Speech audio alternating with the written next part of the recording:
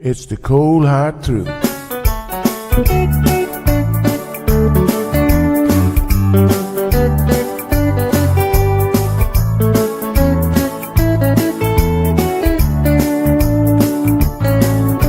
Everyone really want to know what's going on with her show. Just get on the air and you will know it's Sandra. The queen of the mile road is here, helping people from everywhere. Get on the phone and you will hear Sandra. Now she will tell you how it goes, but don't you ever step on her toes, 'cause you will hear the cold hard truth from Sandra. They say she's the hero in town, helping people from all around. You get a call, your money is found, it's Sandra.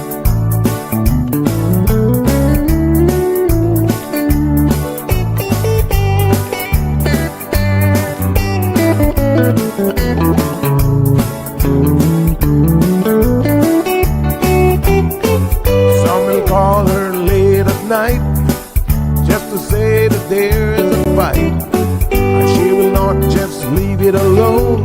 She'll get up and call on the phone, and when politics starts on her show, everyone really wants to know the way the things will really go with Sandra. And some will start to criticize, get on the show and tell pure lies, but someday we'll realize it's Sandra.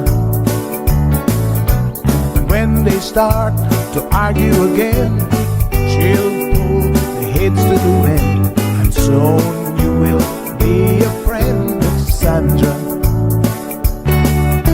'Cause every day everyone wants to hear from Sandra. 'Cause every day everyone wants to hear from Sandra. 'Cause every day everyone got to hear from Sandra. 'Cause every day everyone got to hear from Sandra.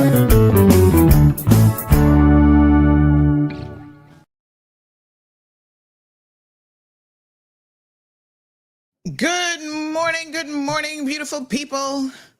How is everyone doing? Happy Monday. It is December the 1st. So whoop, whoop. That means that hurricane season is over officially.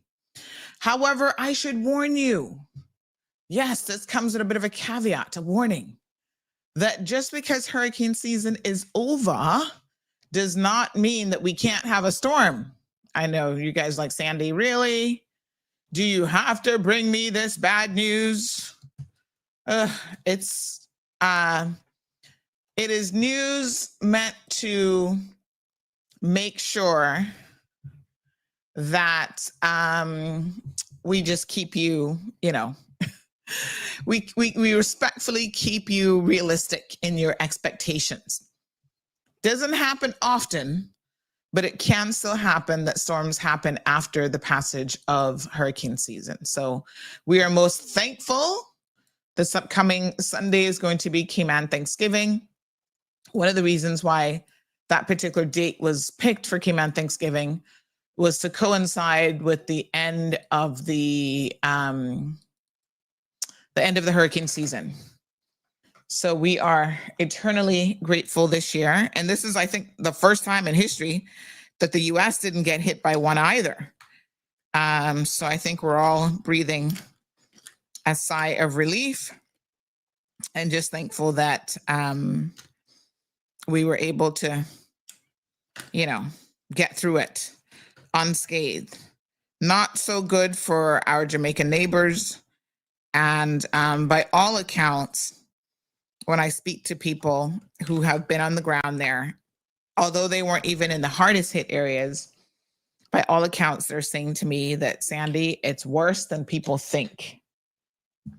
So, no bueno. No bueno. So I'm sorry for them. You know, it's going to be an extremely long road to recovery. That's for sure. All right, we got a lot to talk about today. And we're going to get into it here in just a second. Just give me a quick minute. Oh my gosh. Every time I open up my news feeds, it's like, something super crazy going on in the world of, media and news and that sort of thing. But we got to just press on, honey child. We have got to press on. So anyway,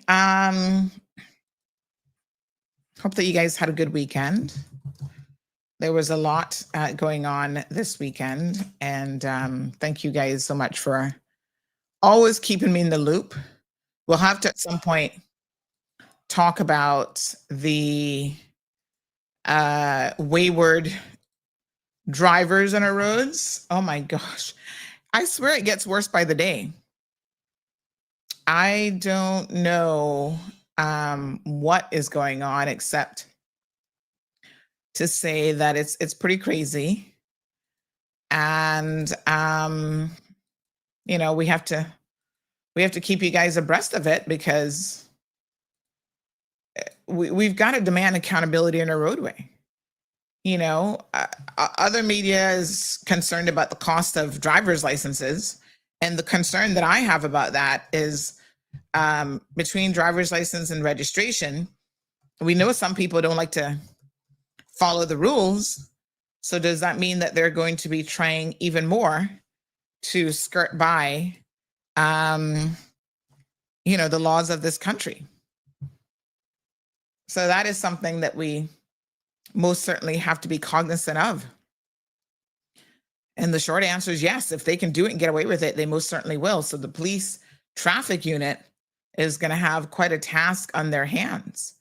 And I think that we all have now an obligation to help the police, as we always have, as far as I'm concerned. But it's going to be even more so from the perspective that you all need to have dash cams, and you need to be recording stuff, and you need to ensure that you are reporting whatever comes to you. Because as soon as you guys give it to us, we don't just name them and shame them for the sake of naming and shaming them. We name them and shame them as well, because the police need to do something about it. So we make sure that the police have the adequate tools to be able to do what they need to do. Yeah. So quite a situation on our hands, but we'll talk some more about that in the coming days and weeks, no doubt. So, it really just boils down to, if you can't stay in Cayman and afford to stay here based on the rules, right? Pay for things to be legal, including your work permit and all those other bits and bobs, then the truth of the matter is you shouldn't be here. You shouldn't be here in a work permit. And I think we got to start realistically looking at that when work permits are approved to begin with. Let's do a quick message from Digicel. They have a special on now. In case you're looking to do some early Christmas shopping. It's always advisable this time of year, because today is Cyber Monday and there are lots of deals happening. And Digicel is having a deal through till tomorrow, December the 2nd, on their on phones. So this is actually a pretty good deal. Have a look at this. Christmas, the season of love, laughter, and just a little bit of chaos. Sometimes the ham has other plans, and sometimes the road to Christmas cheer feels longer than the 12 days themselves. Was it 3 eggs or 4?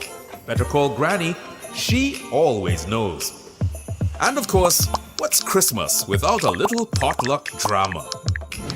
But in the rush and the mix-ups, it's easy to forget what matters most. That's when the magic of connection happens. Because after all, Christmas isn't about perfection, it's about real connection. this Christmas runs on real connection. Only with Digicel.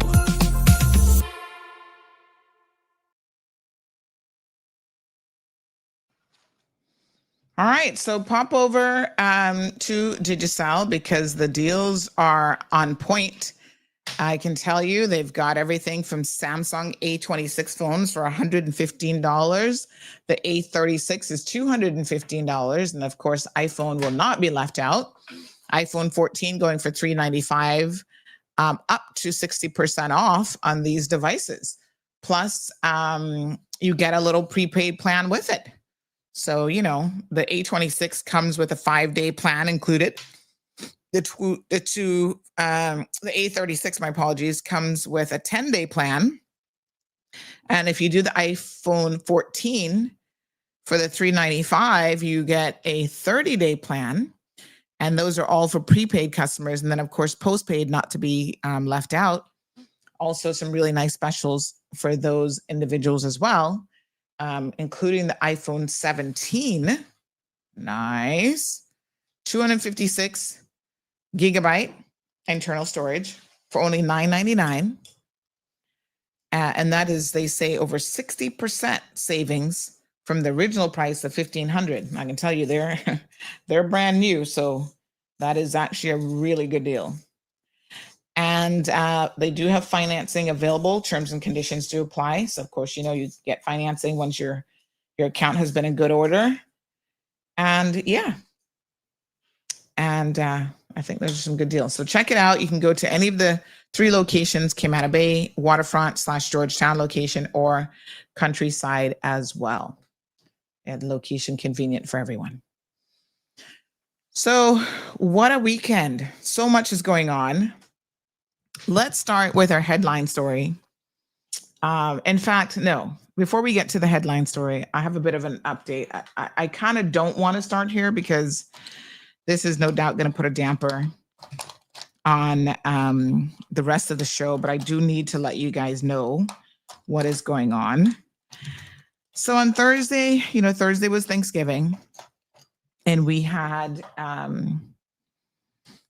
really nice telethon for Noel and Kayaso Smith,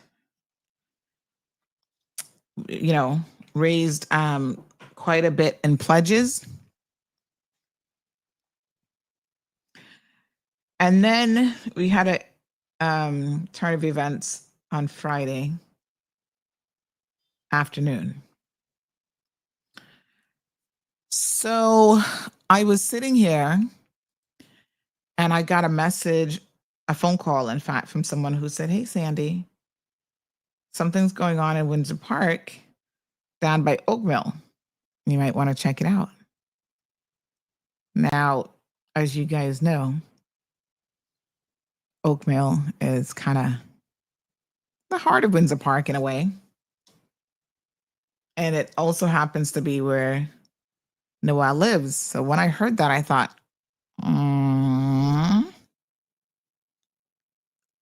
my first instinct was to message him and say, "Hey, something's going down on your street. Have you heard of anything? Is everything okay? You heard anything?" Lots of ambulance, lots of police. And I didn't get a response. And then not longer after that, quite ironically enough, Mr. Amelia was messaging me to say that the power had gone out in her area and she was stuck at home. And, she was at home and it was so hot. So she was complaining about the power being out. It wasn't out for very long. I'm told about 14 minutes. And so I thought, okay. I did reach out to CUC. They said, it was so quick and they were working to really just restore the power. That was the most important thing. So they hadn't yet posted a notice about it. So I said, okay, no problem. So then the next thing I heard was, OMG, something has happened to Noel. And I thought, what? This is such a crazy story. Honestly, my brain struggles to make heads or tails of this, but I'm going to just tell you guys what happened. I mean, it's crazy, but when the power went out, his breathing machine, which literally helps him breathe, shut off because of the power outage. And unfortunately, that meant he couldn't breathe. And that sent him into cardiac arrest. And so as a result of that, Nole he was rushed to the hospital on Friday afternoon. And he has since been in intensive care in the ICU. And he is on life support at this time. So all we can do right now is continue to keep the family in our prayers and thoughts. Pray for him, because if you believe, a lot of y'all want to talk about you believe in the man upstairs, now is your time to bring your collective prayers together, bring your collective faith together, and really pray for a miracle. And, all things are possible. So I ask you to keep his family. They don't need to be inundated at a time like this. I know a lot of people want to call and whatever. Sometimes you got to just give people space as they're trying to process what's happening. They'll be showing up at their gate. Don't go to his mother's gate and stuff. Just give the woman space. Give them space. Those of you who pledged last week, more than ever, your donations are definitely going to be needed. Because, as he comes out of this, we're going to be positive, and he goes home, he will definitely need that medical bed and other supplies at his disposal.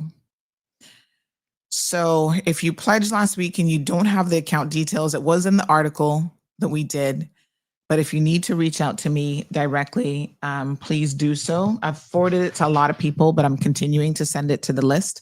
That's why I wanted to take down people's numbers, just to ensure that I had, sent it to as many people as I possibly could.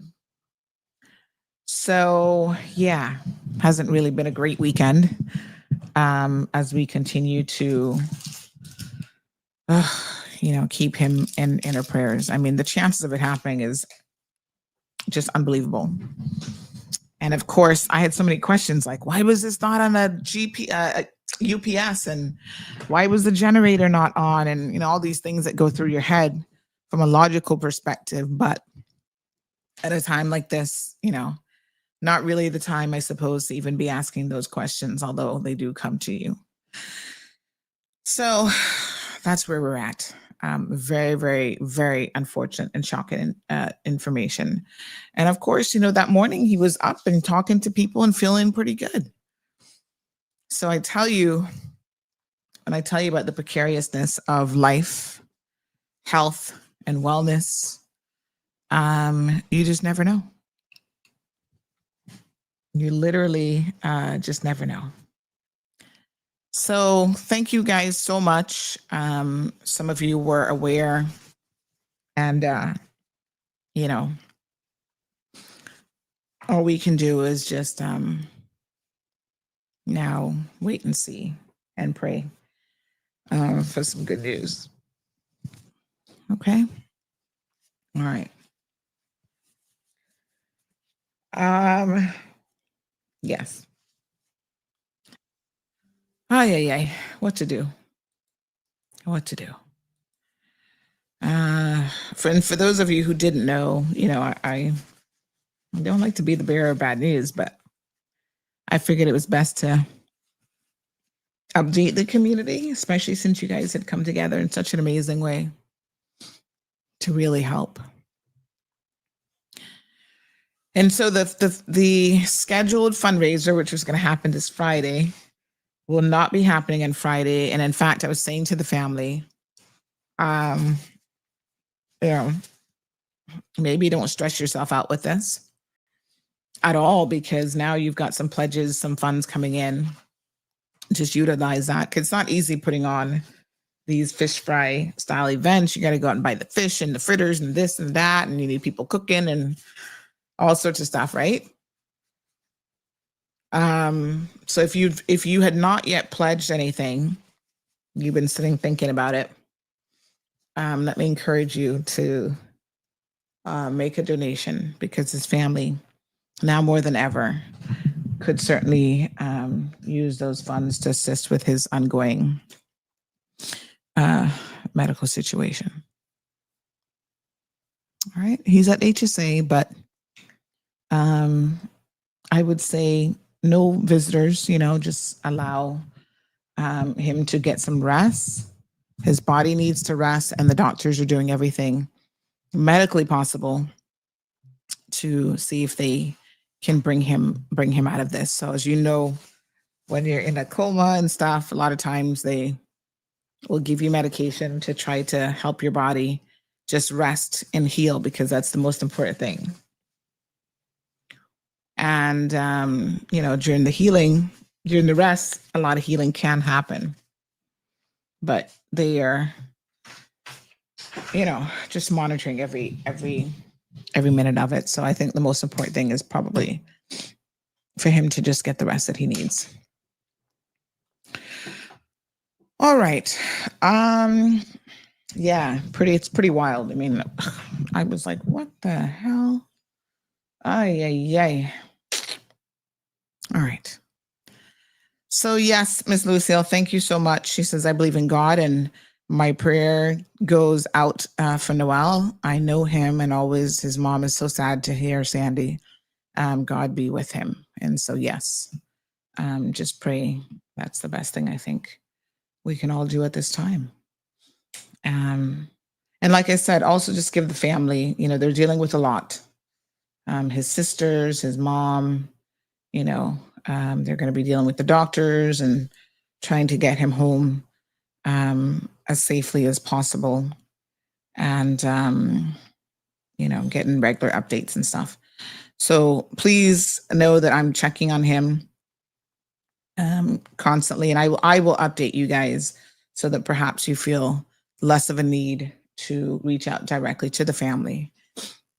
They know that you guys are with them, and that your prayers are with them as well. Okay. So yes, I wanted to update you guys there. All right. Good morning. Miss Felicia Demare is joining us from New York. Miss Morna, yeah, it's pretty wild. Good morning, Lavana. How are you? All right, so let's move on to a few other things here this morning. Notably, there was a story that we broke over the weekend that is pretty wild and crazy. And it is in relation to a Caymanian who was detained by ICE. Whoa. Wasn't too sure I would see this, to be honest, but Caymanians are worldwide these days, honey child. We are definitely in the mix. And so that means that there is no world where we don't necessarily show up in it as active participants in the messiness of it all and what's going on. So we're going to talk about some of that. And of course, we can't talk about that without also talking about some of the policies around the Trump administration. So, wowee, pretty wild stuff happening. By the way, before we get to that, We have 2 teenagers that are missing this morning. Police have requested help. So if you are aware of where these teenagers are, please reach out. Some of you do send me tips on these types of situations. Just WhatsApp me. I can't even be bothered with checking social media messages anymore. It's just too much. It is just too much.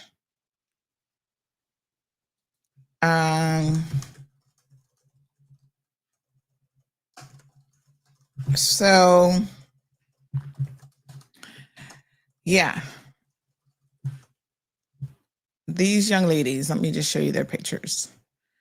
If you know their whereabouts this morning, please, I'm sure some adult is harboring them, and you know that that's against the law.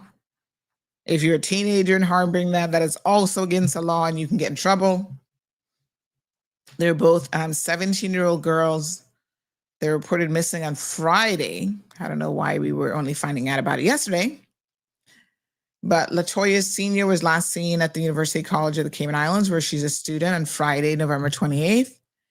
She's described as being approximately 5'4", tall with a medium build. She was last seen wearing a yellow dress, a black hoodie, and black slippers, and her hair in a ponytail. And then that same day, Jasmine Ebanks left her West Bay home to attend school, but has also not been seen since. She's described as 5'3", medium build, dark complexion, brown eyes, and black hair.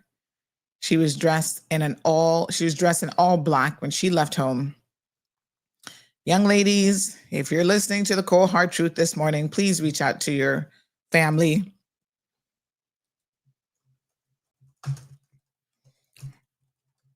Or the RCIPS. They need to know that you're safe. Obviously, they're very, very concerned about your well-being. And the police want to remind the public that anyone who harbors or conceals a young person is committing a criminal offense punishable by a $2,000 fine and up to 3 months imprisonment. And clearly, they got to start sending y'all to jail because this is happening way too often. And these young ladies do not just disappear and reappear out of thin air. They are going somewhere or another. So someone is harboring them. And the police need to start putting some of y'all in jail. Young ladies, you're worrying your families today and since Friday, because unfortunately, we live in a time now when anything is possible. So the fear is real. You know, the fear is real. So please do not continue to stay wherever you are. Just come forward. Things can happen. But I'm sure your parents and your family members are more concerned just to see you and make sure that you're okay. All right, ladies? All right. I know you guys will get the messages. Sometimes these young ladies message me on social media to say, Miss Sandy, you can take that down. I'm fine. I'm like, no, you're not. Contact the police and tell them that. Or contact, your family and tell them that you're fine. What are you messaging me for? Because I need them to go back home where they belong. Maybe not even home, because sometimes home for these young girls, unfortunately, is not always a safe space. But if that is the case, then you need to tell the authorities that. Because a lot of times they're running from something, as well as, you see what I tell you? I literally just opened up Messenger because I keep telling y'all to please just WhatsApp me. And the first message I see came in 11:16 last night.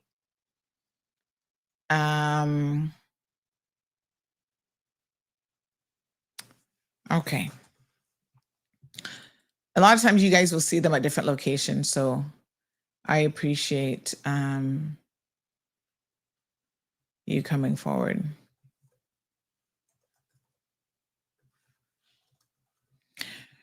All right. Yep.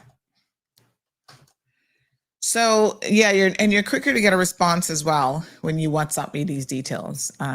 WhatsApp is also very, very busy. So of course, you know that we will eventually get to you. Now, some of the scammers are like sending WhatsApp messages. Don't bother with that.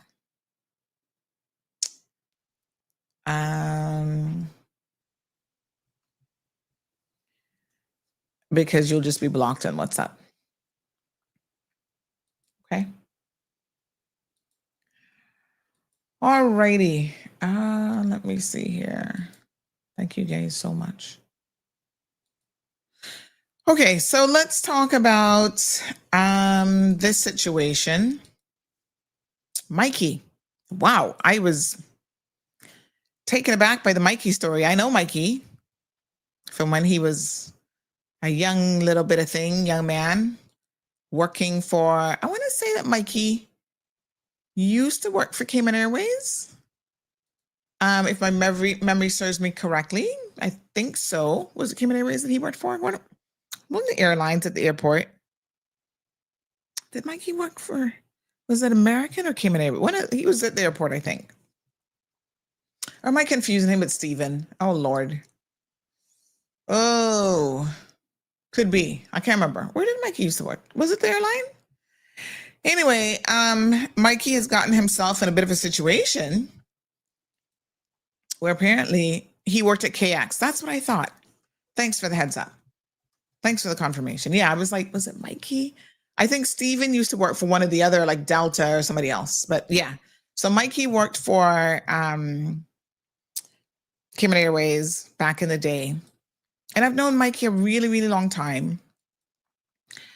And I must say that I was taken aback by the fact that he's now been detained by ICE. Well, you know, not for nothing, but ICE is detaining everybody these days. I mean, you go there for a visit and have nothing to do with America and their hot mess, you're worried. Caymanians, let me tell you something. Do not play around with this situation. Get in and out of America as quickly as you can. Go there like me. Pick up your little Amazon orders, whatever you go in there for.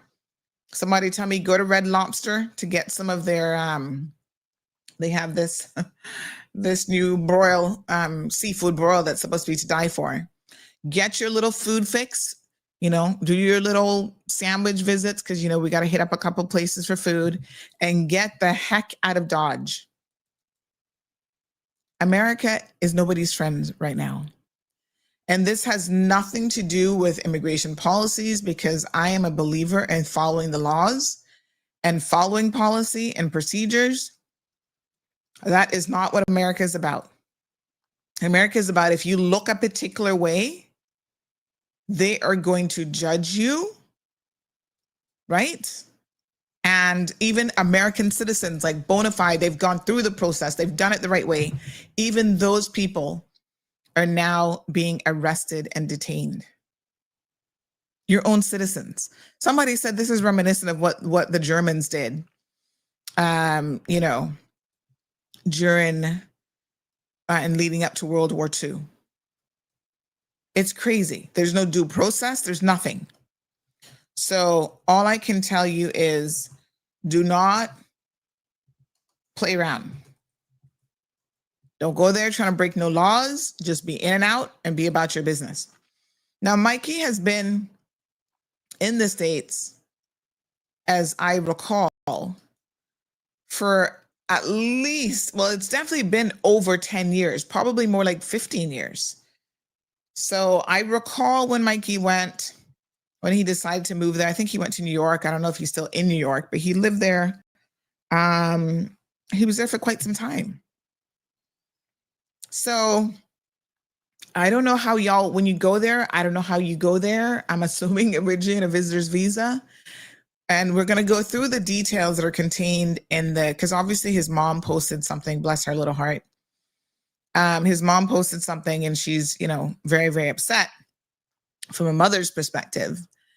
But, we've known of other Caymanians in the past who've gone to the US and who have tried a little thing with Uncle Sam, and they get kicked out just like anybody else who does it. And so it is not in your best interest to ever play around with the US. But right now, in particular, is don't do it. You would have to be stupid and then some. If you're there and you've not had the opportunity to regularize your situation, whatever your situation is, maybe you come back home. Home is a beautiful place. Cayman is an amazing country. Come back home. No one here is going to come in the middle of the night unless you've committed a serious crime. And even then, our laws don't operate like that. They can only serve search warrants from sundown to sunup. Nobody's barging in at 3:00 in the morning to grab you out of your bed so that you don't even know what's going on. We got rights in this country regardless. So I would suggest that you do things the right way. Because y'all know, let me be clear. Y'all know when stuff happens in the US anyway. You break up with your significant other, you always run back home. I don't care how great y'all claim the UK and the US is, y'all run right back home when you're ready, because there's no place like home. So let's delve into this situation with Mikey. Oh, look at that little baby picture. So cute. So we can figure out what's going on here. Bareback is back. Are you sure he's Caymanian? Caymanians are supposed to be Mother Teresa. Oh, poor you, Bareback.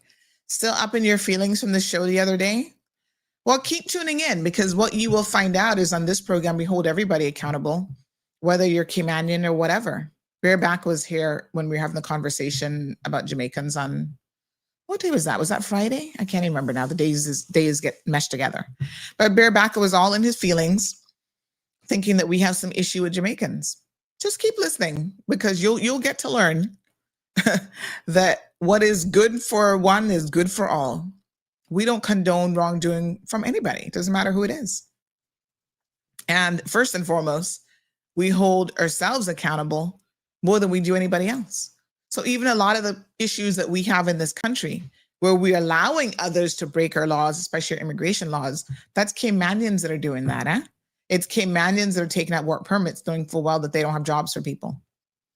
So let's be very, very clear here. We don't condone any of it. All right. So Mikey, yes, his mom put up the cute little baby picture. So we all went, aw. But let's try to understand exactly what happened here and what this situation is all about, because understanding is obviously critical to getting to the bottom of this. All right. So it sounds very, very convoluted, but I'll tell you what we seem to know is that Mikey apparently is now married to an American. And so what I suspect has happened is that he actually did not get there the right way. And you guys know how immigration works, right? I mean, in the United States of America, you can't always correct your situation after you've gone down the wrong path. And especially when it comes to marriage, because they're very, very, I told you guys about this before. I was married to an American, so I kind of know a bit about the process. I know exactly how it works. And I know that when you apply for that green card, I know exactly what they put you through and what they do. And this was in better times. This was in the late 90s when there wasn't this kind of madness that's going on now, right? Now a lot has changed. And so on November the 24th, just 3 days before Thanksgiving, Mikey, whose proper name is Alan Michael Dabrio, we'll know him as Dabrio, now he has a new married name, was detained by U.S. Immigration and Customs Enforcement, aka ICE. So they had a scheduled meeting for their green card interview with the USCIS. And they had been accompanied by their pastor. And apparently they had a lot of harsh questioning about the validity of their marriage. And they were told by the officer interviewing them that they had until the end of the year to rectify an issue from 2022 that they were unaware of, this is what it says, until that very moment. So what I suspect is at some point in 2022 would have been when whatever his status was in the States, it changed to illegal status. And you have to be able to rectify that. I'm going to tell y'all a personal story about immigration in the US and how things are not always what they seem.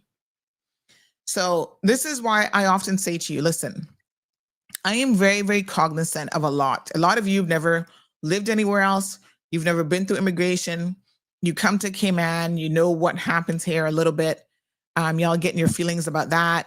And so you think that, oh, Cayman is really harsh and, you know, this is what's happening in the Cayman Islands. And oh my God, Cayman has one of the easiest low-key immigration systems I have ever seen in my entire life. And having dealt with the US system, let's just say I know a thing or two about what I'm talking about. It's not anywhere as easy as this elsewhere in the world. And I'm going to share how I know that with my own experiences. So what is actually happening now is, and I'm going to show you proof of this, and it sounds like this is what probably happened in Mikey's case, right? So despite them being told, it goes on to say that she informed them that there was an order out for his removal, and therefore his green card was not approved. So, you know, the officer questioned them about the legitimacy of their marriage. Obviously, that is one process. It says that they were rigorously questioned, but because there was already an order from 2022, they could not approve his green card. And one thing I know is you have to regularize any outstanding matters before you can proceed. So, as I thought, he arrived in the US in 2013. So this sounds about right from when I remember him leaving. That sounds about right. They did approve the application to state their marriage was bona fide, which that's not really an application. That's part of the green card process. So once again, if you've never been through this, you don't understand exactly what it is. I'm reading to you what they said, but where I know a little bit differently, I'll try to correct the thing as well. So it's not, they're not there to it's not like a different application where they say, oh, this is a valid marriage. No. In the context of the green card application, they have a right, and they often do it, to interview you. And I told you guys this last week, a lot of times they will separate parties. Even before this came up, I was talking to you guys about this last week. So they will separate the parties, and they will ask one spouse questions about the other spouse. And they want to know all sorts of stuff about, you know, the relationship, you know, what you know about her and her personal habits, her cycle, her this, her that, whatever. And any discrepancy that they see, they're going to be like, red flag here. Because a lot of people abuse, as they do here in Cayman, we call it a fraudulent marriage. A lot of people in the United States of America use marriage as one of the easiest ways to get into the States and to eventually get to the citizenship route. And so rightfully so, the process is open for scrutiny. So it says here that he was meticulous, or so he thinks, with his paperwork since his arrival in 2013. And he was devastated to get this news. And it goes on to say that they were promised throughout the tough and awkward interview, they're all tough and awkward, that they'd be able to leave the building safely, and told to immediately seek legal counsel and get in front of an immigration judge as soon as possible. Now listen to this. As the interview continued, the officer kept getting up to come and go from her office. When she returned the last time, her tune changed. And before bidding them a good day, she admitted to the brother, which is the husband, that she can only control what happened in her office and had no guarantee of their safe departure. Stick a pin, because this is a tactic that is happening now all over the US. So they are actually going purposely to hearings. This is one of the tactics that, and it's so funny because just yesterday I saw this covered in one of the news media. And it is one of the tactics that ICE is actually using amongst others, right? So they're going to courthouses and they're going to immigration hearings. And if you're told that you've had a problem and your situation needs to be regularized, they are nabbing you before or after your court appearances. So let me show you this video to prove the point. It's a mockery of due process. It's a mockery of our Constitution. So here we go. This now is ICE agents showing up at courthouses after someone has gone into a court. Sometimes they actually have an order that says you have time to resolve this. We're giving you time, or we're helping you to regularize. The court is helping people to go through the process as you should. This is what the court is all about, right? And the ICE agents ignore the court orders and are grabbing people and picking people up anyway. And so this sounds like exactly what has happened to Mikey, except they didn't do it at court because he hadn't gotten to court yet. They did it at the Office of Immigration where you would go for your interview. So watch this video, folks. So the text, just for the radio listeners, says ICE detains immigrants as they leave court appointments. It's a mockery of due process. It's a mockery of our constitutional rights in a courtroom in the middle of New York City. Every weekday in New York City, foreigners come here to 26 Federal Plaza to meet with the judges overseeing their immigration cases. But since this past spring, ICE agents are there detaining some men and women without explanation as they leave routine court hearings, even when their case is still ongoing. Ben Remy comes here almost every day to deliver free legal advice to whoever needs it, wherever they need it, even in a bathroom, after he saw a federal agent follow someone in. Soy abogado de inmigración, ¿ok?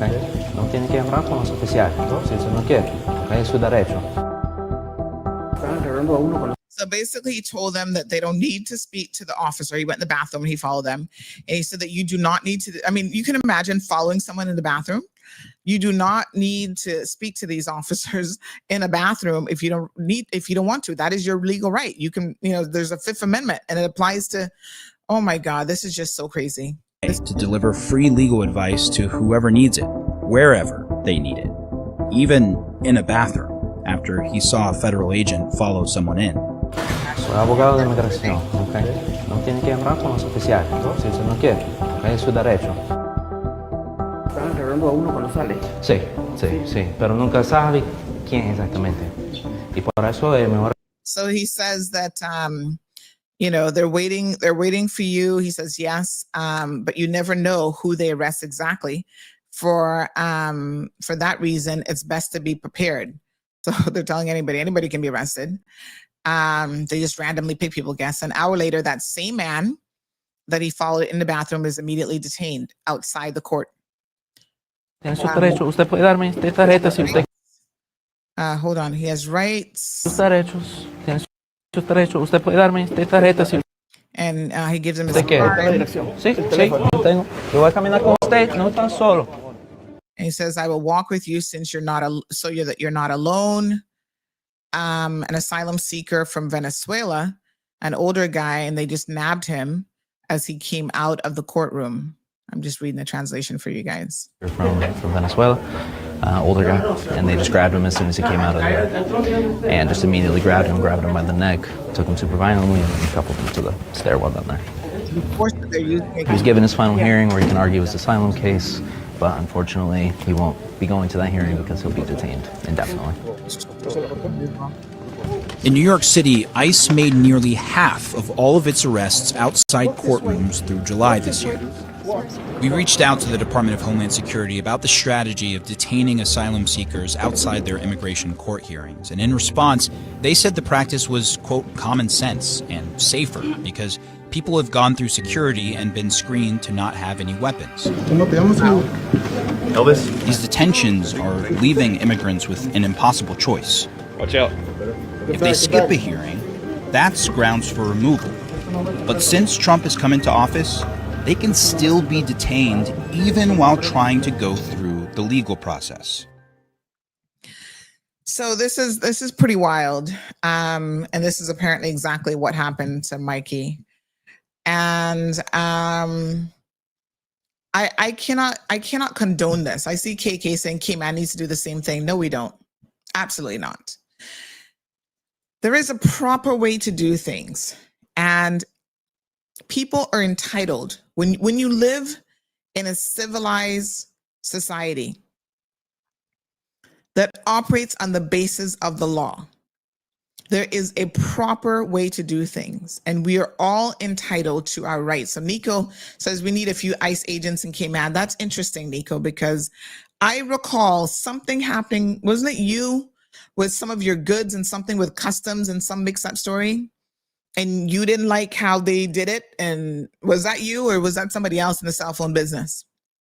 And so the customs, detained your goods unfairly or this or that. You can't have a set of rules that apply when it comes to due process for some people and not for other people. Because as you can see, what is happening in America right now, what happened in Germany before World War II, before we were even born, that's the kind of stuff that leads to complete chaos in societies where the rule of law is deteriorated to the point where someone can grab you and your entire family and take you off and put you in a gas chamber and nobody can do or say anything about it. This is absolutely unacceptable. Murderers have rights.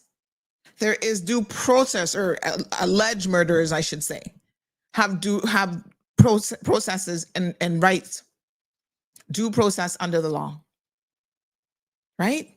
The day that you say that this is okay, you have lost the plot, because then you are allowing law enforcement, police officers, immigration officers, everybody to feel like they can do whatever they want and they can get away with it. And that's not right. There are police officers and ICE agents that are breaking the law. And you guys are saying, well, that's okay because they're picking up illegal immigrants. There's a way to deal with people. And this is not the correct way to do it. The law, first and foremost. If someone has broken the law, the books say this is the process. We issue search warrants. We take them before a judge who knows the law more than ICE agents, knows the law more than police, right? If there's a reason why, or some legal right that they have to remain, they can go through that process. They can have a lawyer argue on their behalf. And if they lose their case, then yes, you leave. Ignoring the rule of law to make you feel better about immigration policies when AI can take all your friggin' jobs anyway, be clear about that, is not the way to go. Dominique, you are making an assumption. He says they broke the law, they entered legally. Not everyone, and that's where you need to educate yourselves. There's some people who came in from Venezuela, got permission to come in under a particular program, and Trump has since changed his mind about that, as he does every other day. And now they're considered illegal. And when they came in, they were not illegal. This is why you need to educate yourselves before you get here and get in the comment section and talk pure nonsense. Okay? So let me tell y'all something. Because like I said, I am all too familiar with the US immigration system on a personal level. I went in on a student visa when I was 9 years old. You have children who are going in at 5 and 7 years old. When I was a 9-year-old, I had absolutely no idea anything about immigration. I'm a kid. My aunt, in her limited knowledge, Aunt Lottie, also didn't know very much about immigration. But what she knew was required to get me on a student visa. She went through that process. Okay? Now, what she didn't know, she did all the provided bank statements. Yes, I can take care of this child financially, So I lived in the US for over 10 years and never once knew anything about the fact that I was on a student visa. I'm a 9-year-old. What do I know how I got there legally, right? So all of a sudden, when I get to start applying for university, I'm told, oh, you're here on a student visa, which means that you are considered an international student. And so therefore, ironically enough, you have to pay this international student fee. And I was like, what? I'm an international student? I didn't know that. I was like, really? What does that mean? Well, legally, that has a definition and there are perimeters, and you can't come in one way and it just automatically changes. They're like, yeah, your aunt in all that time could have regularized your immigration status, but she didn't. And so the US doesn't care. And I thought to myself, wow, that's a harsh reality. As a poor student, now I'm like, I can't pay 4 times the tuition. I'm going to be struggling just to pay the one tuition, the in-state tuition free. So as life would have it, the irony of all ironies is I had won a scholarship. It was I applied for the scholarship. I had to give a debate and whatever. And I won this scholarship from the George Edgecombe Bar Association. Now, if you know anything about George Edgecombe, you guys can go look it up. He's no longer alive, and I don't think he was alive then, but there's an actual George Edgecombe Bar Association, and they gave out a scholarship every single year, and I won it that particular year. And then they have like an annual banquet and whatever. And so one of the partners that worked in the firm, he was an immigration specialist, and he said to me, we understand that you have a bit of a situation on your hands with immigration. I will assist you. And I was like, oh my God, thank you so much. So George Edgecombe was like the first African-American, I believe, to actually get called to the bar in the state of Florida. I believe it was the entire state of Florida. So he passed away in 1976. There's a whole thing about him. And he's left this legacy behind. He was a native of West Tampa, and he graduated from the George S. Middleton High School back then with honors in 1960. So he served as a president of his student body and, leadership. He becomes, I think, one of the first African Americans, if not the first, to practice law. And so there's quite a bit about him. And they've even dedicated a courthouse and honor there in Hillsborough County of him being the first African American judge. So, I was very, very honored back in 1991, to be the scholarship recipient of this award. And so I went to this nice fancy banquet, made my aunt, my uncle, we all sat down in a room full of lawyers, and, I got the scholarship. It wasn't a whole lot of money, but every dime counted. And so one day I was at the dinner table, and I was talking to them about this immigration thing. And they're like, oh, you're in a bit of a quandary. And I said, yeah, I don't know what to do. Like, what do I do? So this immigration lawyer took on my case pro bono. And what he ended up doing to try to, you look at, okay, like, how can we fix this? Once you're 18, I'll tell you how he tried to fix it and why it didn't necessarily work. But he said the easiest and best thing to do is your aunt should now become your proper legal guardian. So she should adopt you, right? And I was like, oh, okay. And he's like, yeah, she should have done it probably a long time ago. But she was just operating under the basis of, oh, this is my niece. She's here to stay with me, blah, blah, blah. He's like, no. you need to have a legal status with her, not just staying with your aunt. And so they went through they fast-tracked the whole adoption process, and she adopted me. But unfortunately, because I already had turned 18 at the time, or I might have been 17 on the cusp of turning 18, it was like too late in terms of adoptions. Like there is an age cutoff for adoptions, right? And so what we then were able to do is we then had to make a case directly to USF, to the university, to allow me to pay in-state tuition. And so given my history of how long I had been in the US, and once they heard the whole story, they're like, okay, fine, we'll make an exemption in your case where you can pay in-state tuition, although legally you're still considered an international student, right? For the purposes of immigration and ICE and whatever.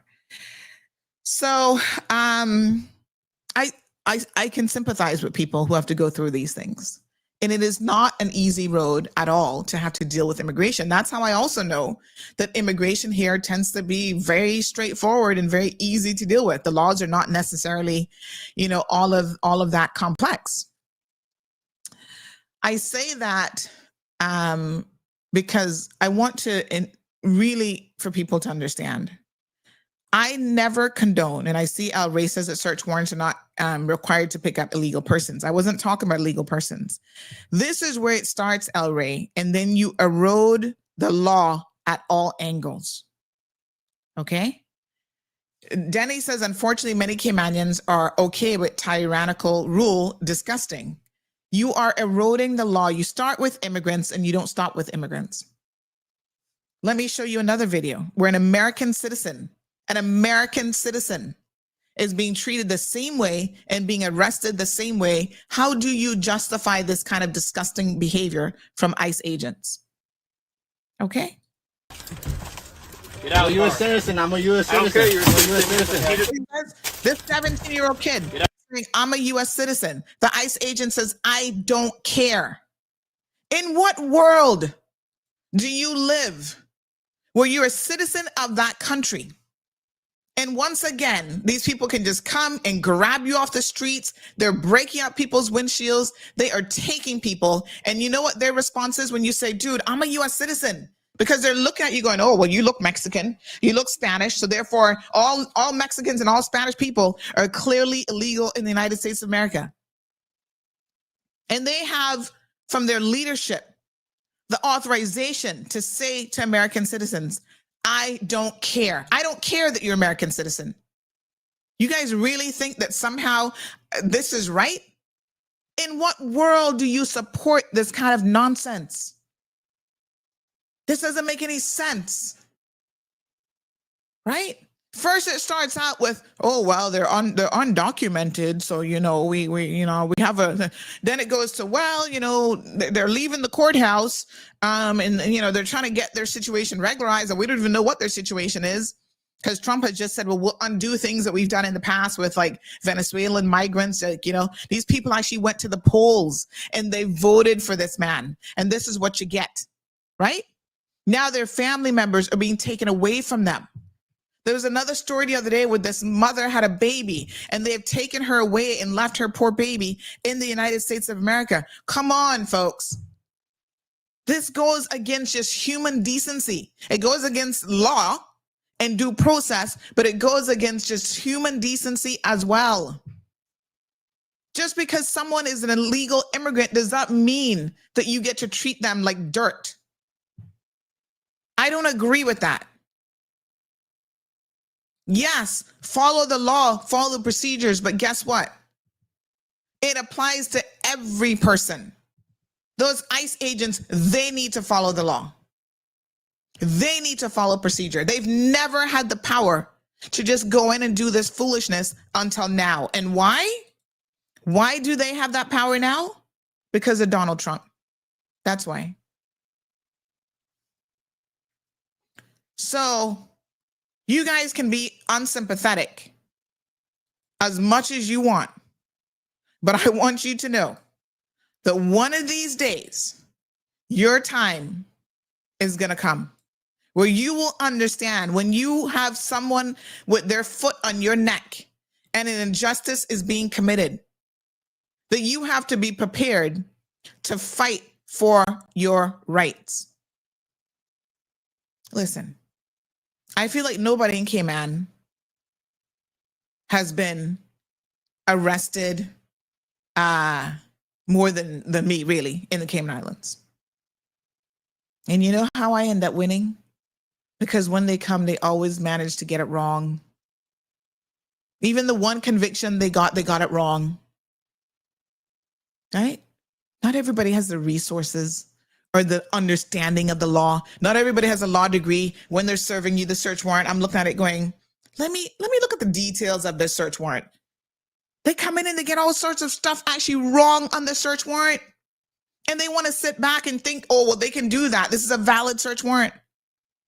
I have stood up myself before a grand court judge and said the police are doing this kind of nonsense to people in this country. The same thing that they did serving a legal warrant on that lawyer the other day, Michael, what's his name? Mr. Myers. He got a $90,000 payout. I didn't get a single dime because I'm a Caymanian. If you guys don't think that there's different laws and application in this country, you better wake the hell up. And you cannot sit back and say that we will allow this to happen to foreign nationals in our country or in America or in anywhere else and think that your day is not going to come.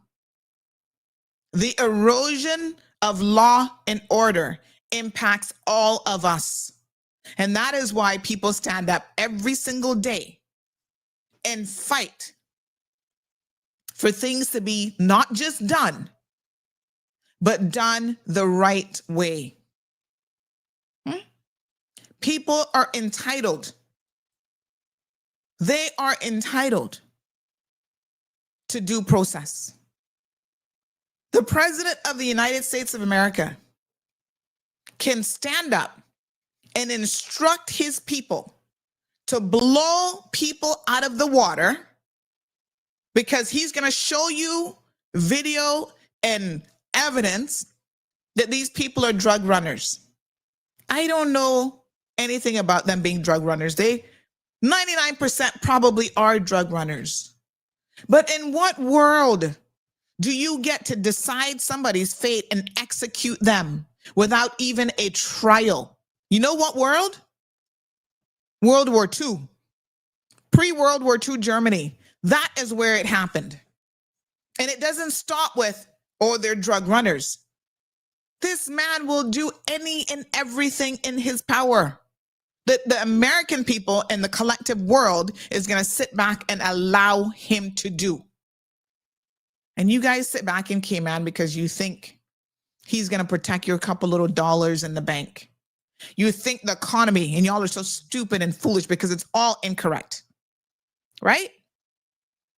You think that that is going to somehow make this world a better place, and it doesn't. There's a picture of a man, Trump supporter, MAGA supporter, yesterday that I saw. I have to find it on my phone, where this man is sitting down saying he doesn't care if Trump is a pedophile. And I said, of course you don't. Because you guys are so blinded by stupidity, because that's the only thing this could possibly be. You are so blinded by nonsense and stupidity that this man could do anything, and you would be absolutely okay with it. Why? Ask yourselves why. Why is Trump so attractive? He's attractive to a lot of you because there's something innately inside of you that is hateful, just like him. That's the only way that you can sit down and talk about if you don't care if somebody's a pedophile. In what world is any of this normal? I hear some of you, well, Sandy, I don't agree with everything he says. Really? Tell me what part of it you agree with so I can know what kind of person you are. Because if you agree with any of this nonsense, you've got to have your head checked. Of course you don't mind. You don't care if he's a pedophile. Y'all don't care if he's a rapist. This man has gotten up and said that he grabs women by the privates. And y'all don't care. He is a criminal himself. He has been convicted of numerous things. And you all do not care. So let me ask you something. Why is it that what's good for everybody else is not good for Donald Trump? In what world do you excuse this kind of behavior? You cannot be in your right minds and think that this is okay. That's why some of you, when you were running for political office, right? You tried to distance yourself. Well, we're not that much of a Trump supporter. Yes, you are. Yes, you are. You held celebratory parties when he was elected. All y'all do is love on Trump and talk about him 24/7. Some of you, every single social media post, you guys are talking about how much you love this man, no matter what he does. He has pardoned murderers, drug runners, all sorts of people, right? But as long as he arrests a few immigrants, you guys are happy with that. Now, the reality is the vast majority of people that he has pardoned, I mean, a very small percentage of those people, of course, you're like, oh, they're all criminals. No, they're not. A very, very small percentage of those people are actually criminals. But y'all don't care about that. You don't care about the truth, because the truth is a convenient thing for you until it no longer is. And yet, he is now prepared. Y'all need to explain this to me, because you continue to support this man and none of it makes any sense. He is now prepared to actually pardon the former president of Honduras, who was the biggest drug runner. Hello. You know how much cocaine went directly into the United States of America because of this president and his brothers and the whole, government system in Honduras, who for eons was running drugs through the United States of America. And here's the crazy part about it. The man actually said in his own words that he would shove the drugs, this is a quote, he would shove the drugs right up the noses of the gringos by flooding the United States of America with cocaine. So let me understand your logic when you talk about due process. Okay? So the due process is dispensed with and is done away with when it comes to poor Venezuelan drug runners. When the evidence shows that the majority of those drugs don't come to the United States of America, that's not the market, right? So you're happy with this man dropping bombs on those people, killing those people, blowing those people out of the water. Oh, that's no problem because they're drug runners. Then we have the biggest drug runner to have been known, and he was a president of a country. And that becomes A-okay because of what? Come now, have it make sense. Because in no world does this make sense. Your defense of this man, your ignorance and your blind defense of him falls apart.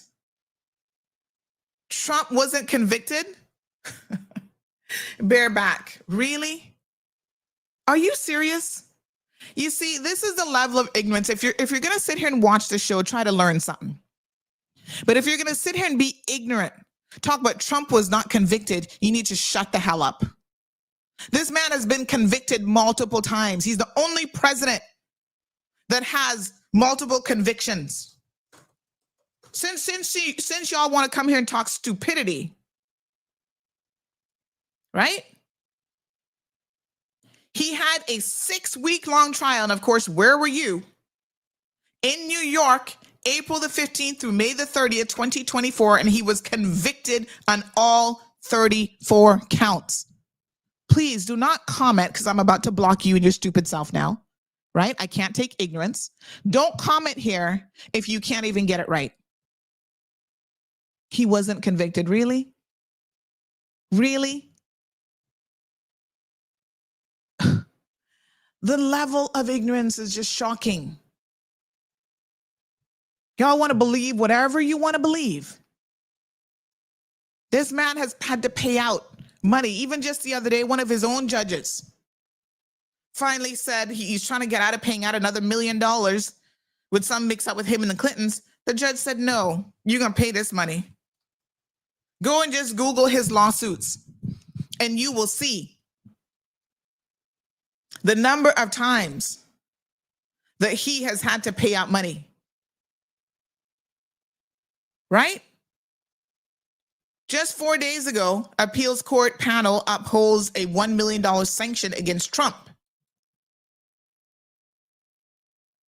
He was convicted.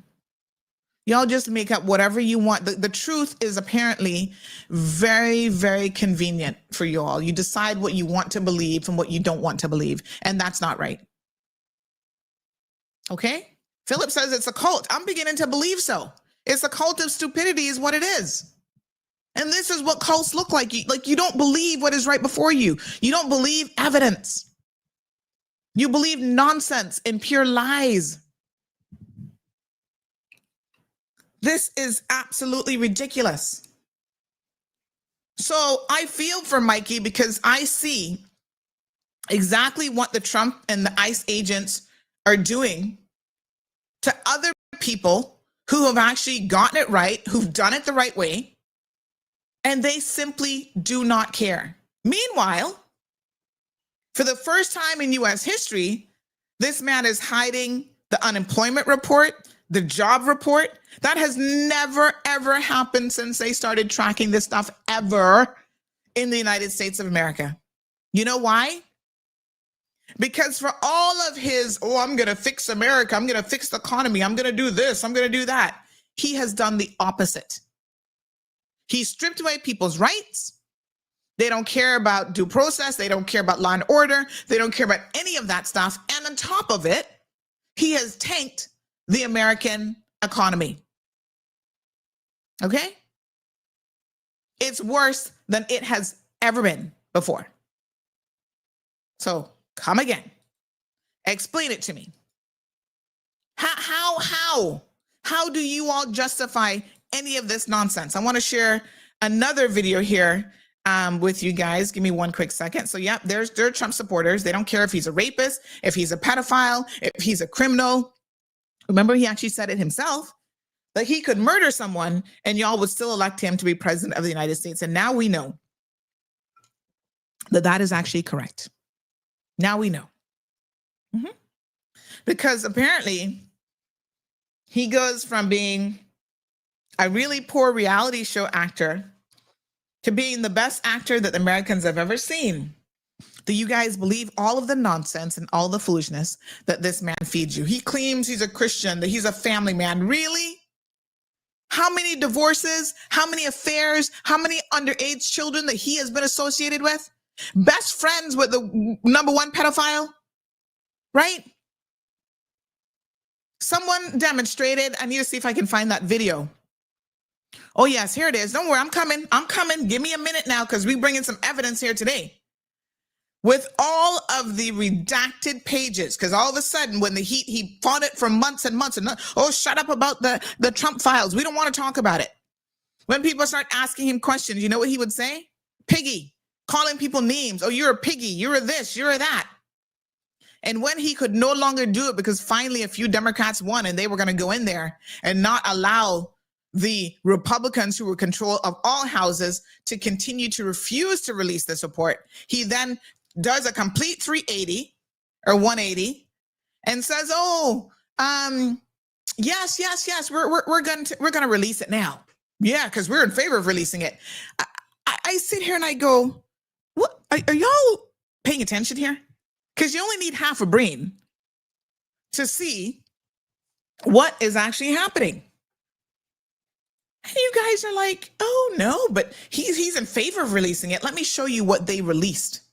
Let me show you exactly what the Republicans released. Just hold on a second. They redacted so much from this so-called document that they might as well have not released anything because his name is mentioned over 100 times in the documentation. This so-called Christian and family man is in there. Hold on one second. This so-called Christian as family man is mentioned in there for doing all sorts of lewd, disgusting stuff. That in no parallel universe would he ever be considered a Christian, but y'all want to still sit down there and talk about, well, he must be. He must be a Christian because apparently he's told us so. And so therefore, because he's telling us that he's a Christian, we're going to ride with him when it comes to Christian values. If this man is a Christian, I want zero to do with Christianity. If this is what y'all claim that you're going to support. Just because somebody stands up and claims to be a Christian and claims that they are, a good person, right? That they're all for family values. Yet in the same breath, he's looking at his daughters, sexualizing his own daughters and talking about how, what they have in common with their mother is their breast size and this and that. Y'all think that that's what Christians are all about? Y'all are sick. Absolutely sick.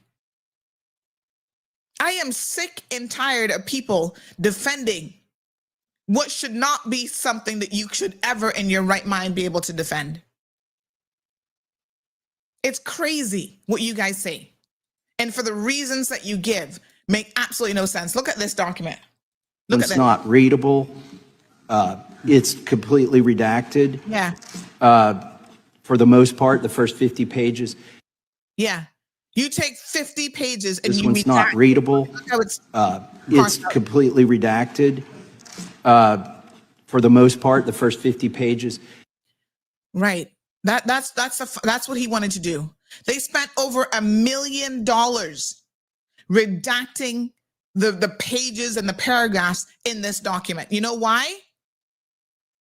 Because some of you would finally wake up and see Trump for the sick SOB that he is. You cannot be friends with a man like Jeffrey Epstein and not be like him. You can't be in the room with some of these underage girls and these teenage girls. Some have now committed suicide and taken their own lives unless you are just like him. Even talking about this kind of behavior makes my stomach sick. How do you think any decent person who claims that they're for family values and they're a Christian could actually sit in a room knowing that there are girls there being used as sex toys and being molested, and you, in all likelihood, were part and parcel of the problem as well? And then you turn around and become the president of the United States of America, and everybody wants to believe every single nonsense that you have to spew and that you have to say? Y'all need to wake up, because this is not acceptable. Good morning, caller. Yeah, good morning, Sandra. You really bring it this morning. I mean, I cannot sit back and allow this foolishness to continue unchallenged. And You're right. I'm disgusted by the Caymanians who are like, oh, well, because of his position on Palestine or his position, it's like they pick very, very minute things, right, that they claim they're in support of Trump for. Well, I don't agree with everything that he says, but yet they sit on social media all day long defending the nonsense that this man does. Well, he did say that he would make America great again. So I guess, the majority of people that, the voters actually bought into that. But his definition and conception of greatness seems to be really, absurd to the point where it's like, for whom? He's getting rid of, just in any which way he can, he's eliminating all the immigrants that come in that's doing jobs in the U.S. that the natives don't want to do, such as janitorial and all like that, right? So, I think people bought into this thing about making America great again. And we should all remember, well, if it's anything to do with making such as a pacifier to us, is that it only takes one madman to throw away the world. I mean, you see, the problem is most of us were not alive during World War II, so we don't recognize the patterns of behavior of completely dispersing with law of people's rights. Like, we don't see the ridiculousness of what this man is doing, but the danger of it, right? Our forefathers knew it, but yet we sit here and we ignore it. The international community is ignoring what this man is doing, and it has got to stop. Well, Sandra, every now and then throughout history, there has been these tyrants to come around that is really, really influential to the point that you'll have a problem trying to even decipher how someone could have that spell on so many. Just take Hitler, for instance. Yeah, he used the weak bank to start the war, and he put people, to a point where they thought that, this was, this was total, they were the next step to heaven, what he was creating. At the same time, he was creating a war machine. Well, who's to say what Trump is? He seems to be a warmonger, for sure, and you have Putin, and then you have the North Korean leader. So the world is really living in perilous times. And there was you heard about Nostradamus, right? Sorry, say that again. Did you? Nostradamus. Yes. Oh, yes. Well, okay, he predicted things such as, the rising of Hitler, sinking of the Titanic, Second World War, rising of Hitler, of course. And he also predicted a Third World War. Maybe that war will be not so evident as the previous ones was because of the type of warfare that's going to be done now. But, honestly, Trump he's a really detriment for the world with his type of arrogance and the way that he don't have any compassion at all as a leader. And he seems to be coming with some type of revenge toward anyone else, such like what Hitler and them had against the Jews.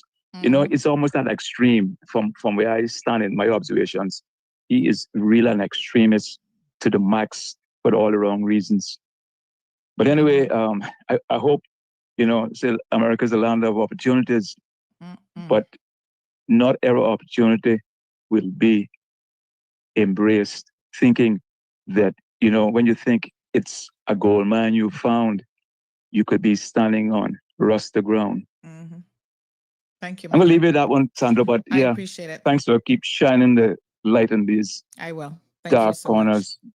Yes, nice. Thanks. All right, thanks so much. Bareback, we had to block him. Some of you were requesting it, and he's refusing. He says, "Oh, you can't be president if you've got a conviction." Boy, it's, oh my God.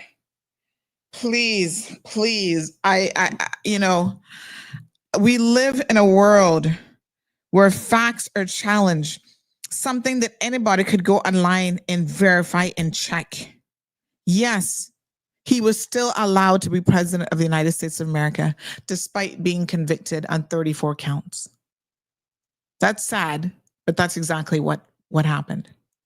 Don't come in the comment section trying to change the facts, because there's certain things here that are a matter of opinion, and then there's facts that you cannot debate. Okay?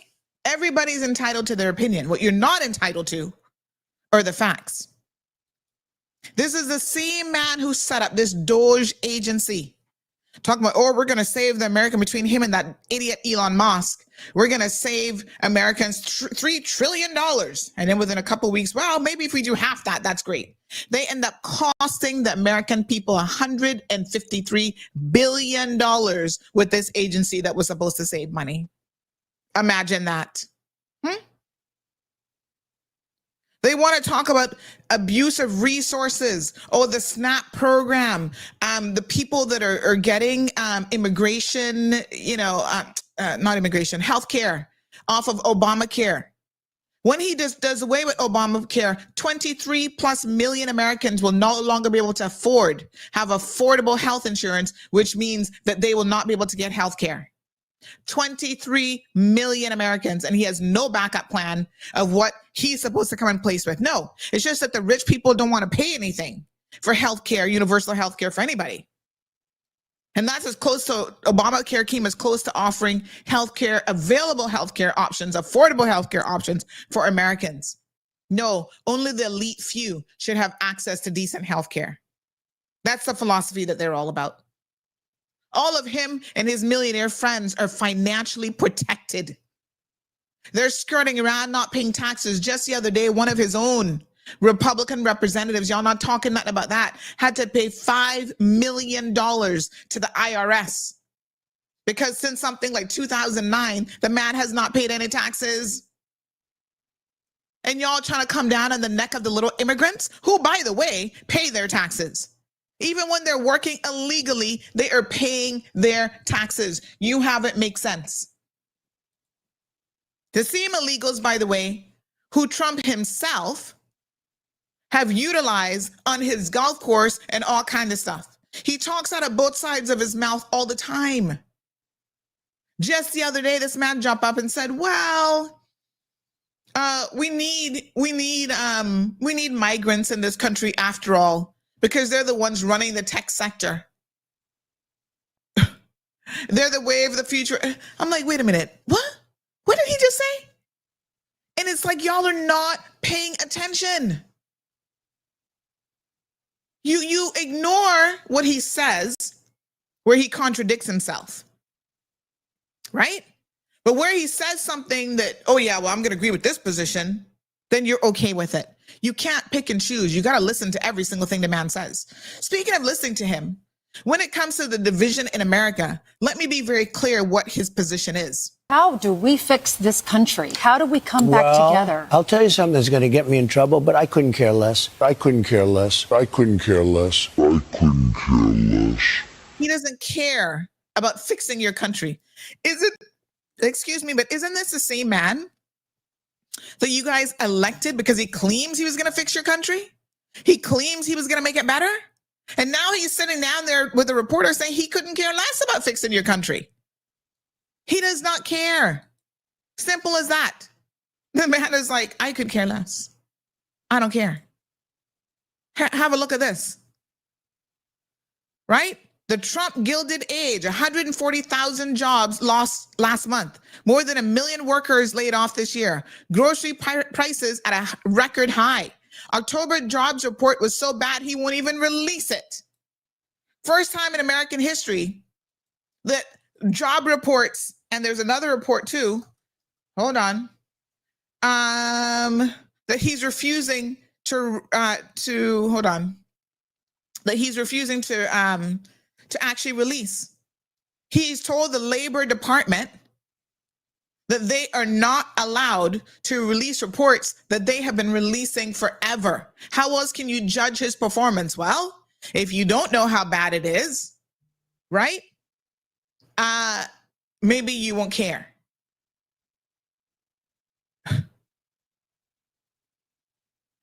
It just really blows my mind. It just really blows my mind. So the Bureau of Labor Statistics, one of the things I've always said about the United States of America is I've always appreciated how quickly they get reports done, how quickly they, put stuff together. They give you the cold, hard facts. Not anymore. Because the Bureau of Labor Statistics said on Wednesday that for the first time in U.S. history, they will not release a full U.S. jobs report for the month of October. And this is because the Trump administration has said to them, don't do it. It's not favorable to him. So the only way that it would get released if it made him look good. How does that make sense? Right? Just like he didn't want the Epstein stuff to be disclosed, released. Finally, you release it. It's all redacted to the point where you might as well not have even released it. That's how bad it is. Right? White House admits key economic data may never be released and blames the shutdown. The shutdown that they themselves created. That's not why. Because they could go and pull that information. They don't want to release it because they don't want you guys to know how bad it is. Americans, y'all need to wake up. But Caymanians, you need to equally wake up as well. Good morning, caller. Hi, good morning. How are you? Not bad. How are you? I'm okay. First of all, I just want to thank you for taking my call. I just want to say Donald J. Trump, he's the best thing since sliced bread. Don't you agree? Clearly not. I mean, sliced bread is jealous of Trump. Bread is like, wow, I thought it was convenient. But, I just want to talk about those numbers. You just called 140,000. I mean, first of all, that's false. Second of all, even if it's true, it's still false. Third of all, numbers can't be trusted unless they're good numbers. Then they're the realest numbers ever invented. Yep. Mm-hmm. Don't you agree? I mean, if you're a Trumpster, then obviously you have to agree with all those things because that's where he stands. That's the position that he takes on this stuff. Well, I mean, what do you think about the groceries that are high? Yeah. And once again, I mean, it's not Trump's fault that Biden printed too many avocados. Everybody knows that. Plus, prices are only high if you pay. Me, I do Patriot math. I look at a $9 box of cereal and I just say that's $3 because of freedom. Oh my God. Thank you so much, caller. The same farmers, by the way, speaking of avocados, obviously that farmer is being tongue in cheek.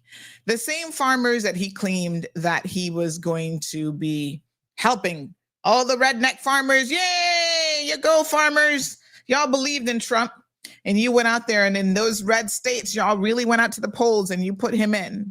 And what he did was these farmers are actually having to dump avocados and all kind of stuff because they can't even get it to market thanks to Trump.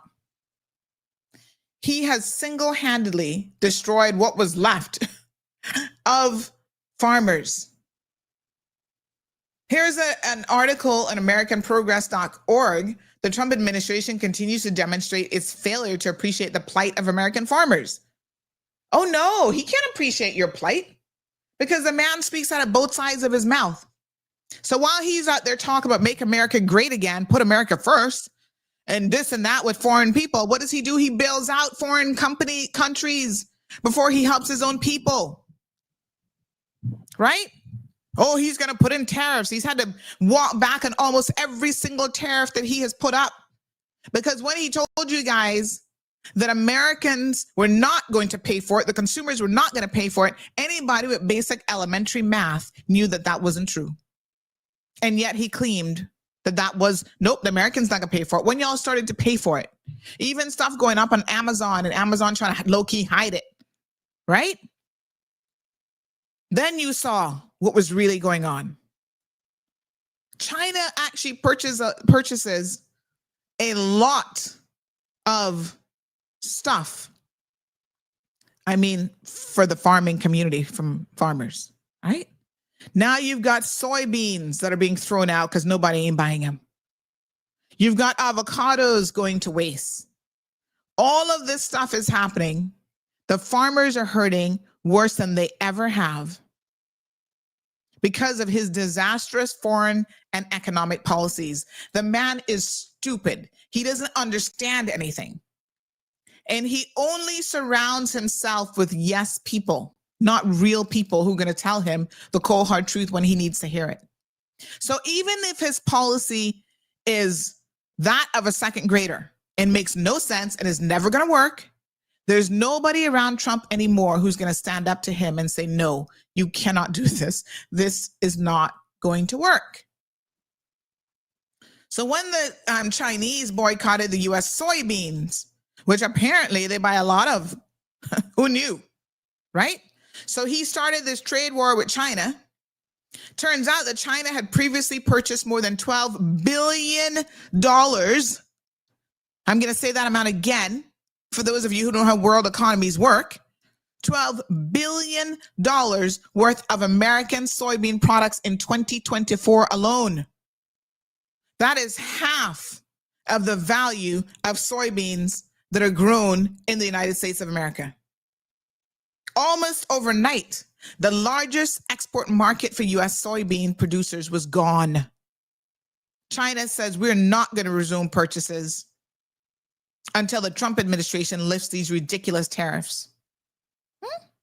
And guess what? The soybeans are staying there on farms now. No buyers. Going to waste. What's the Trump administration doing? Nothing. Hiding this information from the public.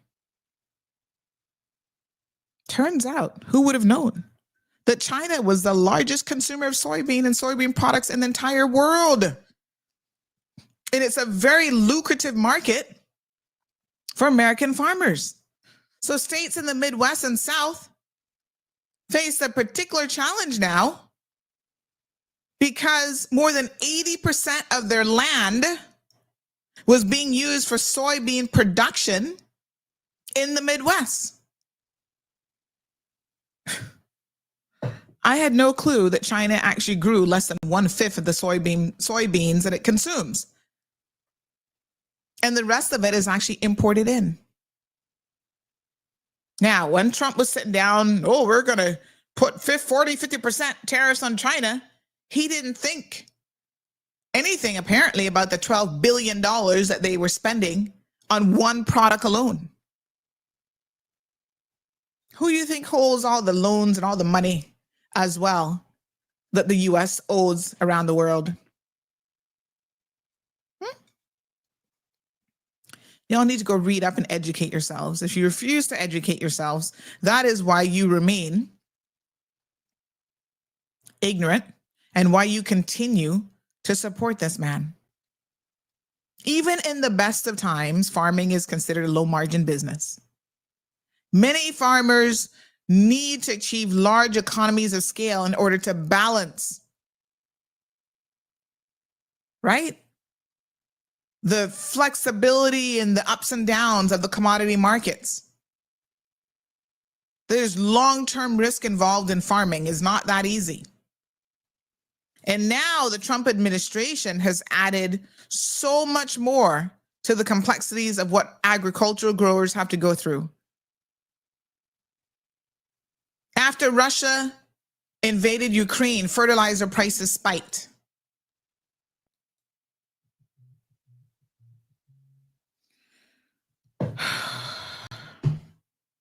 Still on air, sir. What's up? No, sir. It's 9:16. I will call you back.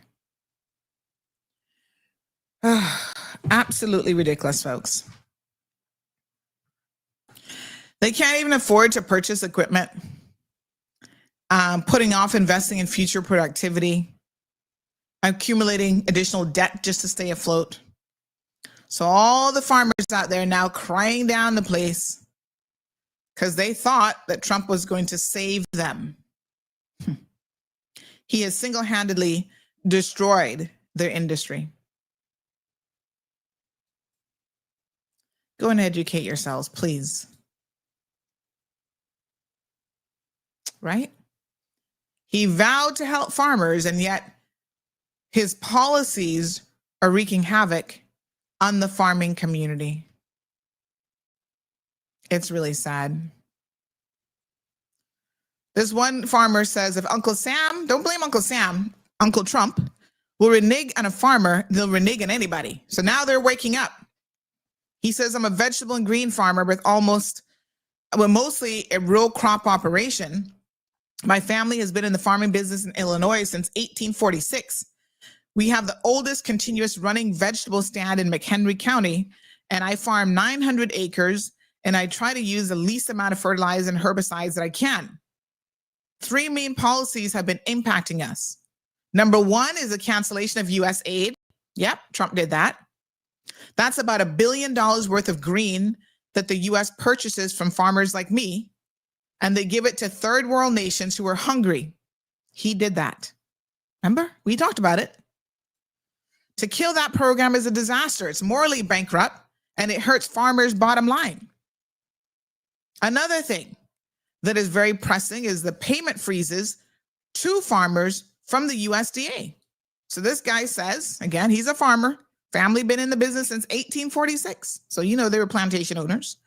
I was involved in the climate smart practices. We were paid to implement stewardship practices that the USDA has been preaching about since the Dust Bowl. The added benefit in these practices combat climate change. And that's what the current administration doesn't want anything to do with, because they don't care about the climate, the environment. They want to put pesticides right back in your food, all that kind of stuff. It's all evidence out there, folks. Just go research it for your own. They're all about money. Money is the bottom line for this administration.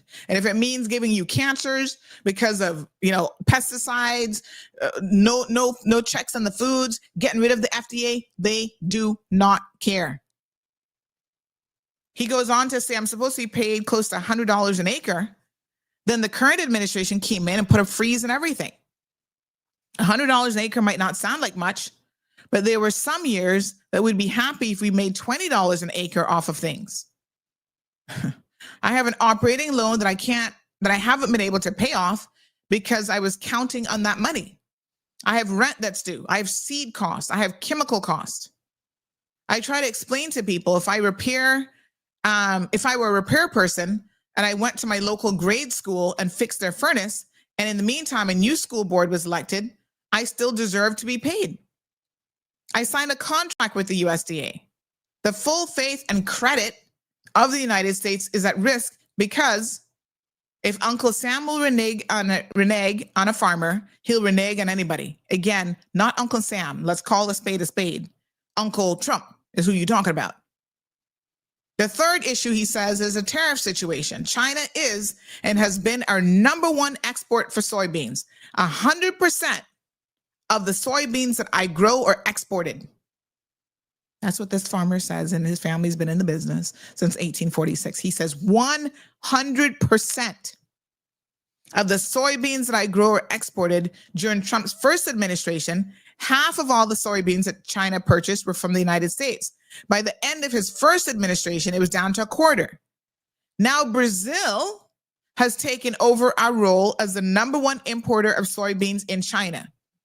From an environmental standpoint, that means more deforestation in the Amazon. Mexico purchases 40% of the corn in the US, and he wants to have a trade war with Mexico? Mexico can just as easily buy their green from Argentina and Brazil. The USDA has also canceled a lot of contracts for food pantries and school districts to purchase from local farmers. And that's absolutely devastating. I was just in Springfield, Illinois, testifying and hearing testimony from other farmers. Many of them are first-generation farmers, and that program gave them an outlet for their produce. It's all sad listening to them saying, I finally had my dream of owning my own farm and making a living at it. Now I don't know what I'm going to do because my market has dried up. You see, every single thing Trump does has a trickle-down effect. So he takes away school food lunches and programs.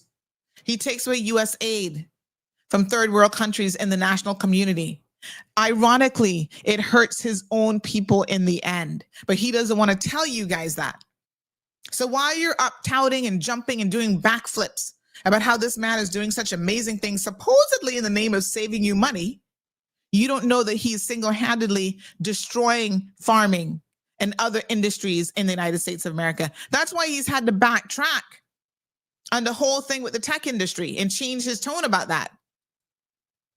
Because when you have all the tech people saying, okay, well, you don't want us in America, we can just as well do all this stuff overseas. We don't need to physically be in your country anymore.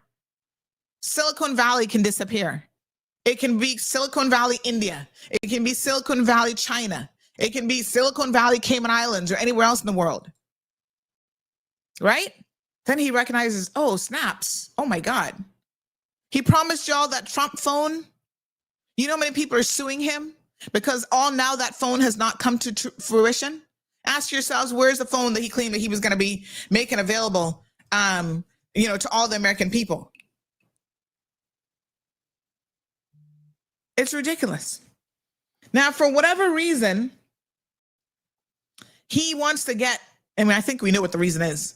He wants to get Maduro, who is the president of Venezuela, he wants him out of the way. Why do you guys think, right? Why do you guys think that is? What does Venezuela have that Americans want more than anything else? You actually think that Trump cares about the drug war? You think that he cares about democracy for the people of Venezuela? He doesn't care about any of those things. He wants to get his grabby little hands on Venezuelan oil. So just yesterday, apparently he called Maduro, right? And he's going around telling people that he's going to close the airspace, which he has no legal right to do, international airspace. Who does he think he is? And Maduro basically gave him the middle finger and says that Washington is now trying to prepare an attack on the people of Venezuela. This goes beyond anything.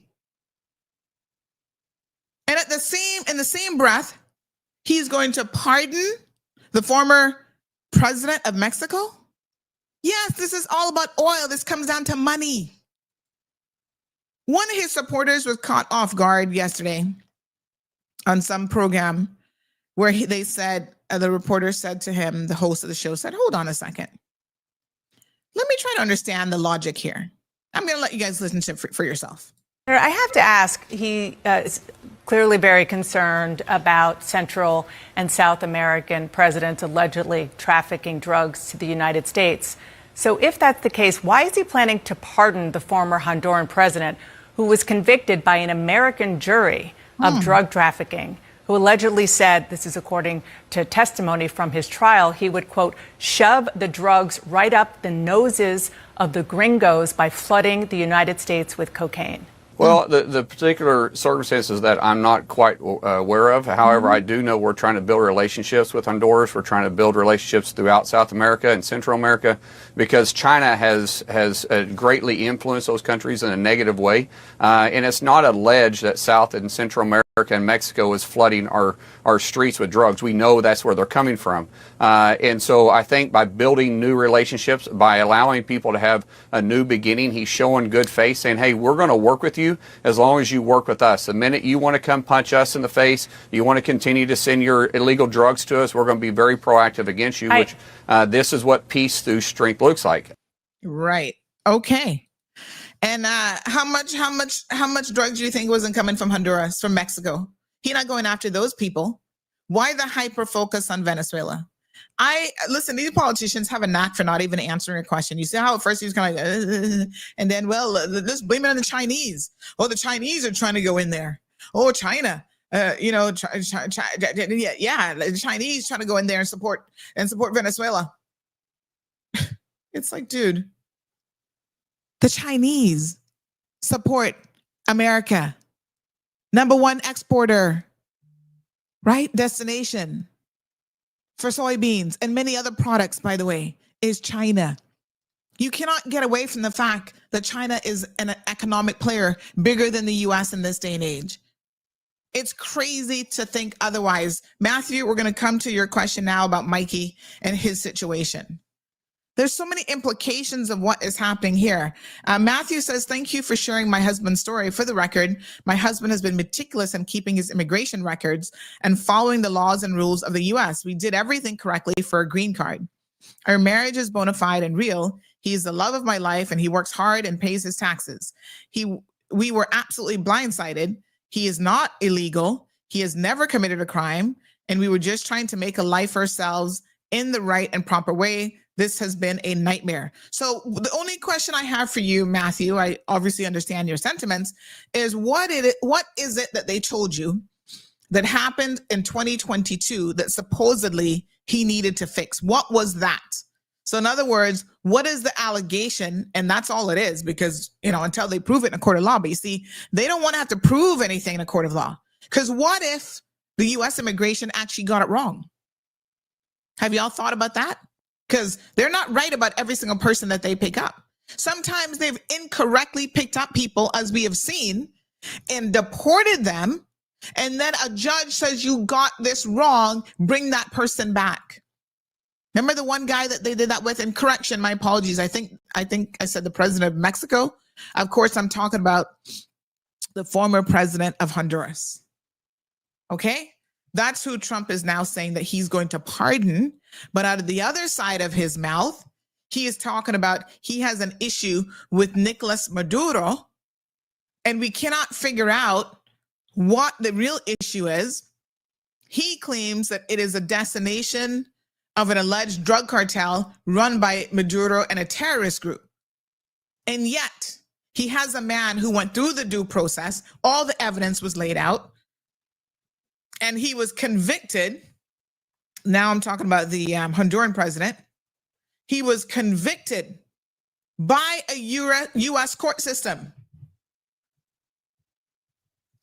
Right? And apparently you're going to pardon that man? It doesn't make any sense. It really, really, really does not make any sense. How do you pardon him? If you really care about drugs, if you claim that you care about the drugs coming into the US, which, by the way, let me be very clear, Venezuela is not the one who's flooding the US with drugs. But if you cared, go and read the case on Hernandez. See why he got 45 years with no possibility of any early parole. And now you jump up and you're talking about you're going to let this man walk free? Really? But you're trying to put pressure on a president of Venezuela? It's illogical. And the international community cannot sit back and allow this to happen. We are going to be on the verge of World War III if President Trump continues to go the route that he's going. But yet he was fighting as to why he couldn't get the Nobel Peace Prize. What? In what world? You want the Nobel Peace Prize when you're starting more wars than anybody else for no legitimate reason? Just because you want their oil? At least with 9/11, the terrorists came on American soil. And they took innocent American lives. Like, at least I could somehow understand how America felt the need to retaliate, if nothing else. Right? That was a very different situation. Even if there was this overarching, well, it wouldn't be bad to get our hands on some oil as well while we're at it. But this situation is ridiculous. The Honduran president was ordered to pay a fine of $8 million. Now you're going to just let this man walk right out of jail. And what do you think he's going to do? He's going to go right back to Honduras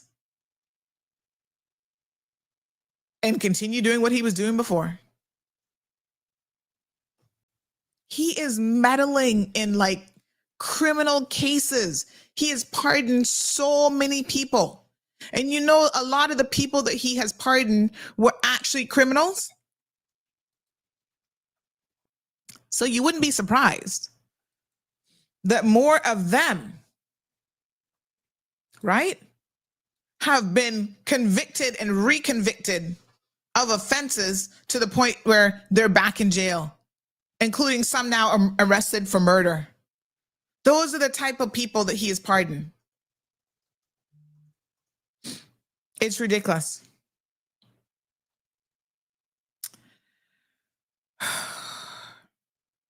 One guy who was a fraudster, he freed him. He defrauded people $1.6 billion. And it's like the dude does not even know who he is. Because when people ask him, why would you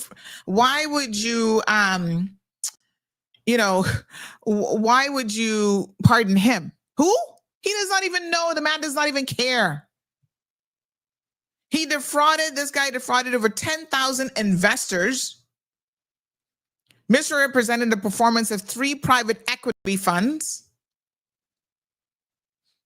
right? Him and his partner accused of cheating more than 17,000 retail investors who were falsely promised an 8% return on their investment. He was freed on Wednesday, spending only 12 total days in jail. Yep. These are the kind of things that he's doing. And there was another guy who also defrauded people of a bunch of money. Trump let him go, pardoned him, let him out, and he's done the exact same thing again. So he's up on charges again. Yeah. He's talking about the fact that he is going to pardon Diddy. This, y'all have got to help me understand. Right? How does this make any sense? This is the law and order that all of you support. If you go through and look at the clemency grants, which you can look at on the Department of Justice's website. Look it up for yourselves and see how many of those people have been given clemency. A lot of them are people who have favored him politically, they're political allies, they're political loyalists. His own personal attorney, Rudy Giuliani, his former chief of staff, because everyone associated with Trump pretty much seems to be criminally inclined. So when they get convicted, of course, now that he's back in, he's pardoning all of these people, mostly wealthy clients.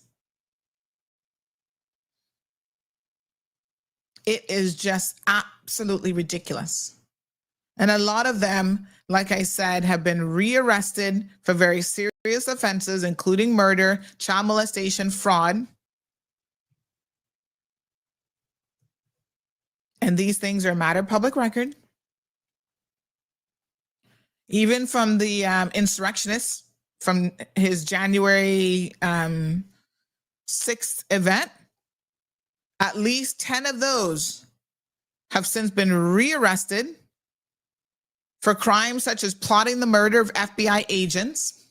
Good. Child sexual assault, possession of child pornography, reckless homicide while drinking and driving, and other such offenses. You can go look up the list. Some of them actually had pleaded guilty, He still let them go.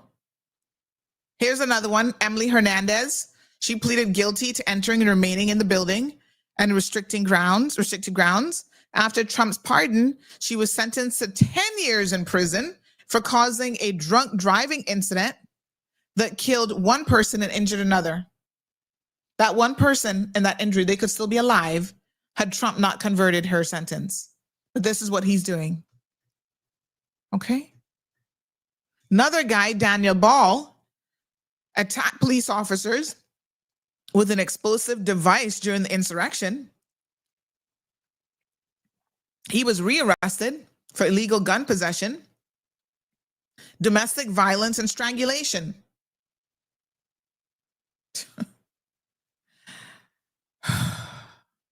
David Daniel, he pleaded guilty. Pardoned, now he's up for possession of child sexual abuse material.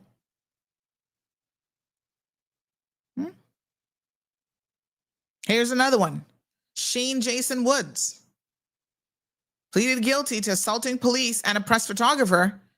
Trump pardons him. He was convicted again in April, multiple counts, including reckless homicide and driving under the influence. Here's another good one. Theodore Middendorf pleaded guilty for the destruction of government property on January 6th. Let go by Trump, turns around, and he was now sentenced in early 2024, or sometime in 2024, to 19 years in prison for sexually assaulting a 7-year-old.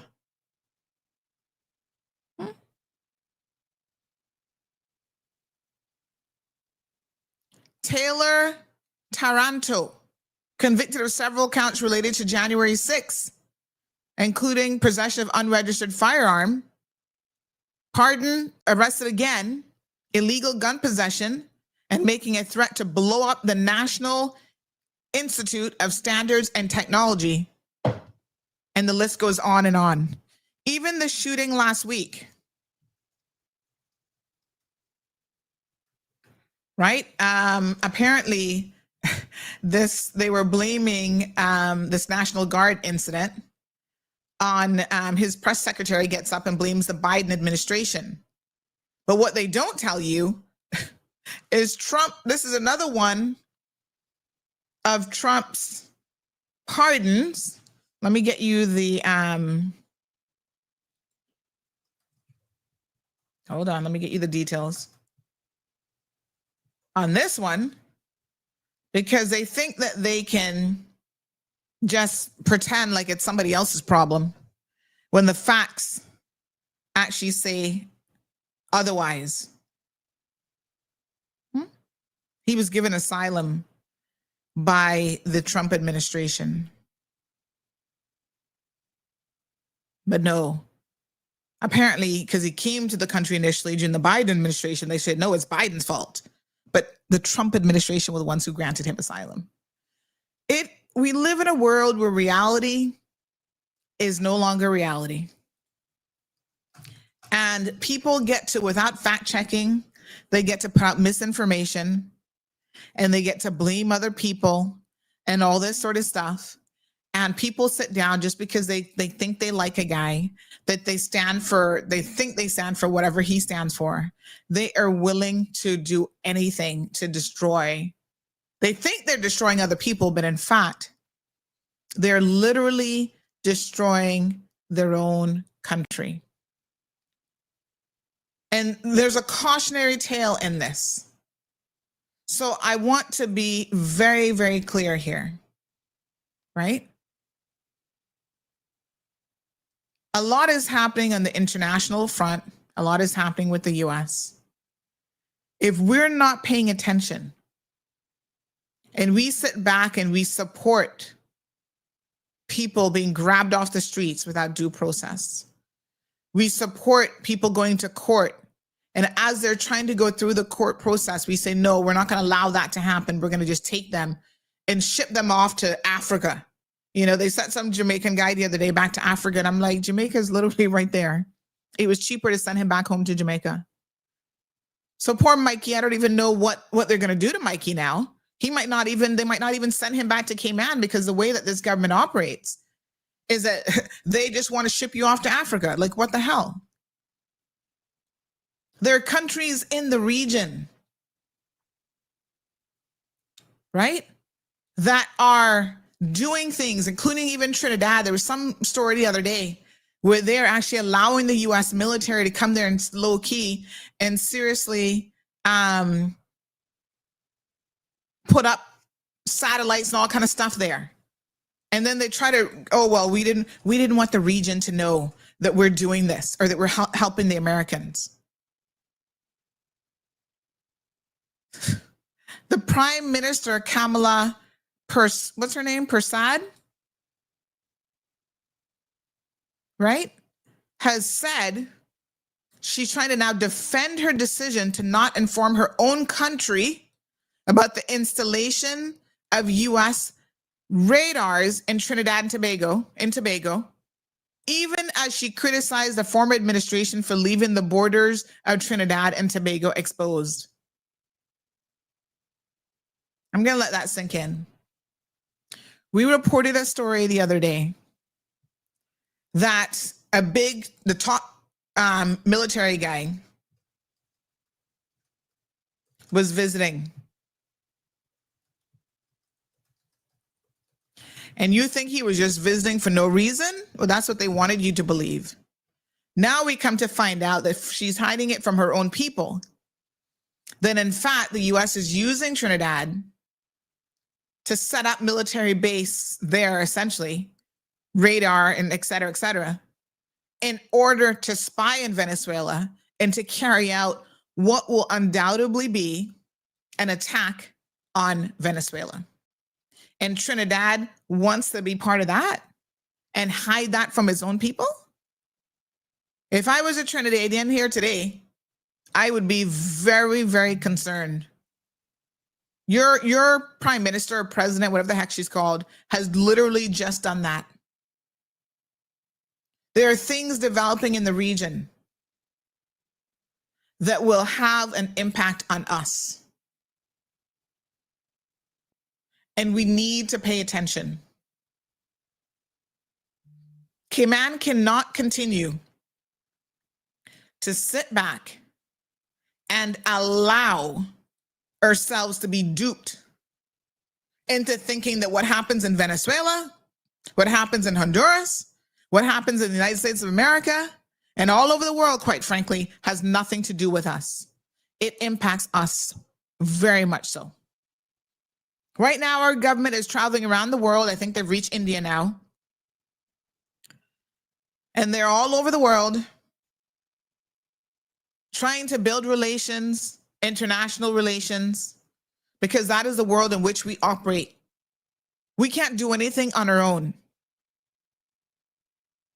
Those days never really existed, if you want the truth.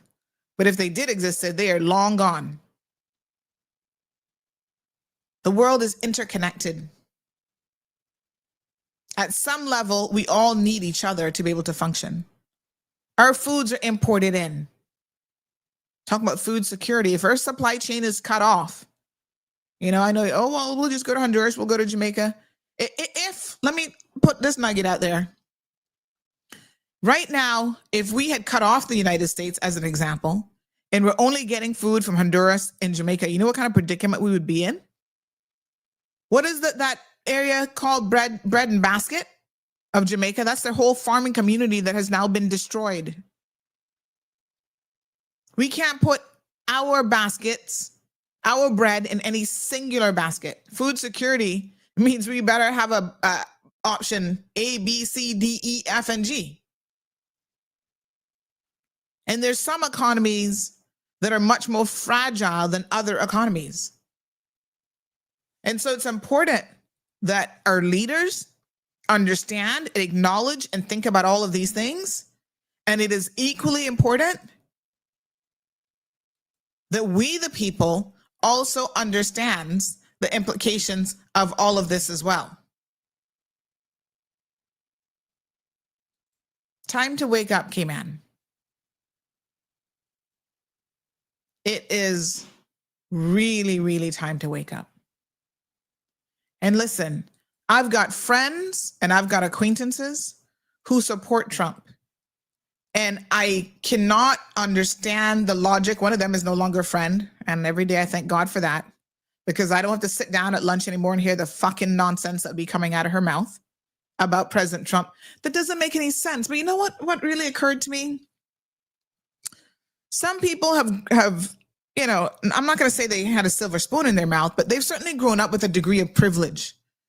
Even if the privilege was just being a fair-skinned Caymanian. So they got a bly with a few little things here and there, right? They don't have to be intelligent. They don't have to be working hard. And I'm not saying that they don't. Let me be very, very clear, because I never want to take away anything from anyone who has earned it the right way. But they grew up with a certain degree of privilege that they themselves don't even appreciate and don't even understand. And the irony of that is now they can sit back with their privileged life and support pure foolishness that Trump is dishing out. Oh, he's good for the economy, and we, this and that.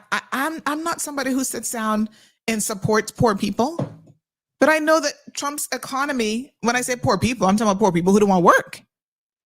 Because you don't know at what point the tides are going to turn and you're going to become a poor person of no fault of your own.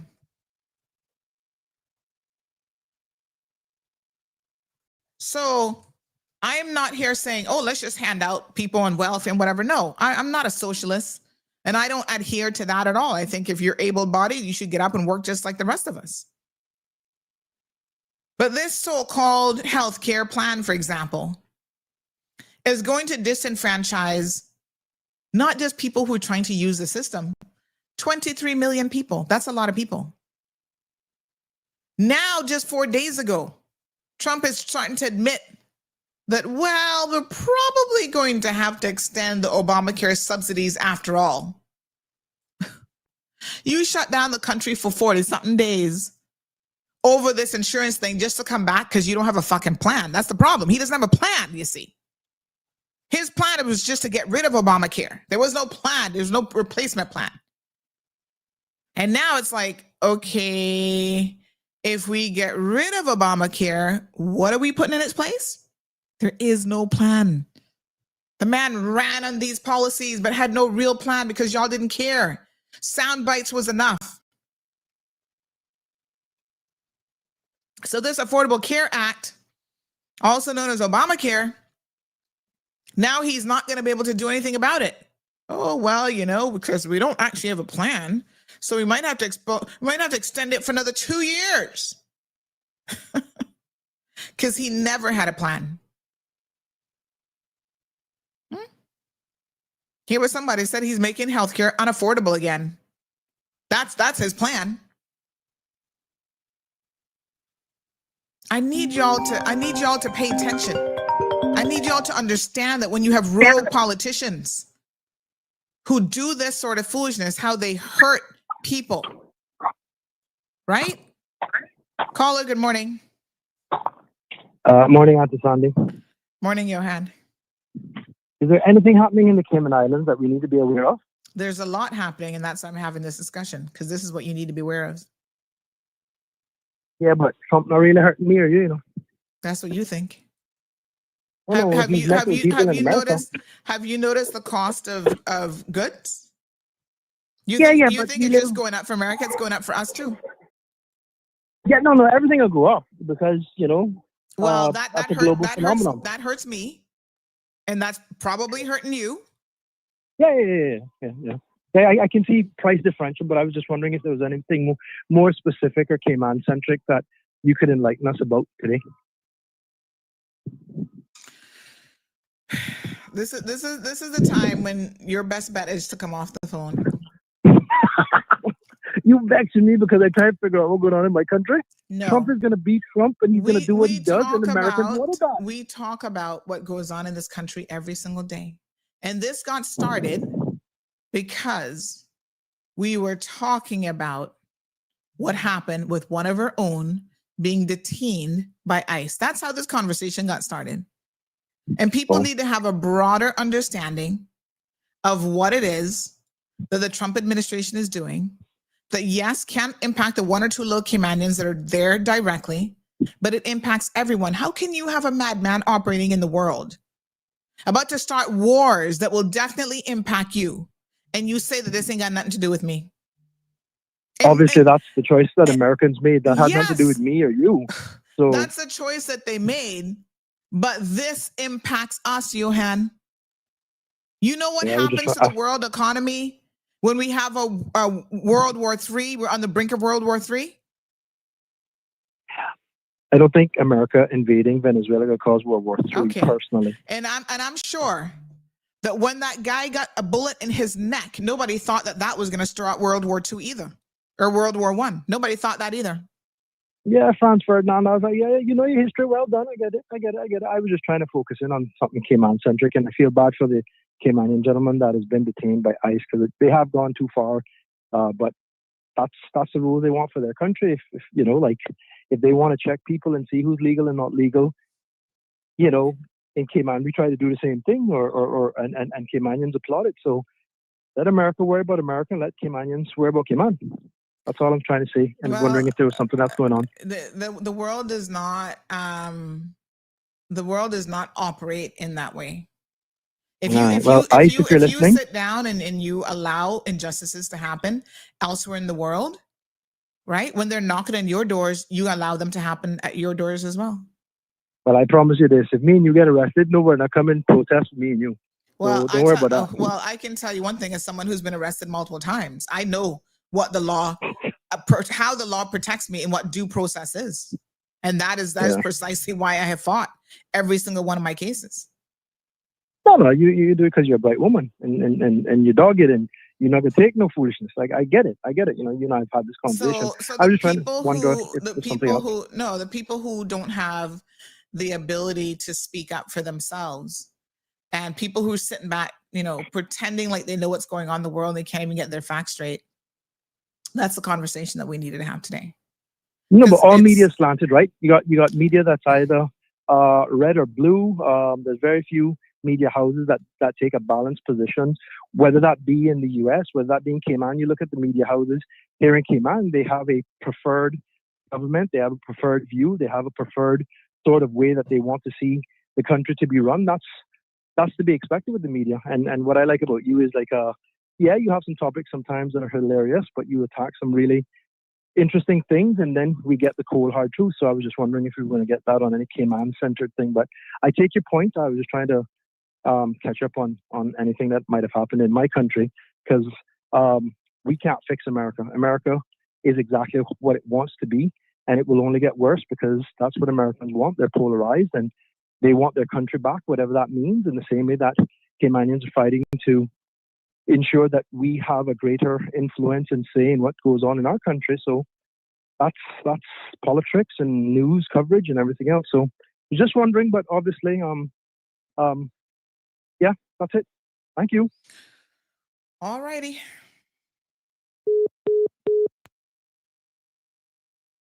Where's my button?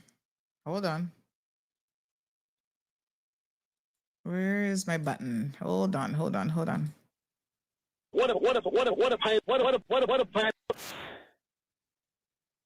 was the point of that call? Listen. Let me be very, very clear. Right? Everybody has a choice in the mornings to listen to what you want to listen to. If you want us to only talk about Cayman every single morning as though nothing else happens in the world, then go listen to OC, I guess. I don't know. I don't know who only talks about Cayman. We are not the island that time forgot anymore. What happens in the world, what happens in the United States of America impacts us. Our interest rates is tied to the US economy. Y'all complain about the economy of Cayman, the cost of every single time that payment goes up, you can't afford it. Reinsurance, all this stuff is tied into world economies, and the US having one of the biggest world economies, it's definitely tied into the US. How stupid is that? Oh, we only want to talk about the traffic accident that happened over the weekend? For fuck's sake, stop the nonsense. You cannot be serious. Right now, there are Caymanian children who are refusing to go to the United States of America for their educational needs because of what is happening in the US right now.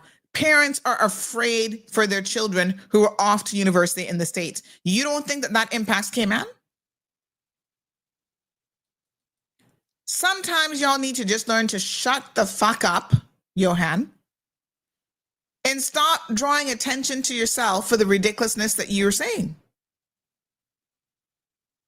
Johan says you're talking about a Caymanian. Is that not about Cayman? Apparently that's not enough. For fuck's sake, what is wrong with some of you people?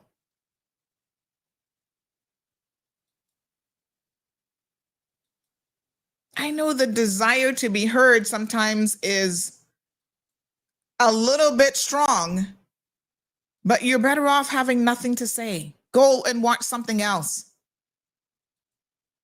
It's time like this that you go and turn on, a little music and just relax yourself. Because what you're saying don't make no sense. All of this, all of these world affairs impact us.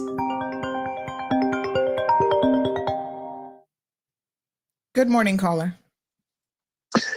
Good morning, Sandra. I wasn't going to call you this morning. Not that I should apologize for not calling or calling you, yes. But I just can't resist. I just can't resist what you are now discussing now. I think somebody called in and said, why are you discussing the United States? Isn't there something happening locally? I couldn't believe that anybody can ever even seriously think that. Because you are talking, well, first of all, I think people should understand certain things, right? Sometimes we talk about freedom of speech, but we only talk about freedom of speech when we want us to be allowed to say that which we want. If somebody exercises their freedom of speech and we disagree with them, then we say, oh, but don't spend time on that. No. If that person who called disagrees with what you are saying, They were free to call in and say they disagree with you. They think that Trump is a good influence on the Caribbean. They can say any foolish thing they want. That is what freedom of speech is about. But to somehow suggest that a country like Cayman, which hardly produces any food, 90% of the stuff in the supermarket is from the United States, that you can't talk about the United States. And I liked your your comeback on, it's too small an event. I don't think it's going to cause World War III. The Archduke, the one you mentioned, the Archduke, I think of Ferdinand or some name like that. He was he was shot in Serbia, and people didn't think it would lead to anything. There was a chain of events, and there were even some people who said, well, after they started fighting, they said, oh, this thing should be over by Christmas. It went on and went on and went on. So for me, I'm a person who agrees with Trump on some issues. I don't agree with him on some issues, okay? I agree with the Democrats or Biden, whoever, on some issues. I don't agree on others. But I will not sort of say that because you disagree with me, therefore you shouldn't be saying what you're saying. If you want to do serious shopping, you're a Caymanian. Serious shopping. You go to Miami or whatever point in the United States you want to go to. The Cayman is basically part of the United States in a sense more than it is part of the UK in terms of the way people speak, where they go to more often, the culture that they admire most and all that. And I think if anybody today thinks that there are certain events which don't affect Cayman, we should not talk about them. That's totally ridiculous. And today, I think, is one of the few times that I think you have really spoken about this over a period of time. And all the issues, in my view, which you have spoken about are directly or indirectly related to Cayman. For example, the issue about food, you mentioned that. The cost of food and all that. So, I just say, let us elevate the debate. Let us disagree if we want to disagree, but not tell people. The person who called should be ashamed of himself. He should not try to set your agenda.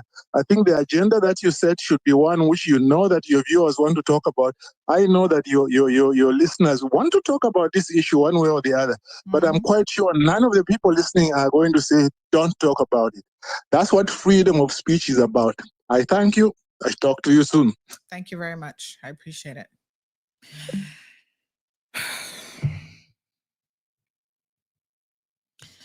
We sit down and we talk about how we're going to improve Cayman policy, immigration policy, border control.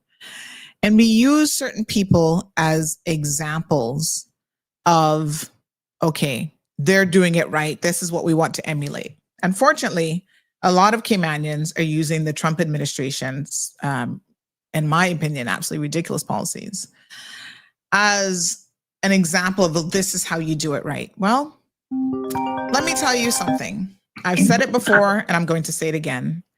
This man speaks so much double speak out of both sides of his mouth that I don't even know how any of you can sit down and swear for his policy, because just last week, he said that bringing foreign workers into the U.S. is MAGA. That's making America great again. Bringing foreign workers into the United States of America is making America great again. This comment was made after Trump met with, after he met with a U.S.-Saudi investment forum. Remember when he's meeting with the Prince Mohammed bin Salman? That's when he made the comment. Because Trump does what he does to benefit him and his rich friends. So when he sits down with one person, he says one thing, and then he makes press releases right after that saying, and this is what the media is so confused. That is what he is reporting on. That's what they're reporting on, what he says then. But y'all don't even pick up on this. Bringing foreign workers into the United States of America is making America great again. How does that coincide with your policy and what you have ICE doing? It doesn't make any fucking sense. And so for those of you who support Trump, I have to ask you, what version of the day, what statement of the day are you actually in support of? Because the dude has like, I don't know what kind of illness this is. But it's like whoever he meets with at the time, that's who he's in love with. Just like the guy that he met the other day, the new mayor of New York, right? He ran against him. Oh, he's a this, he's a that. Don't vote for him, blah, blah, blah. As soon as the guy gets in, right? They have a meeting at the White House and he's like, oh, well, you know, this is the proper thing to do. Meet with people even when you don't agree with them. And then the very next day, he even starts dressing like the guy. I'm like, what is wrong with Trump? I think the man has early onset dementia or something. You know, he's already falling asleep in meetings. The same stuff that he used to criticize Biden over, and to the best of my knowledge, Biden actually never full out fell asleep at a meeting. There's something not even right with this guy in so many levels. And yet you guys talk foolishness. So which immigration policy do you support? This one, where he says that bringing in foreign workers is making America great again, or the one where he's picking up foreigners? Make up your minds. Good morning, caller. Good morning. I have a question. What do you think about giving Johan his own show? I would love for Johan to have his own show. But Johan is one of those people that, as usual, just wants to have something to say. He just wants to chat, but he don't want to put in the work that's required to have his own show. Well, what do you think? What do you think about a daily show on CMR for Johan, you know, between the hours of 7:30 and 9:30? Johan can, I don't care what time or what weekly, daily, whatever, he can come and have his own show. But I bet you he's not going to do it. Because it takes work, right? And people don't want to put in the work. They just want to show up every once in a while, pop in and make a phone call. But of course, like anybody else, CMR TV is full on, folks. If you want a show, all you have to do is reach out. Here's the show lineup for today. Look at all these amazing shows. We had some really great ones over the weekend. Big shout out to all of the weekend shows. But yep, we got 4 shows on today. You can be number 5, Johan. Or anybody else for that matter. Pretty simple. Listen, I'm not knocking Johan. He's entitled to his opinion. But I have noticed a particular pattern with Johan when there's a conversation that he doesn't want to have. He thinks that he can call me and tell me to talk about something else. I don't know in what parallel universe you're controlling the women in your life, Johan, but it's certainly not here. And I know you're not doing it with Pilar either, so I don't know where you're pretending that this is happening. But that's not how it works. There's like over 500 people tuned into this program right now. They're not tuned in. They're not tuned in because they're not interested in this conversation. This has a lot of implications. So if, like I said, if you don't want to hear it, you can go sit down and watch football right now. I'm sure there's a football match somewhere around the world, or a batch of brownies that I'm not making for you, but somebody else, you can buy them now, that you can be chewing on and relaxing yourself. It is quite insulting, and I think some of you have picked up on the insult, to have somebody else call you and tell you what you should be talking about on your own show when you're the host of the fucking program. I mean, like, in what world does Johan actually think this makes any sense? That's why the caller's saying, get your own show, Johan, because then you can talk about whatever the hell you want. Simple as that, quite frankly. What do y'all think? Should Johan get his own show? What a mess. Morning, Miss Gina. Tartarian says, to be fair, Cayman immigration was once like that. I'm not sure if you were in Cayman when the same OC and others used to do immigration raids. As a child, I saw people being thrown in a van and deported. Well, let me be clear. I was not here, and I've heard about these, but I am pretty sure that our officers were operating within the law. So if we pick up someone right now, right? But you guys don't get the magnitude of and how it's being done that is the problem, right? Immigration still does raids, and they have a right to do so. And when they do raids, they pick people up, but they have to do it by the law, right? I have never seen an immigration officer do anywhere near what these ICE agents are doing. They're not picking up citizens. They're not picking up people of status. There is a difference. So when you try to make comparisons to say, oh yeah, well, our people seeing this and doing the same thing. No, they were not. They were not doing the same thing. Any country has the right to pick up illegals. And if the law says this person can be deported, yes, we will deport them. But you also don't see the number of cases that Border Control, CBC, WRC take to court. They go through the process, whatever the process is. Maybe in those days, the process was different. But they go through the legal process. When they're found guilty of these offenses, and once the court says, okay, we're releasing them back to CBC, and CBC takes them, just like Mary Jean, after she was convicted of fraud again, the judge said, we're not going to waste Cayman resources and put her in jail. We're going to release her back to CBC. And CBC says, okay, we've ordered her deportation. Then they escort her and they put her on a plane. You know how many people in this country are here illegally, and immigration still gives them time to pack up their stuff and leave this country? So I don't think comparing what this country has historically done and even is doing now is the same thing as what's happening in America. Not at all. Good morning, caller. Good morning. How you doing? I am very grateful, and you still owe me an answer, but that's not the reason I called.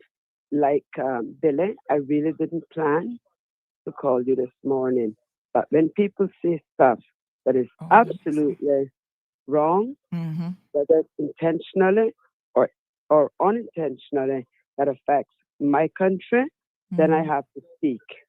OC and them never, but let me back this up.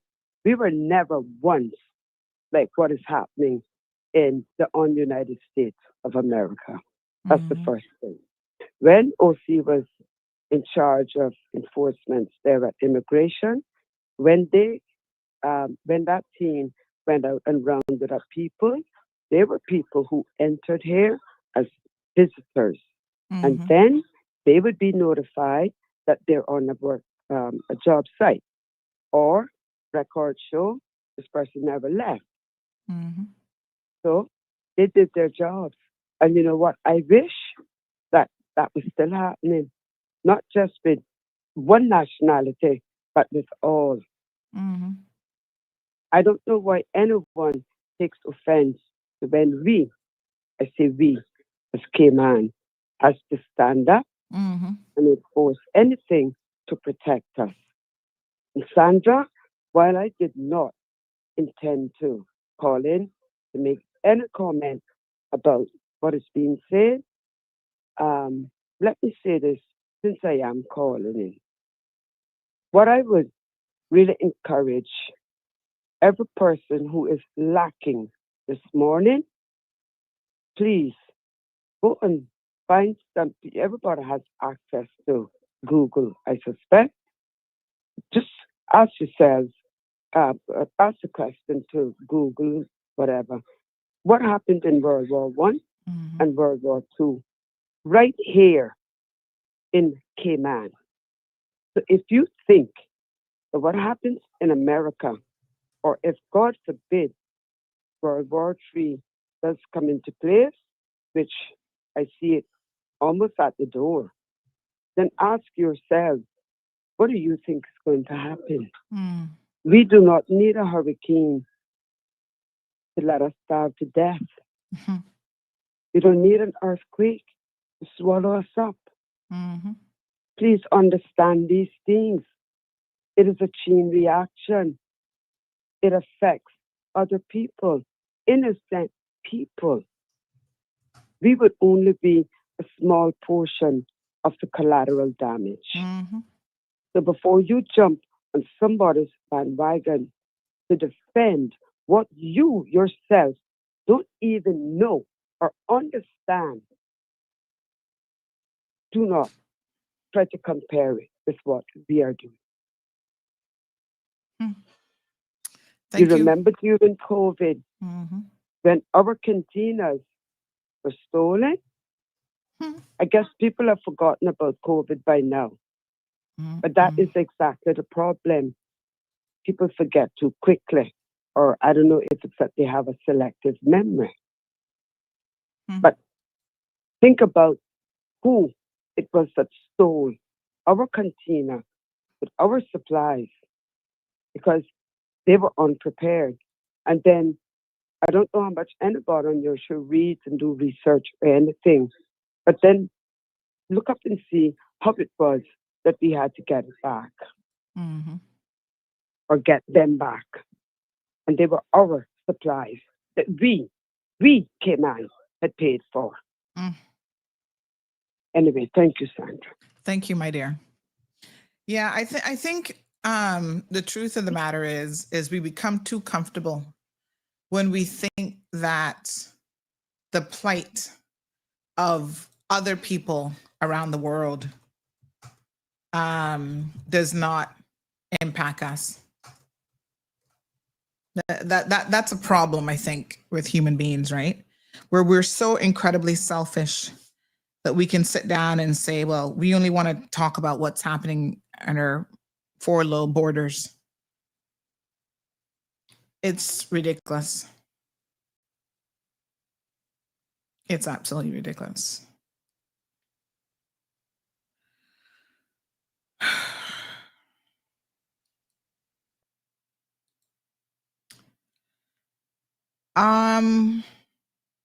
Thank you so much, Kay. I saw your comment. Someone's actually asking if you voted for Trump because they remembered seeing something on your social media that you did. Kay Dabrio is obviously Mikey's aunt, if I remember correctly. And she made a comment that they had answered my questions. I had to go back and find the answer. So Mikey didn't know about any hearing or deportation order. He should have been entitled to another hearing based on this. They could not provide any proof that they even notified him of a hearing, but they shackled him anyway. Under the law, you're not even supposed to be shackled unless you have a history of violence or you are a significant flight risk. Well, again, Kay, there's no law anymore in America. That's the problem. They're assaulting people. We've seen videos of them breaking people's car windows, dragging them out of cars, bruising them up, assaulting them, people losing their lives in ICE custody. And you don't really know why. So this is what happens when law and order and due process is completely out the window. Matthew says, my husband supposedly missed a hearing that he was never notified about. We have every document from every hearing he's been asked to attend. We have been very vocal and transparent with the government doing everything we've been asked to do. We've been married over 2 years, filed all of the appropriate paperwork, paid all the fees, and when asked to do our green card interview, we were overly prepared with photos, his immigration paperwork, letters from family or church, and our community.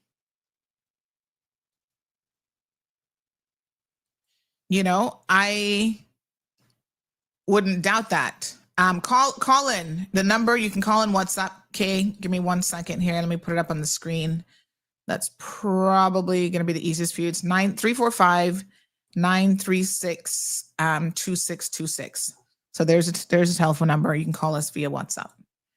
Yeah, this is it is egregious. I mean, I can't, I cannot condone this. And listen, governments make mistakes, agencies make mistake. Sometimes they get it wrong and they can't be above, again, the law themselves. If a person doesn't get proper notice of a hearing, how the hell are they supposed to show up? Even our own government at times have gotten it wrong. And that's why when people sue them and they challenge them, we've seen CBC get sued. The former chief medical officer, they lost a lawsuit and have had to pay out millions of dollars to private medical practice because of their errors in executing the law. That's how the law should work. In the United States of America, there was a time when you arrested someone without reading them their Miranda rights or whatever, that case was completely thrown out. Now, only God knows if any of those things even exist anymore. Good morning, caller. Welcome to the program. Hi, Sandy. It's Kay. Good morning. How are you? Hey, Kay. Not bad. How you doing? Wish we were talking under Doing different good. circumstances. Yes, yes, same here. His mother is pretty distraught, so that's why I don't even know she knows you're on the air. A couple of people tagged me in this, and so I had to jump on. So there's a couple of things that I wanted to address. Obviously, the first one is Nike. The second thing will be about Obamacare. The third thing will be on how all of this affects Caymanians, and it's pretty much a repetition of what you already explained. As I said in my note, I see somebody asked what was Mikey afraid about.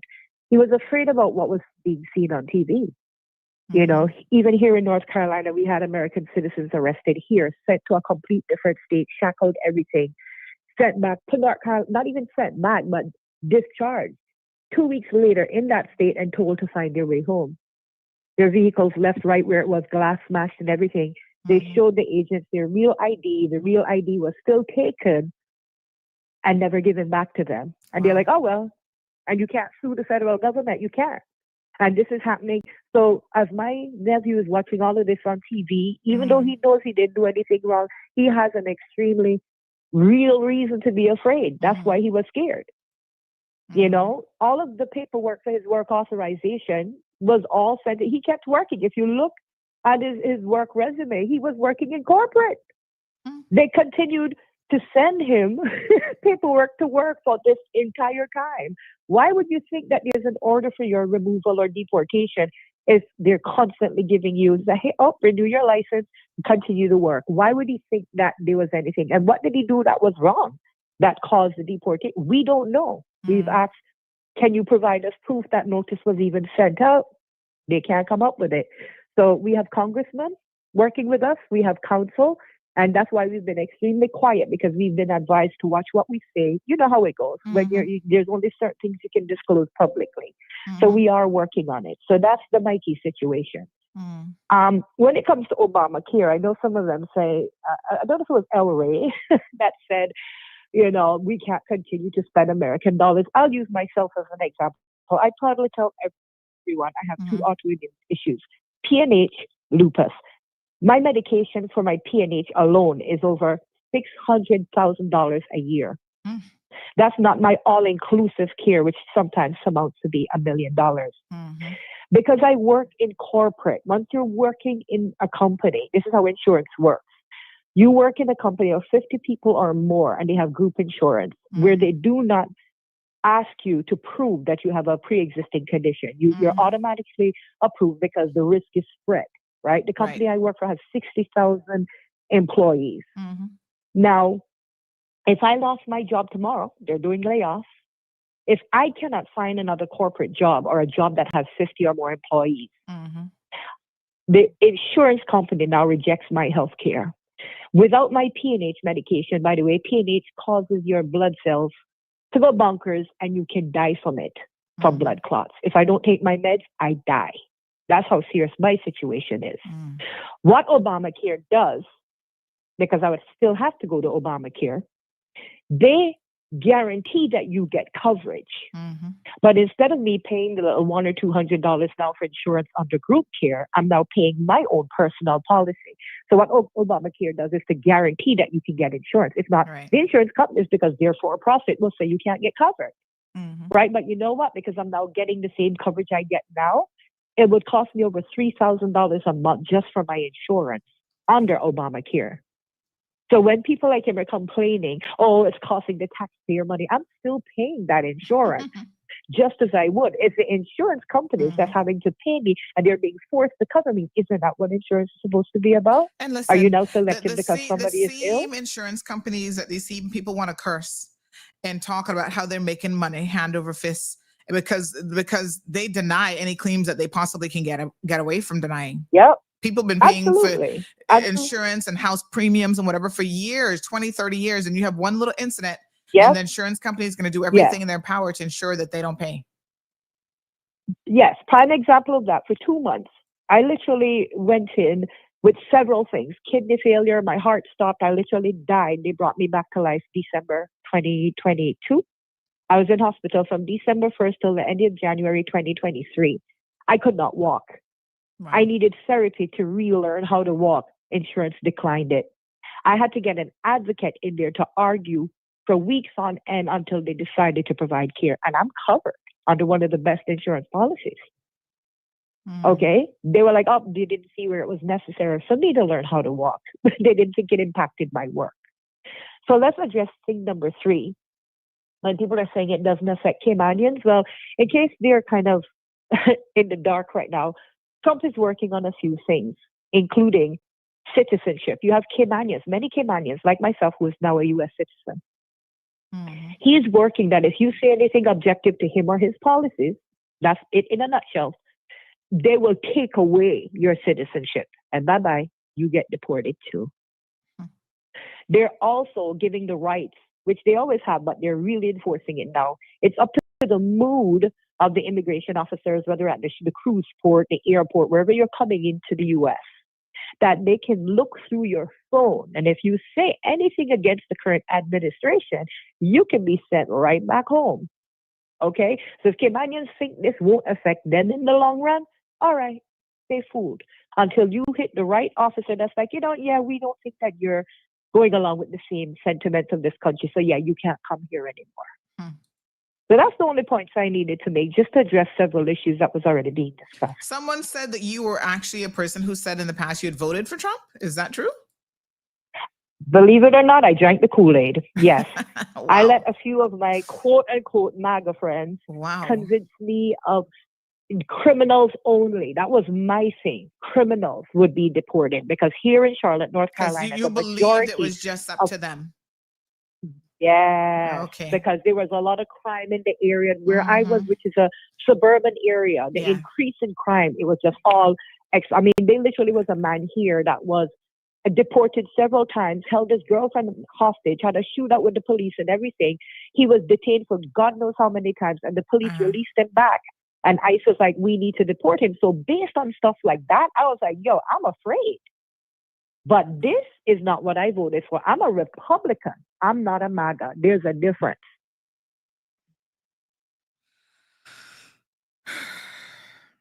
Wow.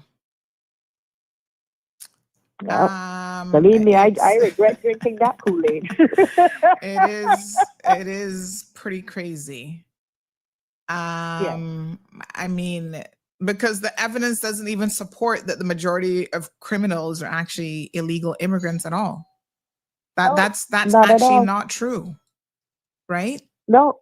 And then you have this man who he's actually pardoning criminals who turn around and commit crimes again. Yeah, yeah.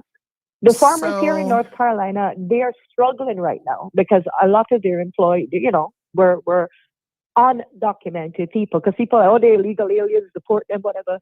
There are cases of young girls that were, brought here when their parents, were older and they were like kids. And these young women were sex trafficked. And they didn't know what to do. They were even employed under heavy, when you're employed by people and you're forced to do housework and all this other stuff. They don't know what to do because that thing, oh, you're illegal, is over their head. So were they going to go to the police? No. They rounded them up and shackled them. Oh, you're illegal too. So they've been victimized their entire life. Sexually assaulted, then made to do work, threatened, hours on end of regular work. Oh, well, go to the police, we'll deport you. And then ICE found them, rounded them up, and now they're shackled somewhere in a prison. So people don't understand. It's not like they just put cuffs on you and you go sit in a nice, comfy room. You're in a cell with 10 to 20 people. There is no window. You eat 3 times a day. In some cases, you're eating crackers and a little juice. You have to pay into a commissary, and all of this, if you're out of status, that is a civil offense, aka a misdemeanor. That's the equivalent of being shackled for a speeding ticket as a normal person. They don't even realize the inhumane treatment and the ill. This is wrong on every level. Let me just ask you a question. You talk about drinking the Kool-Aid, right? I think sometimes we have to experience something before we ourselves realize what's really happening. When you voted for him, did you ever think in a million years that you would have been impacted by his rogue policies? No, because I was thinking criminals. I'm thinking the thugs that I keep hearing the pow at night. Right. Yeah. And that's why it's important to talk about these examples. Mikey's case is but one. And you can show how this president, in fact, isn't committed to any sensible policy, because from one day to the next, 1 week to the next, depending on who he's meeting with and whose hand he's shaking, his position changes. Like if you've got enough money, you know, if he's got enough money, that's like all that if a person has enough money, that's all that matters. He sits down and meets with, you know, this prince from wherever the heck he was from, who it is widely accepted in the international community that he actually ordered the execution of a journalist. And he has the audacity to sit there and say, why are you questioning this? So what if he ordered the execution of a journalist? This guy was a troublemaker. And that was his response. The sad part about this was that I realized this even before Mikey was impacted, because I started, you know, raging some weeks ago on my Facebook. And then when I got the call from his husband, I'm like, wait, what? Because I was already pissed off that this had gone south. And then the roosters came home to roost. And I'm like, so it's now affecting me too? Like, son of a bleep, you know? So I mean, it just goes to show you again, when Johan says, well, this has nothing to do with us, I'm like, yeah, you sit there. It will literally only be a matter of time. Any Caymanian student right now in America is at risk. Any Caymanian student. You just need to have the right look, because what you're not going into is the upper class neighborhoods. They're not targeting anyone that is white. I will say it out loud. I don't care if people want to say I'm racist. Listen to this comment now. Somebody says Obama has deported more people than Trump. Then why would you have voted for Trump? Because the whole thing was that both Obama and Biden didn't deport more people. So it's like the supporters, they say different things because they're so confused to try to defend this madman. So now Obama deported more people than Trump. So then that means Obama had a better policy. Like, what sense does this even make? None of this makes any sense. The deportation is not the issue. It's not the issue. It's the how issue of how it's people being are done. being treated and how they're Yes, and the fact that they're denied due process. No ICE agents because have ever, like I said, I lived in the United States of America for 15 years. I've never heard of people living with this kind of fear ever until now. This person says MAGA and Republicans are the same, no different at all. Caller knows who she was voting for, but she rather play politics. She voted for a felon. So yes, she is a MAGA. Are you willing to accept that you just got it wrong? You said you drank the Kool-Aid, so I think you're now realizing that you went wrong, but. Oh, I realized I got it wrong from months ago, like before this even happened. When stuff started going haywire, and then I started seeing and I'm like, wow, I can't believe I fell for this crap. You know, because I was hyper focused on the crime. The crime was the thing that concerned me. So instead of reading the entire book, I read one chapter, and I will own that. I am not one to shy away from saying when I had it wrong. Mm-hmm. Oh, what a mess. Well, we're gonna hope. So where is Mikey being held now? Do you know exactly where he is? I do, but I'm not sure if we're allowed to say it. But it's not in the same state that he was in, and he was in New York, but he's not in New York. They moved him. So they moved him to another and that's state. what they do. Wow. Yeah. And I mean, they say, you know, and this applies to just everybody. Now, I'm not speaking on Mikey's case, but and I think you said it before, they can deport you supposedly back to where you're from, unless your place, what am I trying to say, rejects you. But there have been cases where even people that had their own home country to go to that didn't reject them, they still sent them elsewhere. So that's one of our biggest fears, is where could they possibly send them to? Because if we can't track it, you know what I mean, wherever he ends up, we have to fly there. Because in many cases, when they deport people, they're not giving them back their travel documents. They're not giving them back the clothing they were in. They're not returning jewelry, cell phones, all of that is coming up missing. Wow. Across the states, not in New York only. It's across. So we don't even know if his cell phone will ever be returned to him, because what they do is when they take you into custody, they hook your cell phone up to a machine and they look at the whole history of that phone. There's actually software out now that they can do, I think they said 8 billion readings per hour or something like that on all cell phones if they wanted to. Like, there's a lot more to this. Even the companies, because people don't realize these facilities that are housing them is for profit. The government doesn't run them. And they signed $1 billion contract. Was it Geo something? I can't remember the name of the company. $1 billion contract. So these people are just treating these people like they're working nothing. with the Israeli military because they have very sophisticated. Yeah, absolutely. Equipment. They have people from Israel actually as ICE officers. People don't understand that, the seriousness of this. And as a matter of fact, the people that own these companies, right, that are housing the people, was a big donator to Trump's campaign. As a matter of fact, the guy that started the company also did a personal donation to the Trump campaign. It's all about racism and money. That's what it boils down to. Yeah. Wow. Thank you so much. I really appreciate it. This is so crazy. It really is crazy. Well, all right. Well, let me jump off we here. hope, we hope that that obviously, you can get this matter resolved. I know it's hard to be optimistic, like I said, we have some Congress you see, people working on it. Yeah, because of what you see happening with other people, but just keep the faith. Yeah. Yes. Yes. All right, my dear. Thank you so much. Thank you. All right. Take care. Bye-bye. So some of the people are in the comment section now trying to say, well, Mr. Jeff, let me call you back in just a little bit. Okay. All right, dear. Thanks. People in the comment section saying, well, Obama, did more people. Well, like we said, this isn't, you see, this is where you talk on both sides of your mouth, because you claim that the Obama administration actually didn't do anything about illegal immigration. And that's why Trump would have been better. That's what you guys said at the time, why you wanted to vote for him. Now you're admitting that, in fact, Obama actually, his administration deported quite a number of people. The major difference, though, it's not just about a question of deportation. It is a matter of how it's being done. So what is happening under this administration is the daily arrest records under the Trump administration is doubled compared to any other in the last decade. So the New York Times has done an analysis of the data, and it shows that the average daily arrest rate has more than doubled in 38 states compared to the 2024 rate before Trump was back in. Now, if you want to compare Obama's record, because apparently you got to go 2 presidents back to try to do this comparison to make Trump look good, this is where now we need to get into some facts.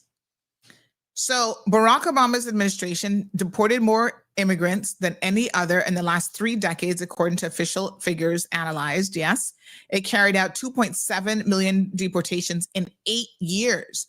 That was an average of 942 per day. So what was Americans complaining about? That nobody was deporting illegal people? Now that doesn't hold water, right? During his first term, 2009 to 2012, it was an average of 1,088 per day. And his second term, it dropped down to 794.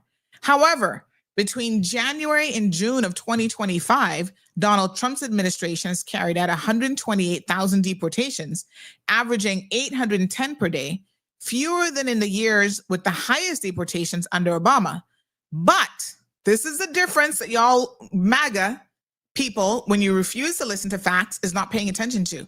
This is not a comparison of oranges and apples, or oranges and apples to apples. But detentions have reached record numbers. As of August 11, 2025, it surpassed over 60,000 arrests. More than 80% of those people without any criminal record whatsoever, according to ICE data.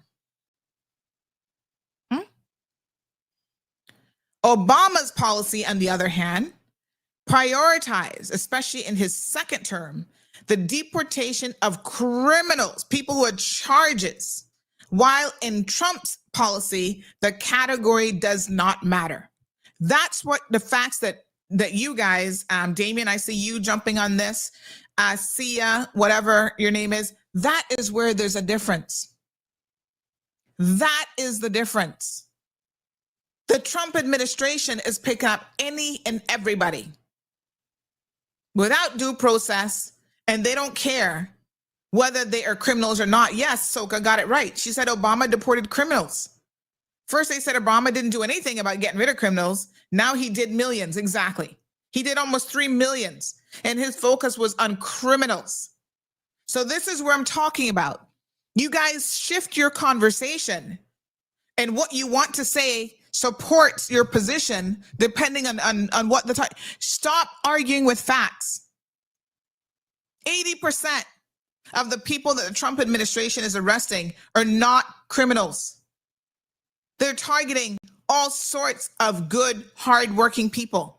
Some of them who they had previously given special compensation to be able to, dispensation, I should say, to be able to stay in the United States of America, such as the Venezuelans. So they had given them permission to stay, and then they changed their minds, and now it's like, it doesn't matter.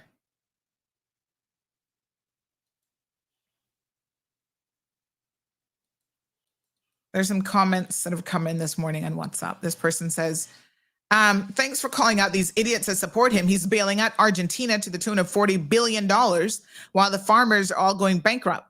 Their land is being bought up for pennies on the dollar, no doubt by his big bank friends. Johan, he rigged the election. He did not win. He's destroying the world, not just America. Don't want to come on just supporting you with this show today. Exactly. Yeah, Johan did not make any points with that call.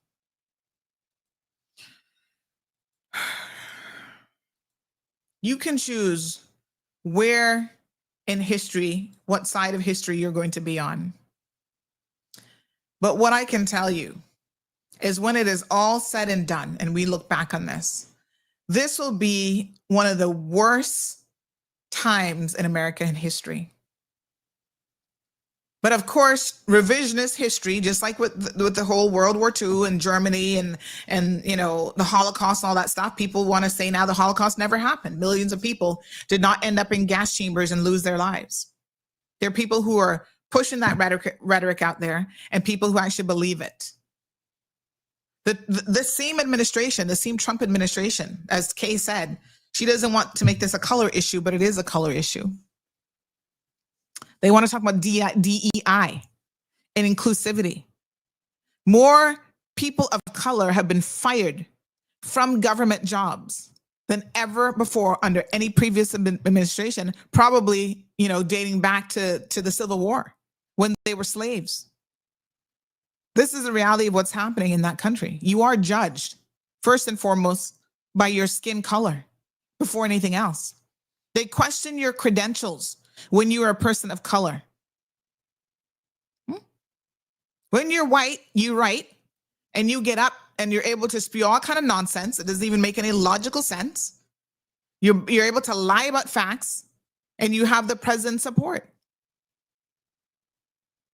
He has dismantled so many rights for marginalized communities. Yes, people who fall into the LGBTQ plus community have been hit hard. Minorities, Hispanic, which a lot of them were supporting him and now they're regretting it. African Americans. This is why I tell you, you cannot support someone who is against a group of people just because they're foreigners. So therefore they have no rights. And don't think that one day your time not coming too. Due process has to be always executed. That's why y'all sit down and laugh at Venezuela. I see Caymanians sharing these video clips and laughing because it's funny to see people blown out of the water until the day he does it to one of your family members on a boat going to Honduras. Oh, well, they wasn't really going to taking drugs, you know, Sandy. Really? The Trump administration doesn't care. Good morning. This is Jim Jones at a different, more dangerous level. Christian hate is real. Hate is very expensive. It might just be me, but I would never vote for a man who had 6 bankruptcies, including a casino. Who the hell bankrupts a casino? There are reports of farmers killing themselves. Honduras, former president of Honduras, who said that Trump has nothing to do with their politics, Seems your hand only interested in things that affect. That part got cut off. Hold on. Let me tell you what the bottom bit. Oh, hold on. Let me just remove the ticker. That affect him directly. Again, if you cannot see how this affects you directly, then I'm at a loss, right? Heaven bless says Trump's wife was illegal and Elon Musk was illegal. They yes. So why aren't they going and deporting them? Right? It's like the law is good for certain people. And yes, apparently it does help if you are of a particular skin color and you are of a particular financial position as well. You have to be able to stand up for what is right. And one of my favorite quotes, thank you so much, sir, for sharing this, because this really brings the point home. I can't stand here and fight for Caymanians and ignore the injustices that are happening all over the world. That's why I remember when the situation with the Cubans at Bordentown, and so said, so done, might come to fruition again. I said, heaven forbid that a fire breaks out here. The way that we have those people living is not right. And I accept that some of it is their own fault. But what do you expect when you put 60, 70 people in a facility that was never designed to house that many people? Of course, they're going to build a shanty town within the Civic Center. And if you go back and watch the video, I said, heaven forbid that this place catches on fire because there were so many infractions, electrical and otherwise there. I said, the day these people lose their lives, that will be blood on the people of the Cayman Islands. And what happened? The place eventually did catch on fire. Thankfully, nobody lost their life. I can't sit back and justify if our government gets certain things wrong, then they get it wrong. And I'm not going to give them right just because those people are Cubans, that we, even if they come here illegally, that we must treat them like shit. I don't agree with that. That's why I say process their asylum applications as quickly as you can so you can deny it, because most of them are not seeking political asylum. It is indeed financial asylum, which there's no such thing that our law permits.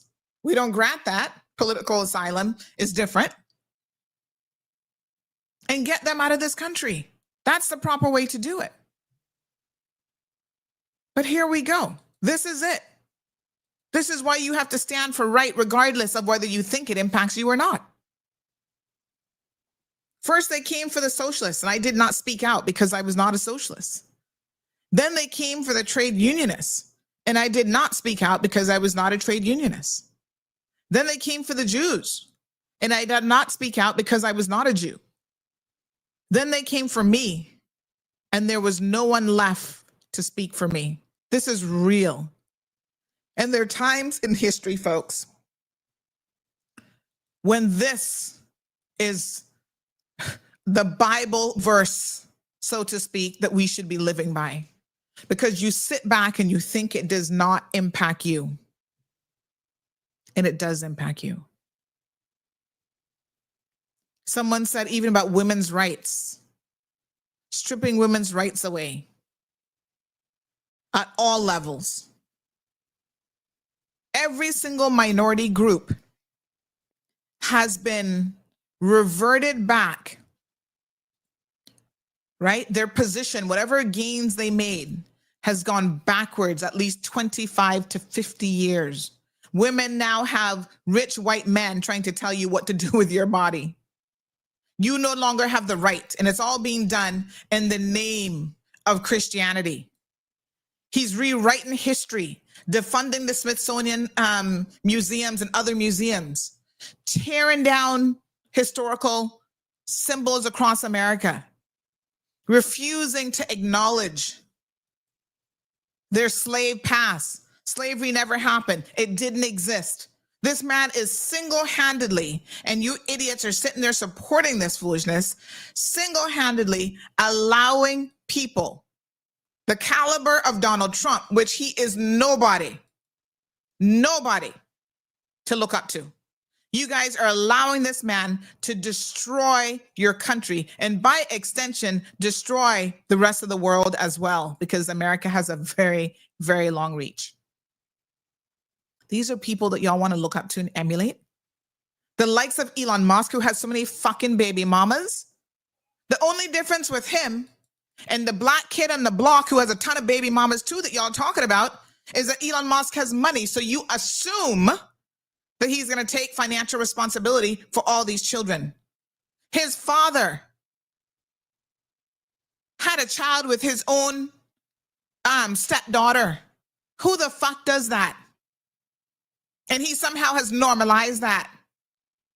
Oh, you know, she came over and she looked good and I wanted to have sex with her. Everybody else should be calling him a friggin' pedophile. But he gets a pass because he's rich. That is the world that has been normalized. You get a pass because you have enough money.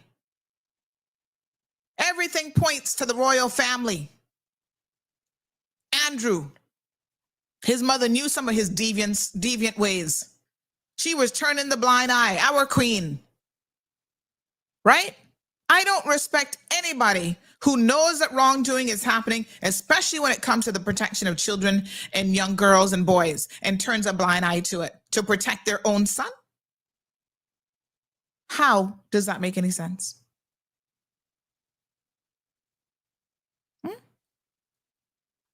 It's not right. This man is morally bankrupt. And so I can give you a million reasons why I cannot support anything about Donald Trump. But least of all, he has nothing moral about him. There are good, upstanding Christians who claim that this man is bringing Christianity back. Y'all are foolish. He has used the Christian conservatives to his own personal gain. He does not care anything about Christian values. And I know that based on his behavior, not his words. Because his words are meaningless to me. His words mean nothing. But this man has demonstrated time and time again through his own behavior that he is morally bankrupt. You see his obsession the other, but boy, I don't think I'm going to get in. I don't think I'm going to get into heaven because the kind of life that I've lived. Really? Y'all actually think this dude going to heaven? Come on now. It's ridiculous. Even him himself knows he's not going to heaven because y'all don't know half of what this man has done. Huh? Somebody says, why isn't Elon Musk being deported? Because he's a white South African. Remember, Trump accused Cyril Ramaphosa of racism against white South African farmers? Didn't Trump also make some special concessions for white South Africans to migrate to the U.S.? Yes, he did. He did all of that. Y'all don't even hide the racism anymore. It is so blatant. All you have to do is a little bit of research, and you will see what he has done under the Trump administration, especially to people of color. But more, listen, more than anybody else, Black females. You don't want us out there on child support, using SNAP benefits, this, that, and the next thing. And yet, when we try to elevate ourselves, we're going to get an education, we're going to work, we're going to be honest people, yada, yada, yada, you still come for us. You know how that makes anybody of color who has done the right thing? We don't get the privilege. Right? Of getting any handouts from anybody. And yet, you guys have the audacity to talk about DEH. I'm like, really? Are y'all serious right now? Because you cannot be serious when you say these things, because I have the facts to actually prove that African American women in particular have been terminated at a much higher rate than anybody else in the Trump administration. And it wasn't because they were sitting there doing anything wrong. It has nothing to do with the fact that they're not qualified. In fact, they're more qualified and have to work harder than their contemporaries. But who cares about that? None of that matters when you play by the rules that the Trump administration plays with. Even this FBI guy, right? He's some kind of Patel, obviously Indian. What is he doing? Right now, he has FBI resources protecting his girlfriend when she goes to perform and sing at events. When has that ever been done? You guys talk about the wastage and the hemorrhaging of money.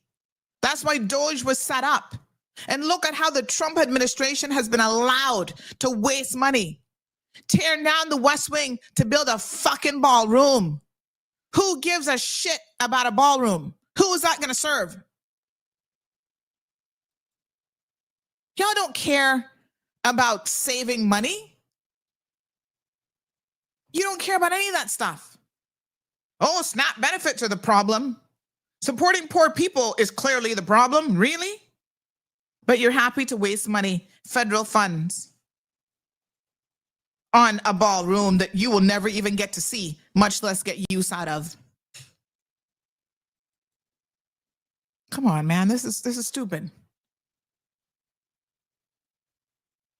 None of this makes any logical sense. It doesn't add up. And so if it's not making any logical sense, if it's not adding up, then we need to have a coming to Jesus moment.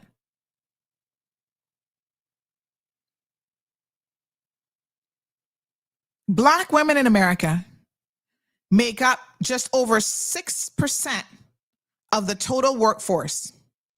And yet they make up more than 12% of federal workers. Okay. And they have been cut off at the knees. Some of it because of budget cuts. You have certain agencies laying off upwards of 75% of their staff, and the first ones out the door are Black women. Roughly 300,000 Black women have exited the U.S. labor force in just 2 months. A shift tied directly to federal policy decisions. This is across all sorts of public sector agencies. You should know that public sector agencies historically has been one of the few reliable pathways to middle-class stability for Black women. Although they still make up just a little over 6% of the overall workforce. In the federal government, it's more than 12%. They rely on the benefits, the equitable pay, the pensions. Even where there are continued disparities, they are still better off until the Trump administration came in. The numbers speak for themselves. They're the first ones to be let go. Y'all don't want people on SNAP programs. You don't want people relying on the federal government for financial aid. Then allow people to work. People are showing up. They're willing to work. They're making the necessary sacrifices. They're educating themselves. They're applying for grant programs that are going to help other people in their communities. And it just isn't about the lost income and money. It's now about mental health, future planning, right? The worst thing you can do to any community is to attack the women who are the caregivers, the mothers, and oftentimes the breadwinners in families. Because then that has a trickle-down effect on everyone in the family, creating greater instability for the children. And then those children get caught up in the system. And next thing you know, they're in the penal system, they're in the mental health system, all these trickle-down things. And you claim, the Republican Party claims that, well, they're not pro-abortion because clearly, they're pro-life and they want to, support pro-life and blah, blah. How can you be pro-life in one breath, but in the other breath, once somebody gets here, you put them in such a position that they might as well not even fucking have life? Their policies are contradictory and make zero sense. Pro-life, don't want anybody to have an abortion, even in rape cases. Right? You're causing women to lose their lives day in and day out because of a stupid policy where even if the mother's life is at risk, you still are telling her she can't terminate a pregnancy. Women are being forced now to have severely disabled children that they cannot afford to have. And they're raking up medical bills. And when they can't pay it, that falls on all of you out there who claiming you're so pro-life. But yet you don't want to pay for those types of things. You need to get your policies together. And for the record, since El Rey, I've seen your comments about DEI and all kind of foolishness. Black federal employees are on average a highly educated workforce with nearly half, 45.3%, holding at least a bachelor's degree, which is higher than the overall share of Black workers at 26.2%. Additionally, most Black federal workers have long tenures, with 21.2% having served in the government for 20 years or more. They're well represented in administrative, technical occupations.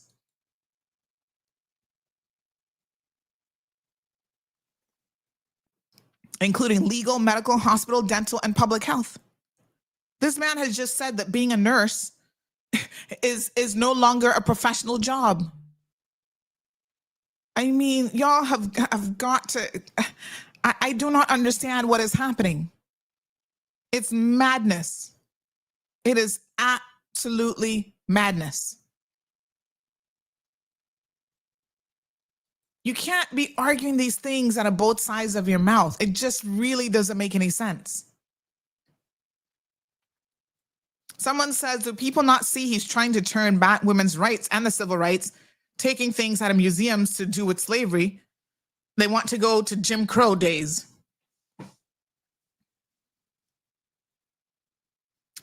Barbara says, wait until one of our stupid who think that they're white people get stopped and held hostage one day, and you will pay shame on you traitors.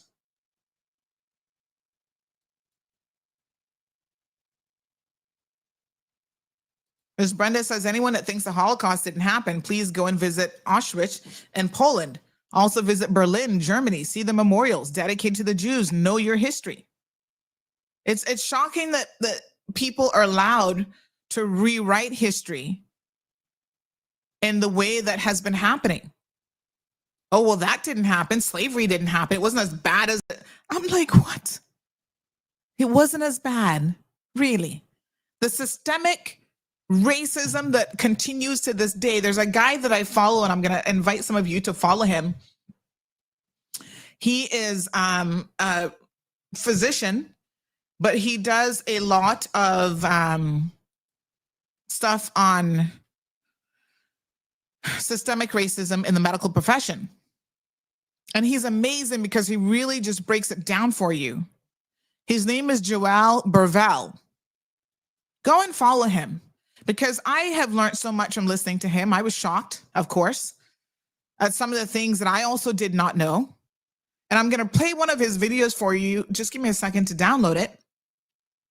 Because when you recognize, people say, well, there is no such thing as systemic racism in medicine. He's like, do you know that certain machines have been designed and certain reporting protocols in the medical profession have been skewed because they say, oh, from way back in the 1800s or whatever. Black people, they have different lung capacity. They have this, they have that, they have whatever. Which means that when something happens to you, you're going to be denied care because the physicians have policies that they go off of, right? And the policy says, well, African-American people, we're not going to diagnose them as having OCPD or whatever, because we know that they have better lung capacity than white people, which isn't true, but they're going to tell you that anyway. So they get delayed care. And when you have certain chronic illnesses and diseases, as we know, having Health City on here every single Tuesday, delayed care can be a death sentence for you. Yeah? So let's pay attention. CS says he went bankrupt 6 times, but still a billionaire. Yes. And the richest he's ever been is right now that he's president of the United States of America. That's why he can be like, oh, well, I don't need a salary. He doesn't need a salary because he is creating policies and taking money and doing the most to make sure that he remains as rich as he possibly can. So you're right. Isn't the irony of that? That a man who should not have gotten all the loans that he's gotten, even the banks agreed with that, he was getting preferential treatment and all this sort of thing on the backside of the fact of who he is, even when he didn't qualify. Make you and me try to go to a bank to get another loan after you file bankruptcy so many times. Let's talk about equality. Have a listen to this. It matter. That was a real comment left under my last video about whether having diverse medical illustrations in medicine matters. And honestly, it's the perfect setup because the answer is yes, and the reason why is wilder than most people might think. I'm Dr. Joel, and let me show you something that might change how you might think about medicine. We all grew up seeing the same medical images, diagrams, conditions, rashes, all shown on white skin. But here's the problem. What happens when a skin condition looks completely different on darker skin tones? The example I like to use is Lyme disease. It's a bacterial infection that can be carried by ticks and cause a characteristic bullseye rash. When I was in medical school, I was only taught what it looks like on lighter skin tones, not on darker skin tones. See the difference? If you were to Google Lyme disease right now, almost every image you'll see is only on white skin. But what happens in real life? Studies show that under-recognition of Lyme disease causes people with darker skin to be 10% more likely to show later manifestations of the disease. When it isn't caught early, it can cause neurological problems, arthritis, even heart problems. That's why representation in medical illustrations isn't extra, just diversity, or being woke. It's accuracy, it's diagnosis, and sometimes it's life or death. If we can't see people in our medical system, we can't treat them. That's not the example that I was actually looking for. The better example is where he talks about how the, hold on one second. I think it's this one. Let me show you this one, where he talks about how diagnosing different patients based on race has been classified over the years. And you'd be surprised that these classifications to this day still maintain themselves in these professions. And with the foolishness that the Trump administration has been going, even in terms of the FDA and the medical world, it's simply not stopping. So we need to have a reality check here, folks, about what all of this means. And we need to, they can call it woke all they want, but if you're not staying awake and you're falling asleep at the wheel, dog and eat your supper. Right? Kay says we're blaming Trump, but we also need to understand that the rest of the government has the power to remove him, but they choose not to. Well, I mean, like someone said, this is the equivalent of the whole Jim Jones situation. It is flat. I mean, people who have adamantly, even JFK Jr. and all these people who have spoken out about Trump before have now realized that when they do that, they themselves will be targeted. And so to protect themselves and to get a little position and a little bit of money, right? They are willing to throw people down the river.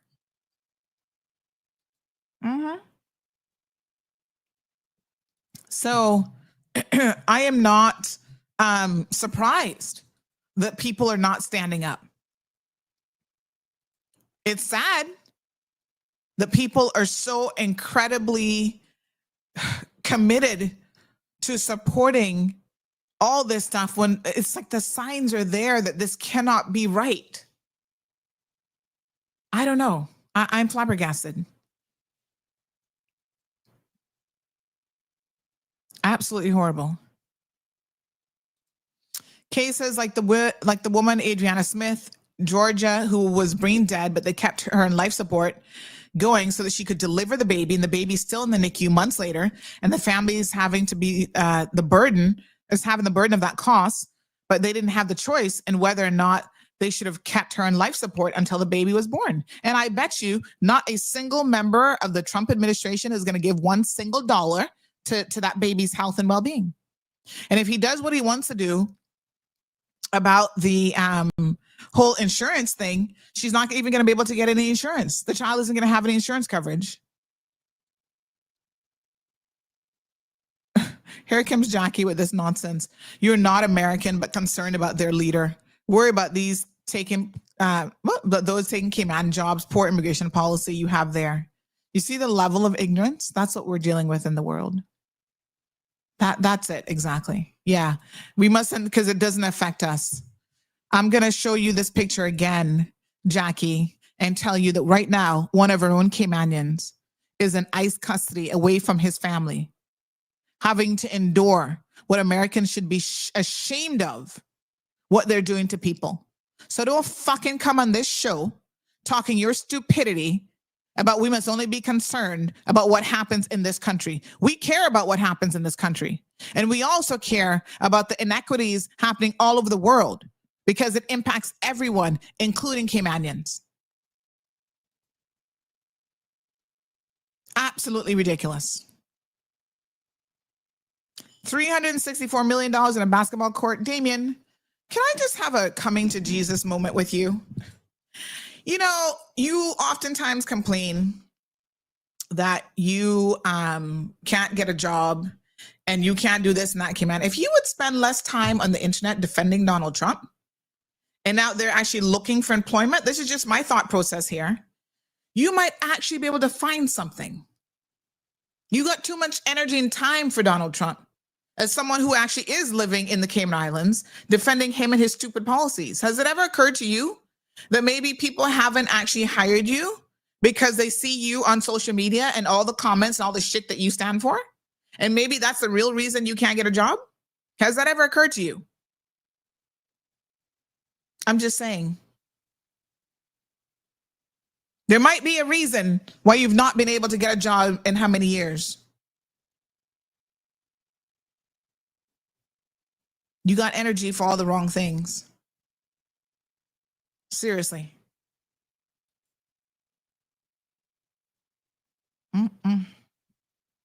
No, sir.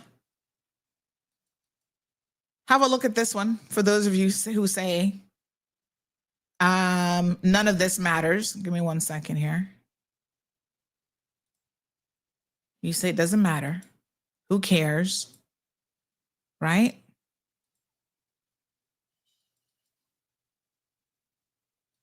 Give me 1 second here. I downloaded this video.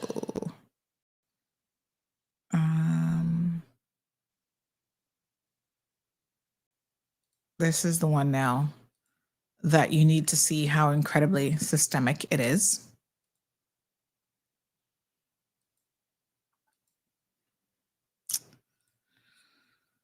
Oh, Lord Jesus. Take the wheel.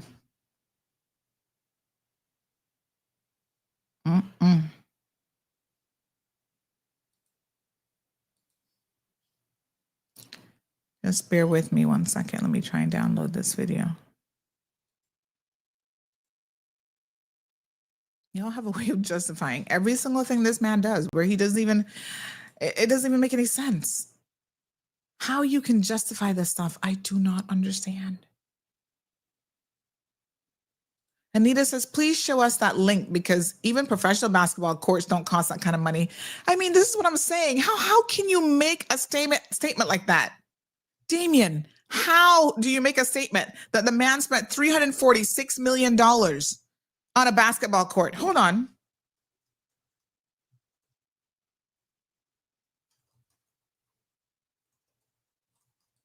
You see, This now is where, when you make these types of comments, right?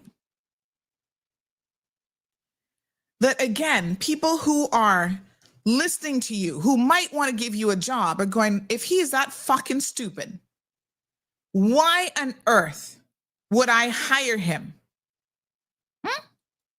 to work for me? Like, they have to question your intellectual capacity. Because you claim you're intelligent, right? You claim that, you know, this, that, and the other thing. Wow. And the sources that you rely upon, let me show you where this is going, where this is even coming from. October 23rd, this idiot started this called Big Fish, where he says this, I mean, you cannot make this shit up. Like, you really, really can't. He's like, oh, well, isn't this the demolition at the White House when he was building his basketball court? Oh my God.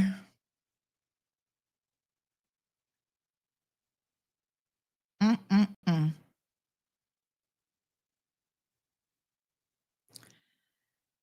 So Obama's alleged $365 million basketball court. The report suggests that during a 2009 renovation of the White House, tennis courts set up in the 1950s by President Dwight D. Eisenhower, Obama ordered that the basketball hoops and court markings be added to it. The basketball court was not a new installation, but rather a mere addition to an existing structure. Okay. While the exact amount spent on the basketball court has not been disclosed, reports suggest that it was likely privately funded. It must be noted that even if the project was completed using taxpayers' money, $375 million price tag seems a bit exaggerated, because apparently, right, a company who does basketball courts says an outdoor full court of 94 by 50 costs between $17,000 to $76,000 on average, much below the excessive figure being shared on social media. According to the Obama White House archives, shortly after taking office, President Obama had the White House tennis court adapted so it could be used for both tennis and basketball. The statement implies that the renovation was an adjustment and not a lavish state project. So why is it being shared now? Because apparently people are upset that President Trump is going to spend at least $300 million funding a ballroom, and the massive project, as per a list of donors released by the White House, is being funded by likes of Apple, Google, and Meta. Nonetheless, the destruction of part of the world-famous landmark, a widespread demolition that Trump previously revealed, has sparked anger. So that is why now you guys are fabricating a story that that kind of money was spent on a basketball court. You see, once again, Damien, anybody who is sitting here thinking, oh, this young man, Damien Charles, is looking for a job, I'd like to hire him. They see you make a comment like that he spent $346 million worth of taxpayers' money on a fucking basketball court. And all he did was put on lines and put up a hoop. 355 million what, pesos? Even then it would be too much. And this is where it came from. And look at the disgusting picture. Right? That's Obama's new basketball court. Something is wrong with you. Do you even comprehend how much $346 million is? That could build you how many houses? Is that type of stupid comment, Damien? Oh, you can prove it. Sure you can. Go ahead, prove it. Prove it. You got the receipts more than anybody else. What idiot would spend even $1 million in a basketball court? No one has ever spent oh my God, Jesus Christ. Go ahead and prove it, Damien. Since you claim you can prove it, go ahead. Please prove it. Let's see the contractors and the receipts. You could have built that court out of gold and wouldn't have spent that kind of money. Y'all are so stupid. If he had built it even from scratch, it would not have cost that kind of money. And take it from someone who actually knows a thing or two about, in this day and age, which it would be more expensive to build something like this. I actually built a pickleball court, and y'all are stupid if you think a slab of concrete and some lines and a hoop would cost that kind of money. Something is wrong with you all. He has taken the Kennedy Rose Garden, put there by Grandma Rose, and destroyed that. He's redone bathrooms and cleaned the, oh, this is more reminiscent of what it looked like back in the 1800s and early 1900s. Really? He has horrible taste, by the way. Not for nothing. He didn't consult anybody. Of course, Kyle, now he has to be one of those fucking house niggers. There's always a few in the group who comes in, says maybe he can't get a job because the airport is 99% work permits. Yeah, that's why he can't get a job. I'm sure that's why. Oh, yes, that's definitely why he can't get a job. Right. How many of you can't get a job and have actually applied to even work and do that shift work? Because a lot of you Caymanians don't want to do no shift work. How many of you have actually applied to work airport since you're so concerned about 99% of them being on work permits? I know Caymanians right there right now. Melinda Macfield is one of them who's working at the airport and perfectly happy, doing the same job you clean Caymanians can't get. Because some of you don't want those jobs. That's a real problem.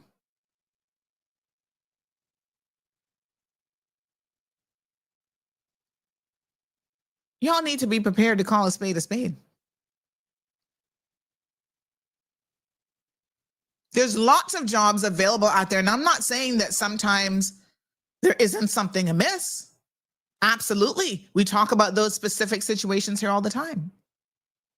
And then there's a lot of times when the Caymanians can't get jobs and it's their own damn fault why they can't get a job. It don't have nothing to do with work permits. So some of y'all need to check yourself. Maybe if some of y'all stayed off of social media, you'd have time to actually be out there getting a job.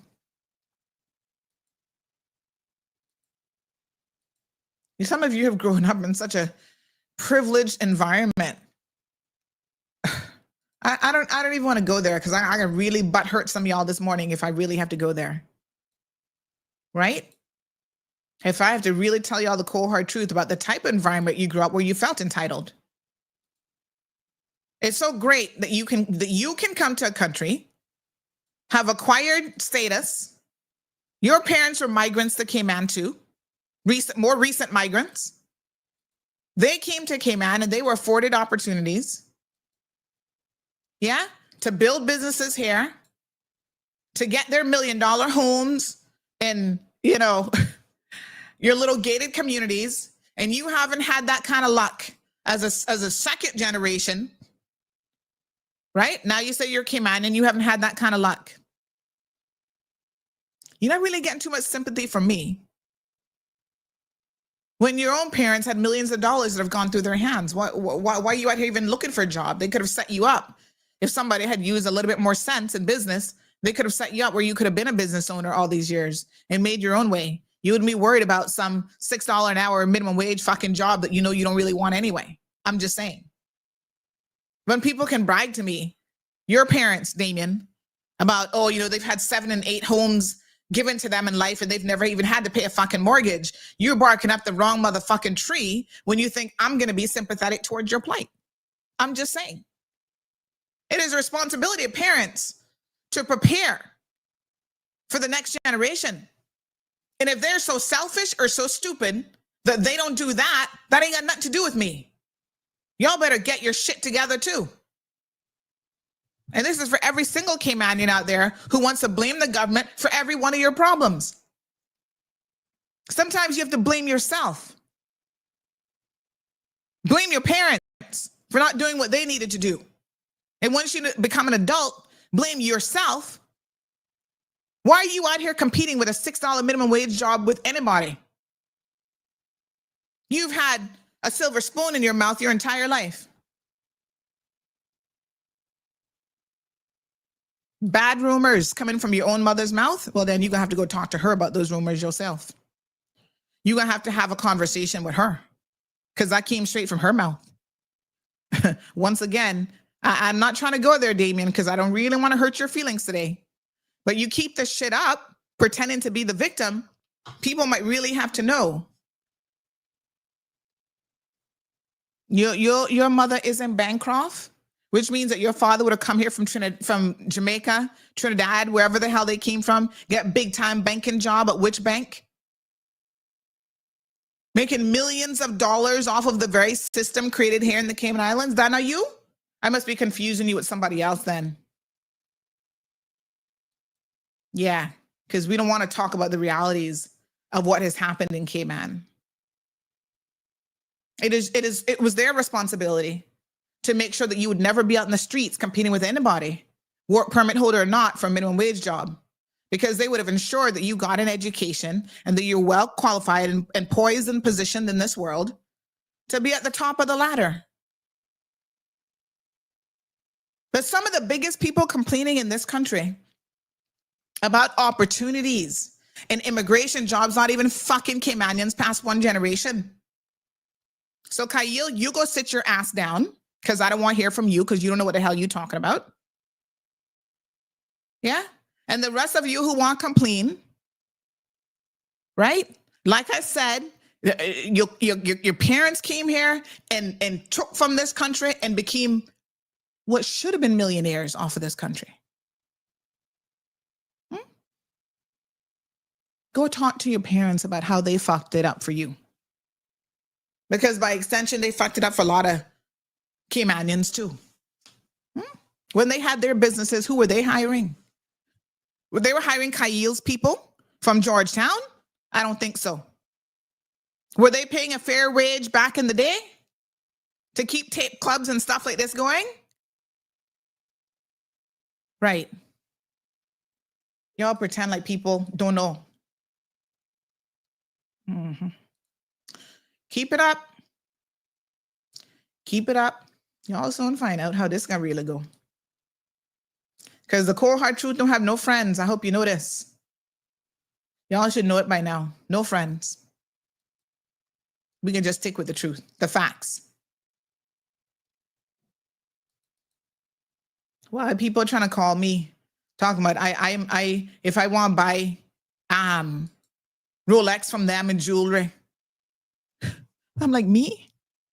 Y'all have me confused with somebody else.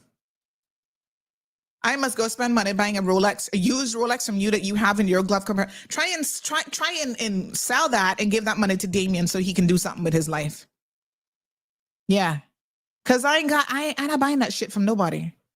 So when I say no, Bobo, no TD, no thanks. I'm not interested in your used jewelry. Because I am trying to position myself in my country where hopefully my daughter will not be out here even contemplating a minimum wage job past the age of 19. Yeah, she can start there. But you think she'll be a big woman in her 40s and 50s? Talking about she try to compete for a job at the airport making minimum wage? You've got to be fucking kidding me. The day she comes with that attitude, somebody gonna give her a pop mouth round, yeah. Elevate yourselves. Expect more of your children, but you've got to set the proper foundation. You cannot be that selfish in your own pursuit of your own life that your own children will not have anything in life. And then they got to sit down and try and blame the system. Don't blame the system when it was created in part by your own parents who made bad decisions with your life and their own lives. Everybody wants to come here and use the system. And then when they now got a pot to piss in at the end of the day, oh, I can't afford insurance. I can't afford this. I can't afford that. Well, all those lavish vacations you were taking for years, all over the place, living your best life. Were you thinking about your future? Were you thinking about when you get up in age and sickness hit you, which could hit any of us? That, yeah, you're not going to have the money then? Were you thinking about it then? That's why I want to know. No. Nobody not thinking and planning for the future. Y'all don't even want to keep your pensions going. Every time you turn around, you want to dip into your pension funds. Come on now. Y'all need to get it together. This person says, tell him, Miss Sandy, I worked a minimum wage job for 2 years, went back to school and got a certification in compliance, and now make almost $5,000 a month. There is no excuse.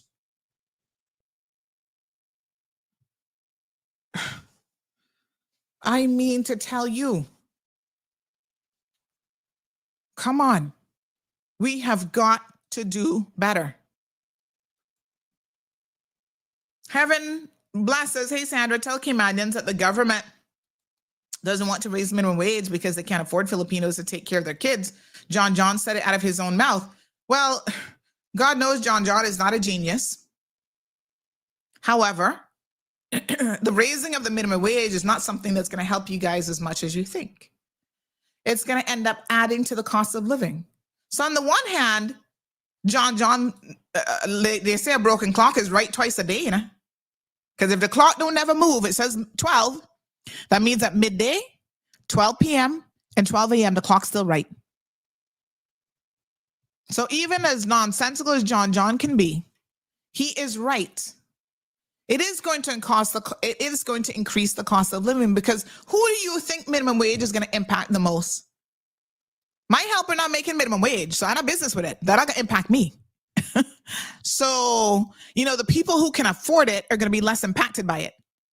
It's those of you at the bottom of the totem pole who have helpers and you barely paying them anything. Talking about they must live in with you, so then you only have to pay them $4 now and it's not. Those are the single mothers, the single Caymanians who will be impacted by this. Because where are they going to find the extra money when they themselves make a minimum wage? You're going to see that a lot of Caymanians who have helpers now will not be able to afford to have helpers. That is what this increase in the minimum wage is about to do. And where are they going to put their children? What good daycare options are there for people who can't have a helper? Who going to be affording that when you got 4, 5, 6 children times whatever the rate of daycare is these days? Y'all need to wake up. I'm not saying that the minimum wage should stay stuck forever. I'm saying that there's a trickle-down effect. And when you increase it, you have now increased the cost of living for the people who can least afford it the most. If you have a dog in West Bay, he's a brown-looking dog. He's wandering right now in front of Foster's or Publix. Please go collect your dog. Male dog. He has a red collar on, so chances are he probably belongs to someone. We'll post it up on our CMR social media channels. So, we need to have a lot of coming to Jesus moments, a lot of really, really tough conversations. We have to make decisions that ultimately are going to impact not just our lives, but that of our country, our community, and the world around us. And one of the biggest things is you cannot continue to sit by and allow world leaders, community leaders, church leaders, I don't care,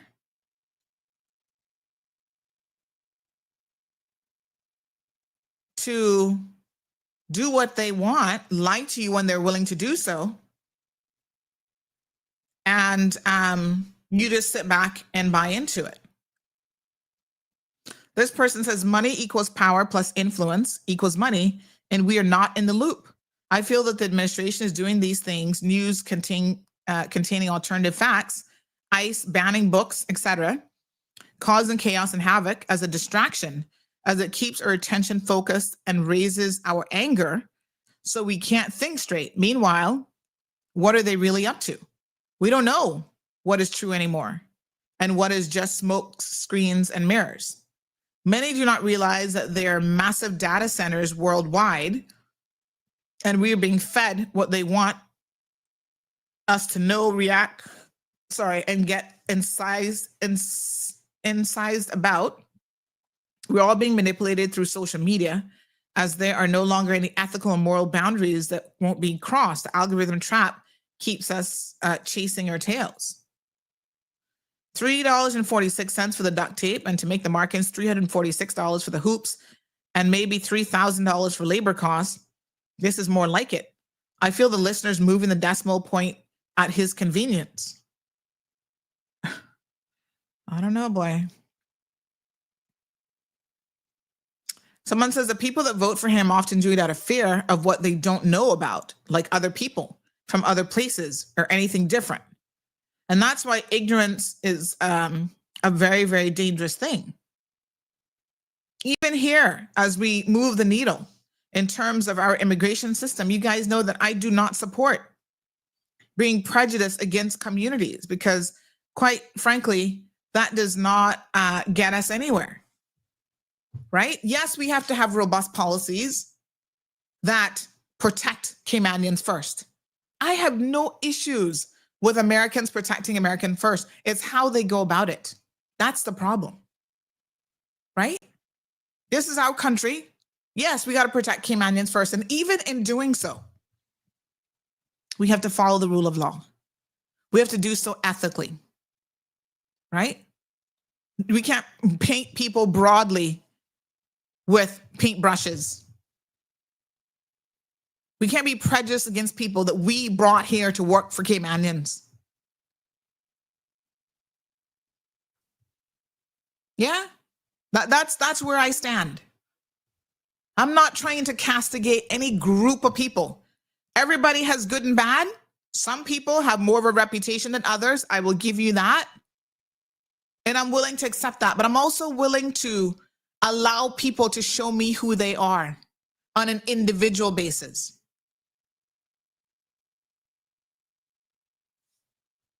Just like I wouldn't want any Caymanian to be going abroad and be judged just because you're a Caymanian. No, judge somebody on the merits of what they bring to the table. It's as simple as that.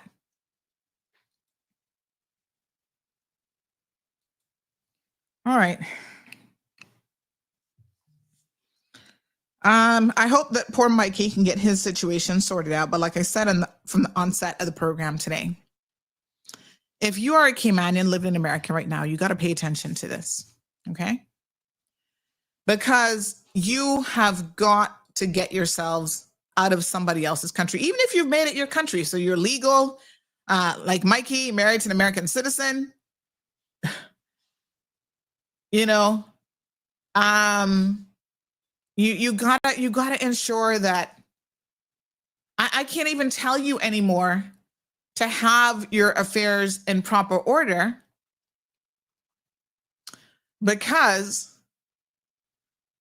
I'm gonna show y'all another headline here right now, because all I can tell you is even that makes no sense, because you don't know. Oh, well, we issued you a statement and we did this and we did this and you never got anything, right? No due process, no nothing. Here's another story that just popped up about Trump, right? When y'all claim that this man is for the American people and trying to protect the American purse and trying to curtail fraud, and he was going to drain the swamp. Oh God, so many times we heard that. He was draining the swamp. Remember that? Really? Yeah, he was draining the swamp, all right. He was draining the swamp so much that, let me give you another example, how apparently you guys don't seem to know the very definition of what draining the swamp means. Draining the swamp was not supposed to be about protecting more rich people or criminals and child molesters and fraudsters and all that kind of stuff. That's not what Draining the Swamp, well, that's certainly not what the average person thought it was supposed to be, right? But let me give you an example of how you guys you bought in to all this crap and convolution and foolishness that you don't even understand what you have bought into. I'm going to give you an example. Here's another case that really makes you shake your head, right? The Trump administration has pardoned a guy who defrauded the US government. Y'all want to pretend that this is real, that a basketball court amendment to a tennis court cost $376 million. That's what y'all want to believe. Because he's committed to draining the swamp. This guy defrauded the US government of $39 million.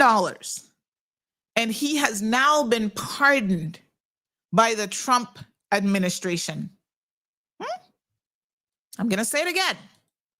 Let's look at what he did. This is how you drain the swamp, apparently. Okay? This is his name here. This is him. Real upstanding looking guy. Joseph Schwartz, previously convicted of defrauding the U.S. government of approximately $39 million in payroll taxes. He defrauds the government and Trump pardons him because this is what he does. Y'all need to know the facts of why he got pardoned. Okay? Here we go. This is how you drain the swamp, apparently. Y'all didn't get the memo. He was released after serving only 3 months at the Otisville Federal Correctional Institution in Orange County. He'd been serving a 3-year sentence before Trump granted him an unconditional pardon on November the 14th. Before prison, he operated nearly 100 nursing homes across 11 states through his company, Skyline Management Group. In 2022, he was indicted on 22 federal counts for failing to pay $39 million in federal taxes withheld from employee paychecks over 8 months from October 2017 to May 2018. So he withheld it and still didn't pay it.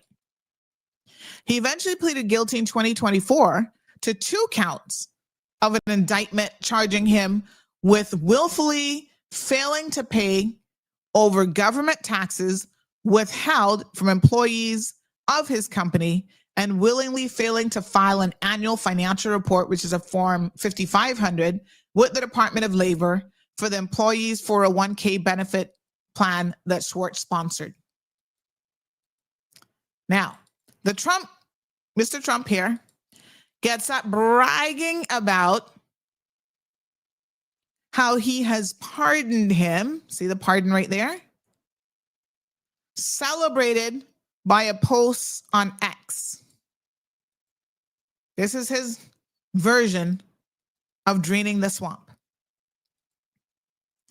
Washington Post reported early this year that Schwartz paid nearly $1 million to lobbyists in an effort to secure a federal pardon. It is unclear how that influenced the outcome.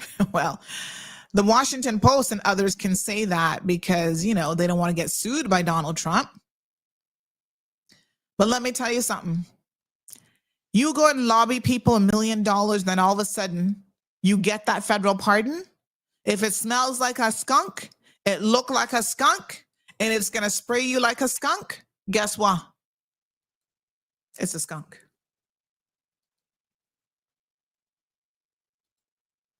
He is pardoning criminals who've defrauded people and defrauded the government, and they turn right back around and do it again. Yeah? One such example, let me see if I can find this fraudster for you all. This is all evidence information. So while Damien talking about he can show proof, he can show evidence, child, please bring your proof. Show your evidence then. Since you claim you got it. Because there's lots of foolishness that's going on around here. There's another guy, I'm trying to see what his name is, who was pardoned by Trump and turned around and did the exact same fraud all over again, taking millions of dollars from people. I'll get his name. I'm not sure if it was this same Schwartz guy, but it was somebody else. I think it was more money than 39 million or 36 million, so it's not him.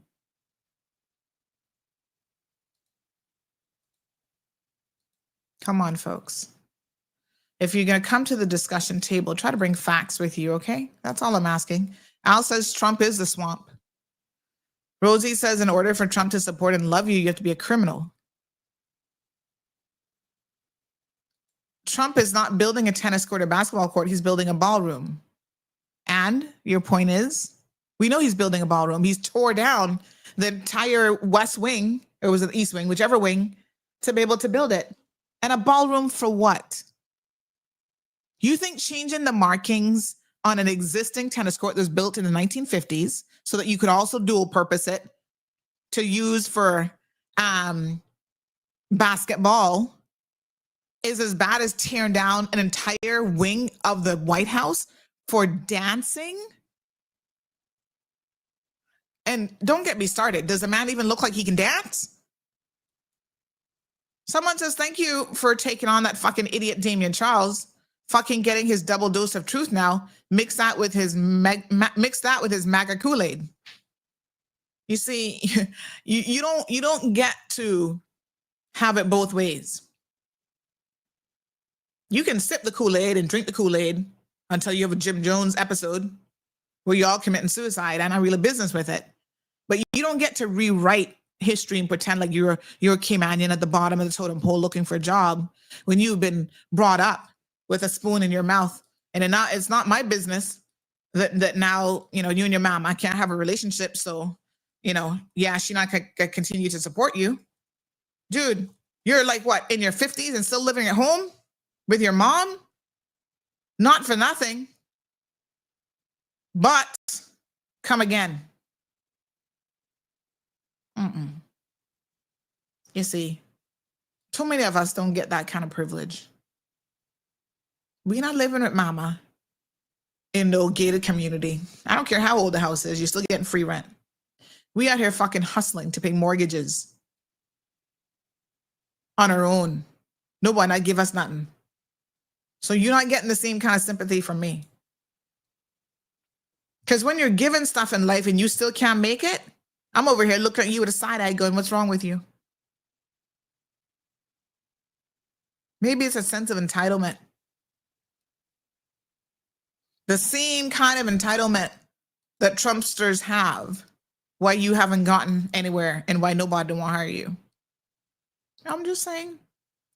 Sometimes you got to look at the cold hard truth in the mirror, honey child. It is what it is. Yep. Anyway, folks, it's madness out there. Here's another good one. Controversy. The U.S. is warning other people not to take loans from Chinese banks. But yet, who do you think is the biggest recipient of those loans? The American government. Oh, my God. And that's nothing new.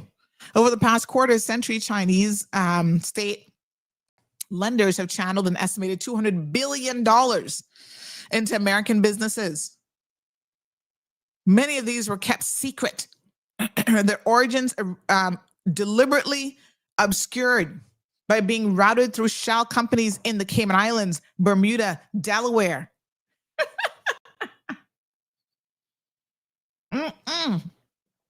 Come on, folks. And it don't have nothing to do with us, according to us. Oh, well, you know, if Trump does something with China, we don't care.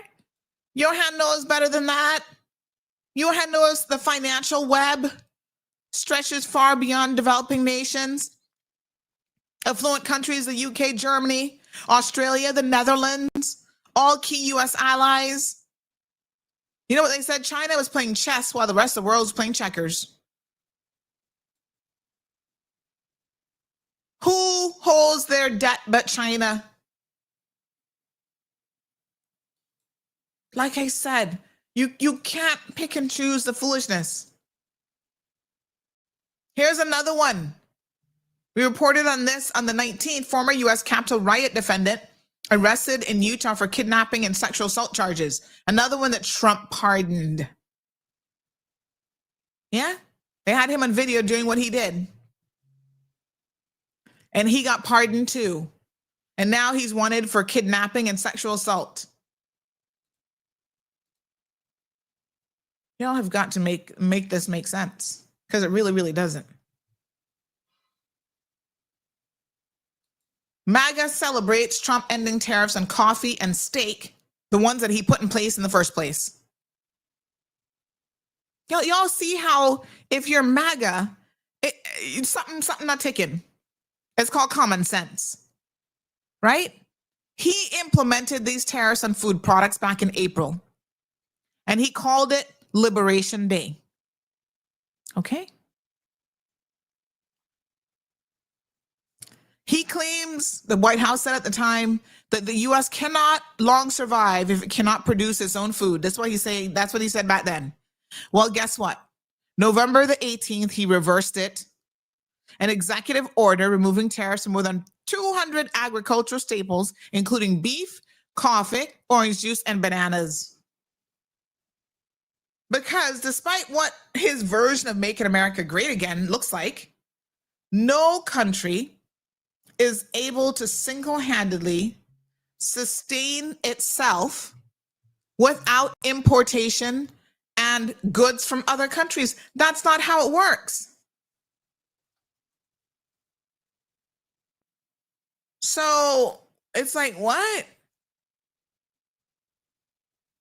I hear that the ballroom is actually going to be an underground bunker for him. Oh, that's because I guess he's going to refuse to move out of the White House after his second term, because of course he wants to change the laws. Remember, he told you guys you'll never have to vote again if you elect him. He wasn't kidding. He's going to try to become a dictator where you never have free and open elections in the US ever again, because he will be appointed for life. That's the next move. So, wow.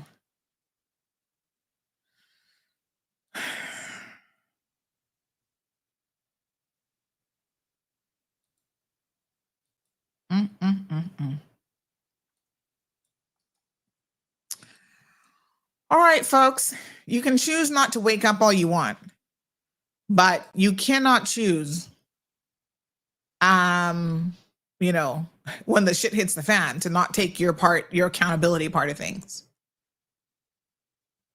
What's disrespectful to the White House? Turning it into a ballroom, tearing it down, ripping up the Rose Garden, all this stuff?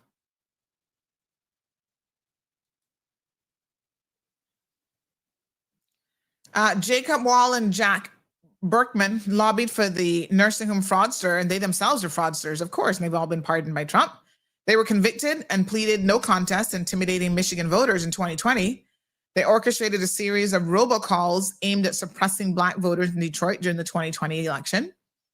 They discouraged Detroit people from voting in the general election by creating robocalls, claiming that voting by mail would, I don't know what that word is, was something. Walter's personal information is in a public database.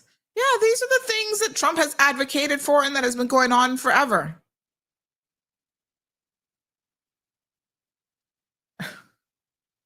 Sia says, George Bush pardoned 200 people, Barack Obama 1,900. Yeah, and a lot of those are people with minor drug convictions, so you should talk about who he pardoned. It wasn't the rich fraudsters. Once again, see, the details of this really escapes you. And that's problematic when you come with your arguments, right? Because I can quickly debunk the foolishness that you've just typed there. Who is Trump? Who is he? It's not the poor mother who committed an offense because she was a victim of domestic abuse. It's him and his rich friends.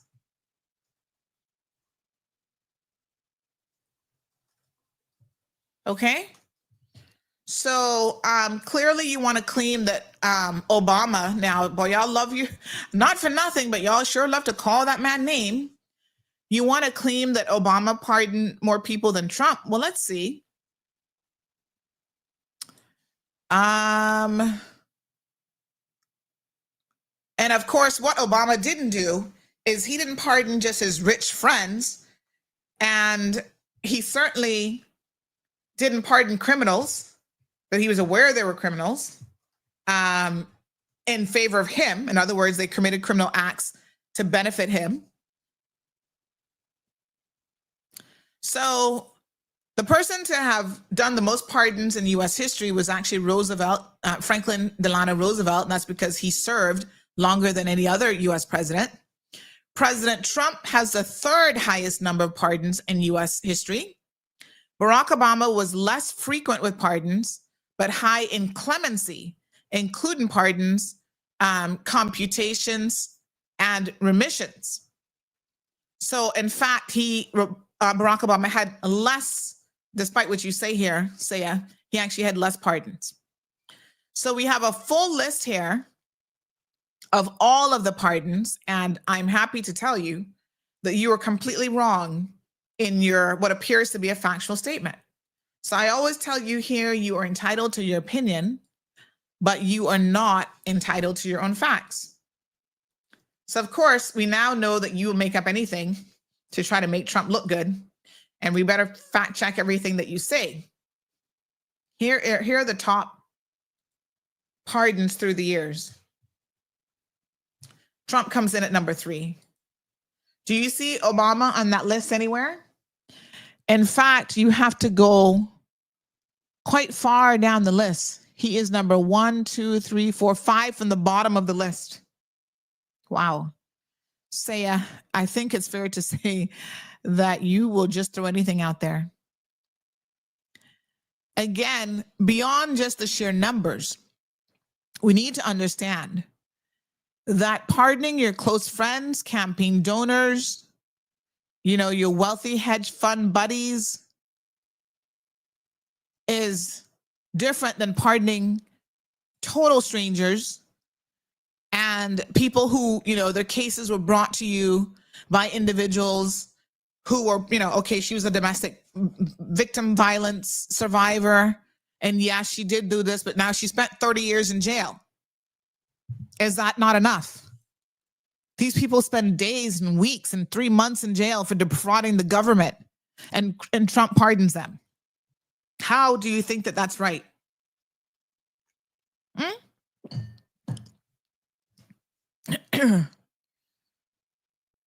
It just doesn't make any sense. You got to see who he's pardoning, and why he's doing so.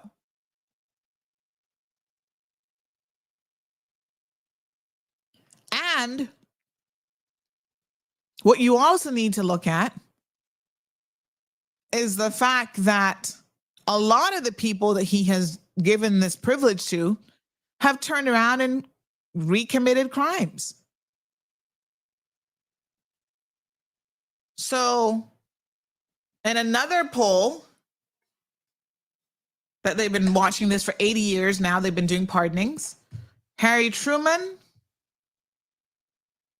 he did 1,913. You see, he's in second place, followed by Trump, 1,644. It's gone up since this one that's on your screen. And Dwight Eisenhower has now moved below Trump.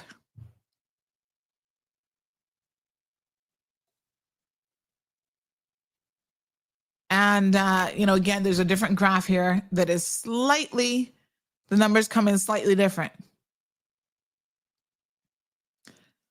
So Trump is all about pardoning people who have personal or political connections to him, including his supporters, Robert Mueller,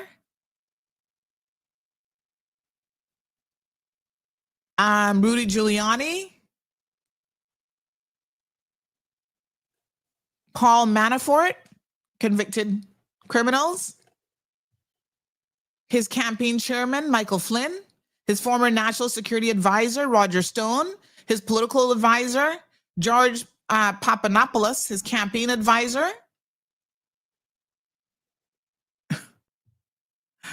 all of his friends. Steve Bannon, charged with fraud related to his fundraising campaign for Trump's U.S.-Mexico border wall.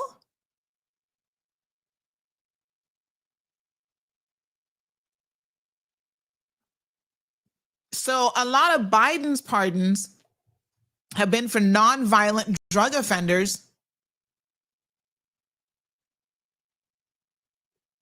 And a lot of it was for minor drug amounts.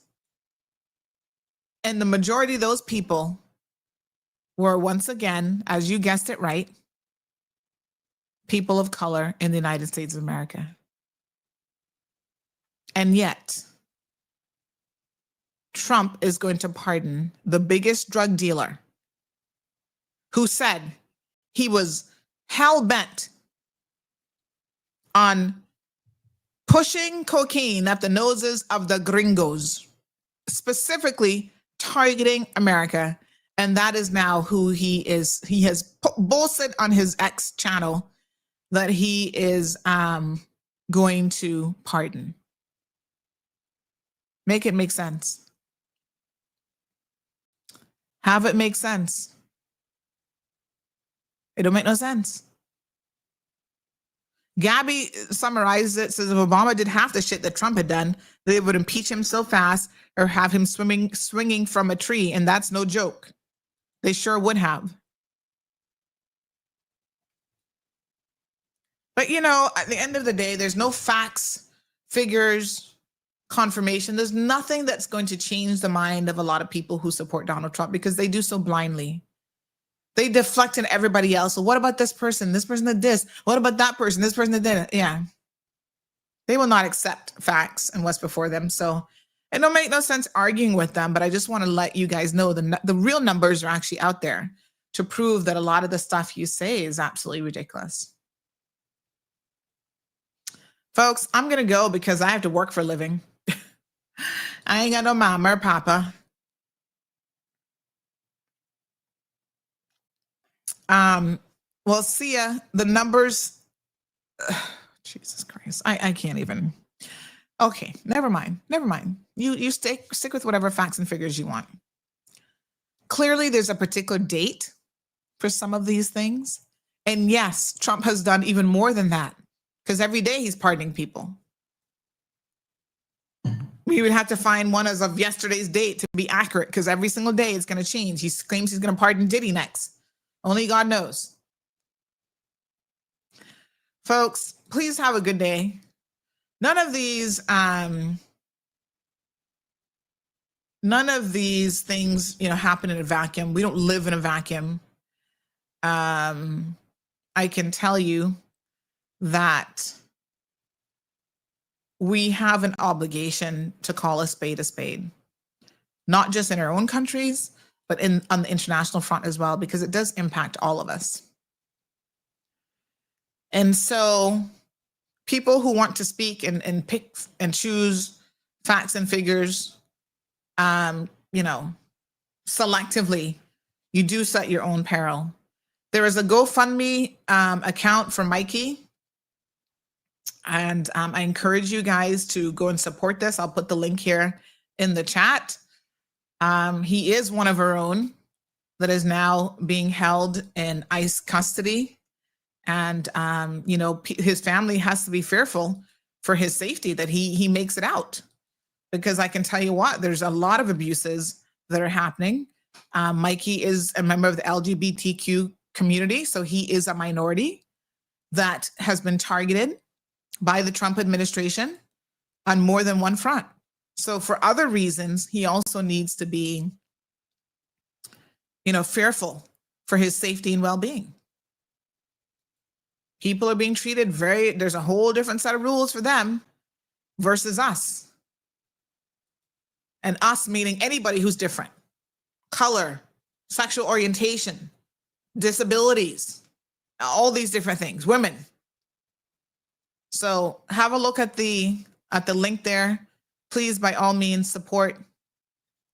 And, we hope that Mikey can get out soon.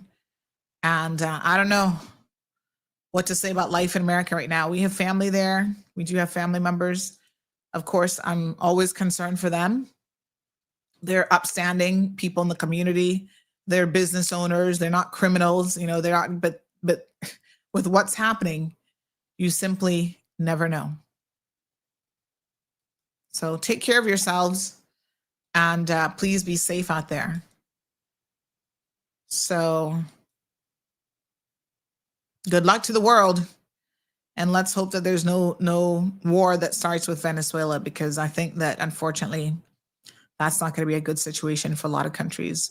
I do not believe that the United States is going to be permitted to attack a sovereign country and be permitted to do so without the rest of the world responding, including some of their long-standing allies as well. They're going to have to pick a side in something like this. So here we go. All right, folks, have a blessed day. See you tomorrow morning, 7:30 a.m., bright and early. Check out our other shows that are coming up this afternoon. Thank you for tuning in to another episode of The Cold Hard Truth on Bobo 89.1 FM.